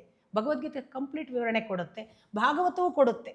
ಕ್ರಮ ಮುಕ್ತಿ ಮಾರ್ಗ ಮತ್ತು ಮುಕ್ತಿ ಮಾರ್ಗ ಅಂತ 2 ವಿವರಣೆಯನ್ನು ಕೊಡುತ್ತೆ, ಹೇಗೆ ಪ್ರಾಣ ಬಿಡಬಹುದು ಅಂತ. ಬರೀ ಹೇಳಲಿಲ್ಲ, ಪ್ರಾಕ್ಟಿಕಲಿ ಬಿಟ್ಟವರ ವಿವರಣೆಯನ್ನು ಕೊಡ್ತಾರೆ. ನೀವು ಸತಿ ಗೊತ್ತು ನಿಮಗೆ? ಸತಿ, ಶಿವನ ಸತಿ, ದಕ್ಷ ಯಜ್ಞದಲ್ಲಿ ಪ್ರಾಣ ಅವಳು ದಾಕ್ಷಾಯಣಿ ಹೇಳಬಾರ್ದು ಯಾರು ನನ್ನಂತಲೇ ಸತ್ತದ್ದು, ದಕ್ಷನ ಹೆಸರು ಉಳಿಬಾರ್ದು ಅಂತ. ನೀವು ದಾಕ್ಷಾಯಣಿ ಅನ್ನುವಾಗ ದಕ್ಷಿಣ ಮಗಳು ಅಂತ ಹೇಳು. ಅವನು ನೀನು ನನ್ನ ಗಂಡನಿಗೆ ಮಾಡಿದ ಅಪಮಾನಕ್ಕೆ ನಾಳೆಯ ದಿನ ನಾನು ಬದುಕಿ ಉಳಿದರೆ ನಿನ್ನ ಹೆಸರಿನಿಂದ ನನ್ನನ್ನು ಗುರುತಿಸುವಾಗ ನಿನ್ನ ಹೆಸರು ಉಳಿಯುತ್ತದೆ, ನಿನ್ನ ಹೆಸರು ಉಳಿಯಬಾರದು ಎಂದು ಸಾಯುತ್ತೇನೆ ಅಂತಲೇ ಸಾಯುದವಳು. ಹಾಗಾಗಿ ದಾಕ್ಷಾಯಣಿ ಹೇಳಬಾರ್ದು. ಅವಳು ಸತಿ. ಅವಳು ಸಾಯುವಾಗ ಅವಳು ಹೋಗುವುದು ಈ ಭಾಗವತ ವಿವರಿಸುವ, ಶುಕಮುನಿಗಳು ವಿವರಿಸುವ, ಮೈತ್ರೇಯಿ ಋಷಿಗಳು ವಿವರಿಸುವ ಮುಕ್ತಿ ಮಾರ್ಗದ ಒಂದು ಕ್ರಮ ಮುಕ್ತಿ ಮಾರ್ಗ, ಮುಕ್ತಿ ಮಾರ್ಗ ಅಂತ 2. ಹೇಗೆ ಈ ಪಾದದ ಹಿಮ್ಮಡಿ ಬಂದು ಗುದದ್ವಾರಕ್ಕೆ ತಾಗಬೇಕು ಅಂತ ವಿವರಣೆ. ಅದರ ಅರ್ಥ ವಜ್ರಾಯುಧ, ವಜ್ರಾಸನ ಅಂತ. ವಜ್ರಾಸನದಲ್ಲಿ ಕೂತು ಮೂಲಾಧಾರಕ್ಕೆ ಪ್ರೆಷರ್ ಕೊಟ್ಟು ಪ್ರಾಣವನ್ನು ಅಲ್ಲಿಂದ ಉತ್ಕ್ರಮಣಕ್ಕೆ ಎಬ್ಬಿಸಿ ಸ್ವಾಧಿಷ್ಠಾನ ಮಣಿಪೂರವನ್ನೆಲ್ಲ ಎಬ್ಬಿಸಿಕೊಂಡು ಪಂಚಪ್ರಾಣಗಳು ನಾಭಿಯಲ್ಲಿ ಸಮ್ಮಿಲನ ಆಗಿ ಅವುಗಳನ್ನು ನಾವು ವಾಯುಮುಖೇನ ಪ್ರಾಣಾಯಾಮದ ಮೂಲಕ ಅನಾಹತ, ವಿಶುದ್ಧಿ ಎಲ್ಲ ದಾಟಿಸಿ ಆಜ್ಞಾಚಕ್ರಕ್ಕೆ ತರಬೇಕು ಅಂತ ಮೊದಲು ಹೇಳ್ತಾರೆ. ತಂದ ನಂತರ ಪಂಚ ಇಂದ್ರಿಯಗಳನ್ನು ಅದರಲ್ಲಿ ತಂದು ಬೆಸಿಬೇಕು ಅಂತ ಹೇಳ್ತಾರೆ. ಆ ಪಂಚೇಂದ್ರಿಯಗಳು ಅದರಲ್ಲಿ ಬಂದು ಸೇರಿದ ನಂತರ ಪಂಚೇಂದ್ರಿಯಗಳ ಹೊರಗಿನ ಆಕ್ಟಿವಿಟಿ ಇಲ್ಲವಾಗಬೇಕು, ಪ್ರಾಣದ ಭಾಗ ಆಗಬೇಕು. ಈಗ ಪ್ರಾಣಕ್ಕೆ ಪಂಚೇಂದ್ರಿಯ ಬಂತು ಅಂದರೆ ಪಂಚ ತನ್ಮಾತ್ರೆಗಳು ಬಂತು. ಅದರ ಆಕರ್ಷಣೆಗಳು ರಸ ರೂಪ ಗಂಧ ಸ್ಪರ್ಶ ಇವೆಲ್ಲ ಹೋಗ್ಬೇಕು. ಇವು ಸೇರಿದ ಪ್ರಾಣವನ್ನು 2 ಥರ ಬಿಡ್ಲಿಕ್ಕೆ ಬರ್ತದೆ ಅಂತಾರೆ ಅವರು. ಇಲ್ಲಿ ಕ್ರ್ಯಾಕ್ ಆಗುತ್ತಲ್ಲ ಸಹಸ್ರ. 2 ಥರ ಅವ್ರು ಏನು ಹೇಳ್ತಾರೆ, ಕೆಲವು ಸಾಧಕರಿಗೆ ಇರ್ತದಂತೆ, ನಾನು ಆಜ್ಞಾಚಕ್ರದ ಮೂಲಕ ನನ್ನ ಇಂದ್ರಿಯ ಅಂದರೆ ಸೂಕ್ಷ್ಮ ಶರೀರದ ಸಹಿತವಾಗಿ ಹೊರಗೆ ಬೀಳಬೇಕು ಅಂತ ಇರುತ್ತಂತೆ. ಇಂದ್ರಿಯ, ಮನಸ್ಸು, ಬುದ್ಧಿ, ಚಿತ್ತ, ಅಹಂಕಾರ ಅನ್ನುವ ಅಂತಃಕರಣ ಚತುಷ್ಟಯಗಳು ಮತ್ತು ಸೂಕ್ಷ್ಮ ಶರೀರದ ಜೊತೆಗೆ ಆಜ್ಞಾಚಕ್ರದ ಮೂಲಕ ಹೊರಗೆ ಹೋಗಿ ಅವರು ಪ್ರಕೃತಿಯಲ್ಲಿ ವಾಸ ಮಾಡ್ತಾರಂತೆ. ಪ್ರಕೃತಿಯ ಭಾಗವಾಗಿ ಅವರು ಸಿಲೆಕ್ಟ್ ಮಾಡ್ತಾರಂತೆ, ನಾನು ಈ ಜೀವದ ಒಳಗೆ ಹೋಗ್ಬೇಕು ಅಂತ. They will decide. ಅಷ್ಟು ಸಾಧನೆ ಆಗಿರುತ್ತೆ. ಸೊ ಯಾವ ಗರ್ಭದಲ್ಲಿ ಯಾವ ಮಗು ಹುಟ್ಟುತ್ತೆ ಅಲ್ಲಿ ಹೋಗಿ ಎಂಟರ್ ಆಗಬೇಕು ಅಂತ they will wait for their turn. ಅವರು ಪ್ರಕೃತಿ ತತ್ವವನ್ನ ವಿಲೀನವಾಗಿ ಕಾಯ್ತಾರೆ. ಅದು ಕ್ರಮಮುಕ್ತಿ ಮಾರ್ಗ. ಇನ್ನೊಂದು, ನನಗೆ ಯಾರನ್ನೂ ಸೇರ್ಲಿಕ್ಕಿಲ್ಲ, ನಾನು ಯಾರಿಂದ ಹುಟ್ಟಿದ್ದೇನೆ ಅವನ ಹತ್ರ ಹೋಗ್ತೇನೆ ಅಂತ ಇಲ್ಲಿಂದ ಹೋಗುದು, ಇದು ಮುಕ್ತಿ ಮಾರ್ಗ ಅಂತ. ಎರಡೂ ಕೂಡ ಕೃಷ್ಣ ಹೇಳ್ತಾನೆ. ಇವನ್ ಭಗವದ್ಗೀತೆಯಲ್ಲಿ ವಿವರಣೆ ಇದೆ, ಭಾಗವತದಲ್ಲಿ ಶುಕಮುನಿಗಳು ಹೇಳುವಾಗಲೂ ವಿವರಣೆ ಇದೆ. ಅವರೆಲ್ಲರೂ ಏನು ಹೇಳ್ತಾರೆ ಅಂದರೆ, ಈವನ್ ಕ್ರಮಮುಕ್ತಿ ಮಾರ್ಗದ ತತ್ವದವರು ಕೂಡ ಒಂದಿಲ್ಲ ಒಂದು ದಿನ ಅಲ್ಟಿಮೇಟ್ಲಿ ತಮ್ಮ ಪ್ರಕೃತಿ ತತ್ವದ ಕೆಲಸ ಮುಗಿದ್ಮೇಲೆ ಮತ್ತೆ ಪುನಃ ಅಲ್ಲಿಗೆ ಬರ್ತಾರೆ. ಇದು 2 ಥರದ ಸಾಧಕರ ಮರಣ. ಇವರಿಗೆ ಮನೆ ಆಯ್ಕೆ ಗೊತ್ತು. ಇನ್ನು ಕೆಲವರು ತಮಗೆ ಸಾಧಕರಲ್ಲ, ಆದರೆ ಸಾತ್ವಿಕರು, ಒಳ್ಳೊಳ್ಳೆ ಕೆಲಸ ಮಾಡಿದ್ದಾರೆ. ಇವರಿಗೆ ಇಂತಿಂಥ ಸ್ಟೆಪ್ ಬೈ ಸ್ಟೆಪ್ ನನ್ನ ಹತ್ರ ಬರೋದು ಅಂತ ವಿವರಣೆಯನ್ನು ಭಗವದ್ಗೀತೆಯಲ್ಲಿ ಕೃಷ್ಣ ಕೊಡ್ತಾನೆ. ಅದು ಉತ್ತರಾಯಣ ಕಾಲದಲ್ಲಿ ಆದ್ರೆ ಏನು, ದಕ್ಷಿಣಾಯನದಲ್ಲಿ ಆದ್ರೆ ಏನು ಅಂತೆಲ್ಲ ವಿವರಣೆ ಇದೆ. ಅಲ್ಲಿ ಬರುವಾಗ ಕೃಷ್ಣ ಹೇಳ್ತಾನೆ, ಸಾಮಾನ್ಯ ಹಂತದ ಒಂದೊಂದು ಕೆಲಸ ಕಾರ್ಯಗಳಾದ್ರೆ ಅವರು ಚಂದ್ರಲೋಕದವರೆಗೆ ಅಂತ, ಅದರ ನಂತರ ಆದ್ರೆ ಬ್ರಹ್ಮಲೋಕ, ಈ ತರ ಲೋಕಗಳ ವಿವರಣೆ ಇದೆ. ಅದನ್ನೇ ಅಪ್ಪ ಮನೆ ಅಂತ ಉಲ್ಲೇಖ ಮಾಡುದು. ಈ ಲೋಕದಲ್ಲಿ ಈ ಎಷ್ಟೇ ಲೋಕಕ್ಕೆ ಹೋಗ್ಲಿ ಇವರೆಲ್ಲ ಮತ್ತೆ ಬರಬೇಕು ಅಂತಾನೆ ಕೃಷ್ಣ. ಕೊನೆಗೆ ಒಂದು ಲೋಕ ಇದೆ, ಅಲ್ಲಿಗೆ ಬಂದವನು ಮತ್ತೆ ಮರಳುವುದಿಲ್ಲ. ಅದು ತದ್ಧಾಮಂ ಪರಮಂ ಮಮ ಅಂತ ಹೇಳ್ತಾರೆ. ಅದು ನನ್ನ ಧಾಮ ಅಂತ. ಆ ಧಾಮ ನನ್ನ ಧಾಮ, ಅಲ್ಲಿ ಹೋದವನು ಮರಳಿ ಬರುವುದಿಲ್ಲ. ಈಗ ನಿಮ್ಮ ಪ್ರಶ್ನೆ, ಈ ಸೇರುವುದು ಅಂದ್ರೆ ಏನು ಅಲ್ವಾ? ಈಗ ಅವನ ಬಳಿಗೆ ಹೋಗುವುದು ಅಂತ ಒಂದು ಆರ್ಗ್ಯುಮೆಂಟ್, ಅವನ ಲೋಕಕ್ಕೆ ಹೋಗುವುದು, ಇದನ್ನು ಕೃಷ್ಣನೇ ಹೇಳ್ತಾನೆ. ಬ್ರಹ್ಮಲೋಕಂ ಅಧಿಗಚ್ಚತಿ ಅಂತ ಒಂದು ವಾಕ್ಯ ಇದೆ ಕೃಷ್ಣನ ಮಾತನ್ನು. ಕೆಲವರು ನನ್ನ ಲೋಕದವರೆಗೆ ಬರ್ತಾರೆ ಅಂತ. ಇನ್ನೊಂದು ಕೆಲವು ಕಡೆ ಕೃಷ್ಣ ಹೇಳ್ತಾನೆ ಮದ್ಭಾವಂ ಭವತಿ ಅಂತ, ನನ್ನಂತೆ ಆಗ್ತಾರೆ ಅಂತ. ಕೊನೆಯದೊಂದು ಕೃಷ್ಣ ಅರ್ಜುನನಿಗೆ ಹೇಳ್ತಾನೆ, ನಾನು ಇಷ್ಟವರೆಗೆ ನಿನಗೆ ಅತ್ಯಂತ ರಹಸ್ಯವಾದ ವಿದ್ಯೆಗಳನ್ನೆಲ್ಲ ಹೇಳಿದೆ. ಈಗ ನೀನು ನನಗೆ ಇಷ್ಟೋ ಹಸಿ ಪ್ರಿಯೋ ಹಸಿ, ನೀನು ನನಗೆ ತುಂಬ ಇಷ್ಟನು, ನೀನು ತುಂಬ ಪ್ರಿಯನು. ಆದ್ದರಿಂದ ನಿನಗೆ ಇನ್ನೊಂದು ಬಹಳ ಮುಖ್ಯವಾದ ವಿಷಯವನ್ನು ಹೇಳ್ತೇನೆ. ಏನು ಬಹಳ ಮುಖ್ಯವಾದ ವಿಷಯ? ಮನ್ಮನೋಭವ ಮದ್ಭಕ್ತೋಭವ ಮದ್ಯಾಜಿ ಮಾಂ ನಮಸ್ಕರು. ಆದ್ರೆ ಏನಾಗುತ್ತೆ? ಮಾಂ ಏವ ಯಶ್ಯಸಿ. ನೀನು ಒಂದು ವೇಳೆ ಮನ್ಮನೋಭವ, ಮನಸ್ಸಿನಿಂದ ನನ್ನನ್ನೇ, ನನ್ನ ಮನಸ್ಸೇ ಆಗು. ಮದ್ಭಕ್ತೋಭವ, ನನ್ನ ಭಕ್ತನೇ ಆಗು. ಮತ್ಯಾಜಿ, ನನ್ನನ್ನೇ ಪೂಜಿಸು. ಮಾಂ ನಮಸ್ಕರು, ನನ್ನನ್ನೇ ನಮಸ್ಕಾರ ಮಾಡು. ನೀನೇನಾಗ್ತಿ ಗೊತ್ತಾ? ಮಾಂ ಏವ ಯಶ್ಯಸಿ, ನನ್ನನ್ನೇ ಸೇರುತ್ತಿ. 3 ಡಿಫ್ರೆಂಟ್ ವಿವರಗಳನ್ನು ಕೃಷ್ಣ ಕೊಡ್ತಾನೆ. ಇದೇ 3 ಸಿದ್ಧಾಂತವಾಯಿತು. ನಾವು ಎಂದೂ ಅವನ ಲೋಕದವರೆಗೆ ಮಾತ್ರ ಹೋಗಬಹುದು ಭಕ್ತರಾಗಿ ಅಂತ ಹೇಳುವುದು ಮಧ್ವಾಚಾರ್ಯರ ಸಿದ್ಧಾಂತ. ನಾವು ಅವನಂತೆ ಆಗಬಹುದು, ಭಕ್ತಿ ಮಾಡಿದ್ರೆ ಅವನೆಲ್ಲ ಗುಣಲಕ್ಷಣಗಳನ್ನು ನಾವು ಪಡಿಬಹುದು ಅಂದದ್ದು ರಾಮಾನುಜಾಚಾರ್ಯರ ಸಿದ್ಧಾಂತ. ನಾವು ಅವನೇ ಆಗ್ಬೋದು, ಅವನನ್ನೇ ಸೇರಬಹುದು ಅಂತ ಹೇಳಿದ್ದು ಅದ್ವೈತ ಅಥವಾ ಶಂಕರ. ಇದಕ್ಕೆ ಸೂಚನೆ ವೇದವ್ಯಾಸರಲ್ಲಿದೆ, ಇದಕ್ಕೆ ಸೂಚನೆ ಕೃಷ್ಣನ ಮಾತುಗಳಲ್ಲಿವೆ. ಈ ಸೂಚನೆಗಳನ್ನು ತಗೊಂಡು ತಮ್ಮ ಅನುಭವಕ್ಕೆ ಯಾವ್ದು ಹತ್ರ ಅನ್ಸ ಅದನ್ನು ಸಿದ್ಧಾಂತ ಮಾಡಿದರು. 3 ಸತ್ಯವೇ, 3 ಭಗವಂತನ ಮಾತು, 3 ಸಾಧ್ಯತೆಗಳು. ಇದು 3 ಲೋಕದ ಸಾಧ್ಯತೆಗಳು. ಸೇರುವುದು ಅಂದ್ರೆ ಏನು? ಸೇರಿದವನು ಬಂದು ಹೇಳಕ್ಕಾಗಲ್ಲ, ನಾನಿನ್ನು ಸೇರಿಲ್ಲ. ಆದ್ರೆ ಒಂದು ಯಾವಾಗಲೂ ಅನಿಸುತ್ತೆ, ಬ್ಯೂಟಿಫುಲ್. ನದಿ ಬಂದು ಸೇರುತ್ತೆ ಸಮುದ್ರದಲ್ಲಿ. ಉಪ್ಪು ನೀರಿನಿಂದ ಪ್ರತ್ಯೇಕ ಮಾಡಿ ಹೇಗೆ ಕೊಡೋದು ನದಿಯ ನೀರನ್ನು? ಸೇರಿದ್ದು ಉಪ್ಪೆ ಆಯ್ತಾ ಏನ? ಇಲ್ಲ, ಅದು ಆ ಸಮುದ್ರದ ನೀರಿನಲ್ಲಿ ನದಿಯ ನೀರು ಯಾವುದು ಅಂತ ಸೂರ್ಯನಿಗೆ ಗೊತ್ತಾಗುತ್ತೆ ಅಂತ ಒಂದು ಮಾತು ಇದೆ. ಸೂರ್ಯ ಭಗವಂತನೇ ಅಲ್ವಾ, ಪುರುಷನ್. ಹೇ ಪೂಷನ್ ಅಪಾವೃಣು ಸತ್ಯ ಧರ್ಮಾಯ ದೃಷ್ಟಯೇ ಹಿರಣ್ಮಯೇನ ಪಾತ್ರೇಣ ಸತ್ಯಸ್ಯಾಪಿ ಹಿತಂ ಮುಖಂ ಪೂಷನ್ ಅಪಾವೃಣು ತತ್ವಂ ಪೂಷನ್ ಅಪಾವೃಣು. ನೀನು ಅದನ್ನು ಕಳಚು, ಆ ಹಿರಣ್ಮಯ ಪಾತ್ರೆಯ ಒಳಗಿರುವ ಬೆಳಕನ್ನು ನನಗೆ ಕಾಣುವ ಹಾಗೆ ಮಾಡು ಅಂತ ನಾವು ಸೂರ್ಯನನ್ನೇ ಪ್ರಾರ್ಥಿಸೋದು. ಅವನು ನೇರ ಭಗವಂತನ ಅಧೀನ, ಭಗವಂತನ ಪ್ರತಿನಿಧಿ. ಅವನಿಗೆ ಕಾಣ್ತದೆ, ಪ್ರತ್ಯೇಕ ಉಂಟು, ಭಗವಂತನಿಗೆ ಕಂಡೇ ಕಾಣಬೇಕಲ್ಲ. ಭಗವಂತನಲ್ಲಿ ಮಿಲನವಾದದ್ದು ಭಗವಂತನಿಗೆ ಕಾಣ್ತಿರ್ಬಹುದು ಇದು ಬೇರೆ ಅಂತ. ಇದಕ್ಕೆ ಗೊತ್ತಿಲ್ವಲ್ಲ ತಾನು ಉಪ್ಪಾಗಿದೆ. ಆ ಉಪ್ಪಾಗುವ ಭಾವ ಒಂದು ಉಂಟೇನೋ ಅಂತ ನನ್ನ ಸರ್ಚ್, ನನಗೆ ಗೊತ್ತಿಲ್ಲ. So nice, so nice. ಇಷ್ಟೇ ನನ್ನ ಹಸಿವು. ಇಷ್ಟೇ. ಇಲ್ಲಿ ಭಾಳ ಮುಖ್ಯವಾಗಿ ಎಲ್ಲರೂ ಗಮನಿಸ್ಬೇಕಾಗಿರೋದೇನೆಂದರೆ, ನೋಡಿ ಇಷ್ಟು ವಿಷಯಗಳೆಲ್ಲ ಮಾತಾಡಿ ಕೊನೆಗೆ ತಂದು ನೀವು ನನಗೆ ಗೊತ್ತಿಲ್ಲ ಅನ್ನೋ ಮುಗಿಸ್ತಾ ಇದ್ದೀರಾ. ಖಂಡಿತ ಹೌದು. ಇದು ಪ್ರಾಮಾಣಿಕವಾಗಿ ಅಂತತಃ ಹೇಳೋದು. ನಿಜಕ್ಕೂ ಅದೊಂದು ದಿನ ನಾನು ಪ್ರತಿ ಸಾರಿ ನನ್ನ ಕಲ್ಲಹಳ್ಳಿಯ ಜನರಿಗೆ ಹೇಳ್ತೇನೆ, ನಾನು ಒಂದು ದೊಡ್ಡ ವ್ಯಕ್ತಿಯನ್ನು ಕಂಡ್ರೆ ಅವತ್ತು ನಿಮಗೆ ತಂದು ತೋರಿಸ್ಬೇಕು ಅಂತ ಆ ವ್ಯಕ್ತಿಯನ್ನು ಕಂಡಾಗೆಲ್ಲ ಅನ್ಕೋತೀನಿ. ನಂಗೊಂದು ಅಪೇಕ್ಷೆ ಇದೆ, ಒಂದಿನ ದೇವ್ರು ಕಂಡ್ರೆ ನಿಮಗೆ ದೇವ್ರನ್ನ ತಂದು ತೋರಿಸ್ಬೇಕು ಅಂತ ಹೇಳ್ತಿದ್ರೆ, ಮುಂದಿನ ಮಾತು ನಿಮ್ಮ ಹತ್ರ ಹೇಳ್ತೇನೆ. ನಂಗೆ ಒಂದು ದಿನ ಆ ಅನುಭವ ಆದರೆ ಬಂದು ಹೇಳಬೇಕು ಅನ್ನೋ ಅಪೇಕ್ಷೆ ಇದೆ, ಈಗಾಗಲಿಕ್ಕೆ ಬರುತ್ತೆ ಅಂತ. ನಾನು ಆ ಹಸಿವಿನಲ್ಲಿ ನಡೆಯಬಹುದು. Thank you so much. ನಿಮ್ಮ ಹಸಿವು ಏನೋ ಹೇಳ್ತೀವಲ್ಲ, ಒಬ್ರು ನೋಡಿ ಅದು ಬೇಕು ಇದು ಬೇಕು ಅಂತೆಲ್ಲ ಆಸೆ ಪಡ್ತೀವಿ. ನಮಗೆ ಅಧ್ಯಾತ್ಮ ಅಥವಾ ಈ ಮಾರ್ಗನ ಇಷ್ಟಪಡೋರಿಗೆ ಇಷ್ಟೇ ಅಂತೀನಿ. ಈ ಥರ ನೋಡಿದಾಗ ಈ ಹಸಿವು ನಮಗೆ ಬರಲಿ, ಈ ಹಸಿವು ಸದಾ ನಮ್ಮಲ್ಲಿ, ಈ ತೀವ್ರತೆ ನಮ್ಮಲ್ಲಿರಲಿ. ತೀವ್ರತೆಯೇ ಎಲ್ಲದಕ್ಕೂ ಒಂದು ಮೂಲ ಅನ್ನೋ ಒಂದು ಮೆಸೇಜ್ ನಿಮ್ಮಿಂದ ನಾನು ತಿಳ್ಕೊಂಡೆ, ಪ್ರಾಯಶಃ ಎಲ್ಲರೂ ತಿಳ್ಕೊಂಡಿರ್ತಾರೆ. ಸೊ ಇದೊಂದು ಅದ್ಭುತವಾದಂಥ ಎಪಿಸೋಡ್, ಒಂದು ಗ್ರಂಥ ನೋಟ್ಸ್ ಥರ ಮಾಡಿಕೊಂಡು ನಾನೇ ಇವಾಗ ಎದುರುಗಡೆನೇ ಇಷ್ಟು ಸತಿ ಕೇಳಿದ್ರು ಪ್ರಾಯಶಃ ಒಂದ್ಸಲಿ ಮತ್ತೆ ರಿವೈಂಡ್ ಮಾಡಿಕೊಂಡು ಸ್ಲೋ ಆಗೋ ಪುನಃ ಕಲಿತಾ ಲೇಯರ್ ತಿಳ್ಕೊಬೇಕು ಅಂತ ಹೇಳೋಕ್ಕೆ ಇಷ್ಟಪಡ್ತಾ ಥ್ಯಾಂಕ್ ಯು ಸೋ ಮಚ್ ಅಮ್ಮ. ಈ ವರ್ಷವು ಮುಂದಿನ ವರ್ಷವು ಎಲ್ಲವೂ ಬರೋ ಎಲ್ಲ ಸಂವತ್ಸರಗಳು ಚೆನ್ನಾಗಿರಲಿ ನಿಮಗೆ ಅಂತ ಕೇಳ್ಕೊತೀನಿ. ನನ್ನದು ಬಾಲಭಾಷೆ. ಅಯ್ಯೋ, ನಾನು ನನ್ನ ಬಾಲಭಾಷೆಯ ಕೆಲವು ಟಿಪ್ಪಣಿಗಳನ್ನು ನಿಮ್ಮ ಮುಂದೆ ಇಟ್ಟಿದ್ದೀನಿ. ನನಗೆ ನಿಮ್ಮ ನಡೆ, ನಿಮ್ಮ ಬದುಕು, ನೀವು ಒಂದು ಚಲನಚಿತ್ರ ಜಗತ್ತಿನಲ್ಲಿದ್ದು ಕೂಡ ಇಂಥದ್ದನ್ನು ಶೋಧಿಸುವ ನಿಮ್ಮ ಹಸಿವು ಎಲ್ಲ ನನಗೂ ಕೂಡ ತುಂಬ ಸಂತೋಷ.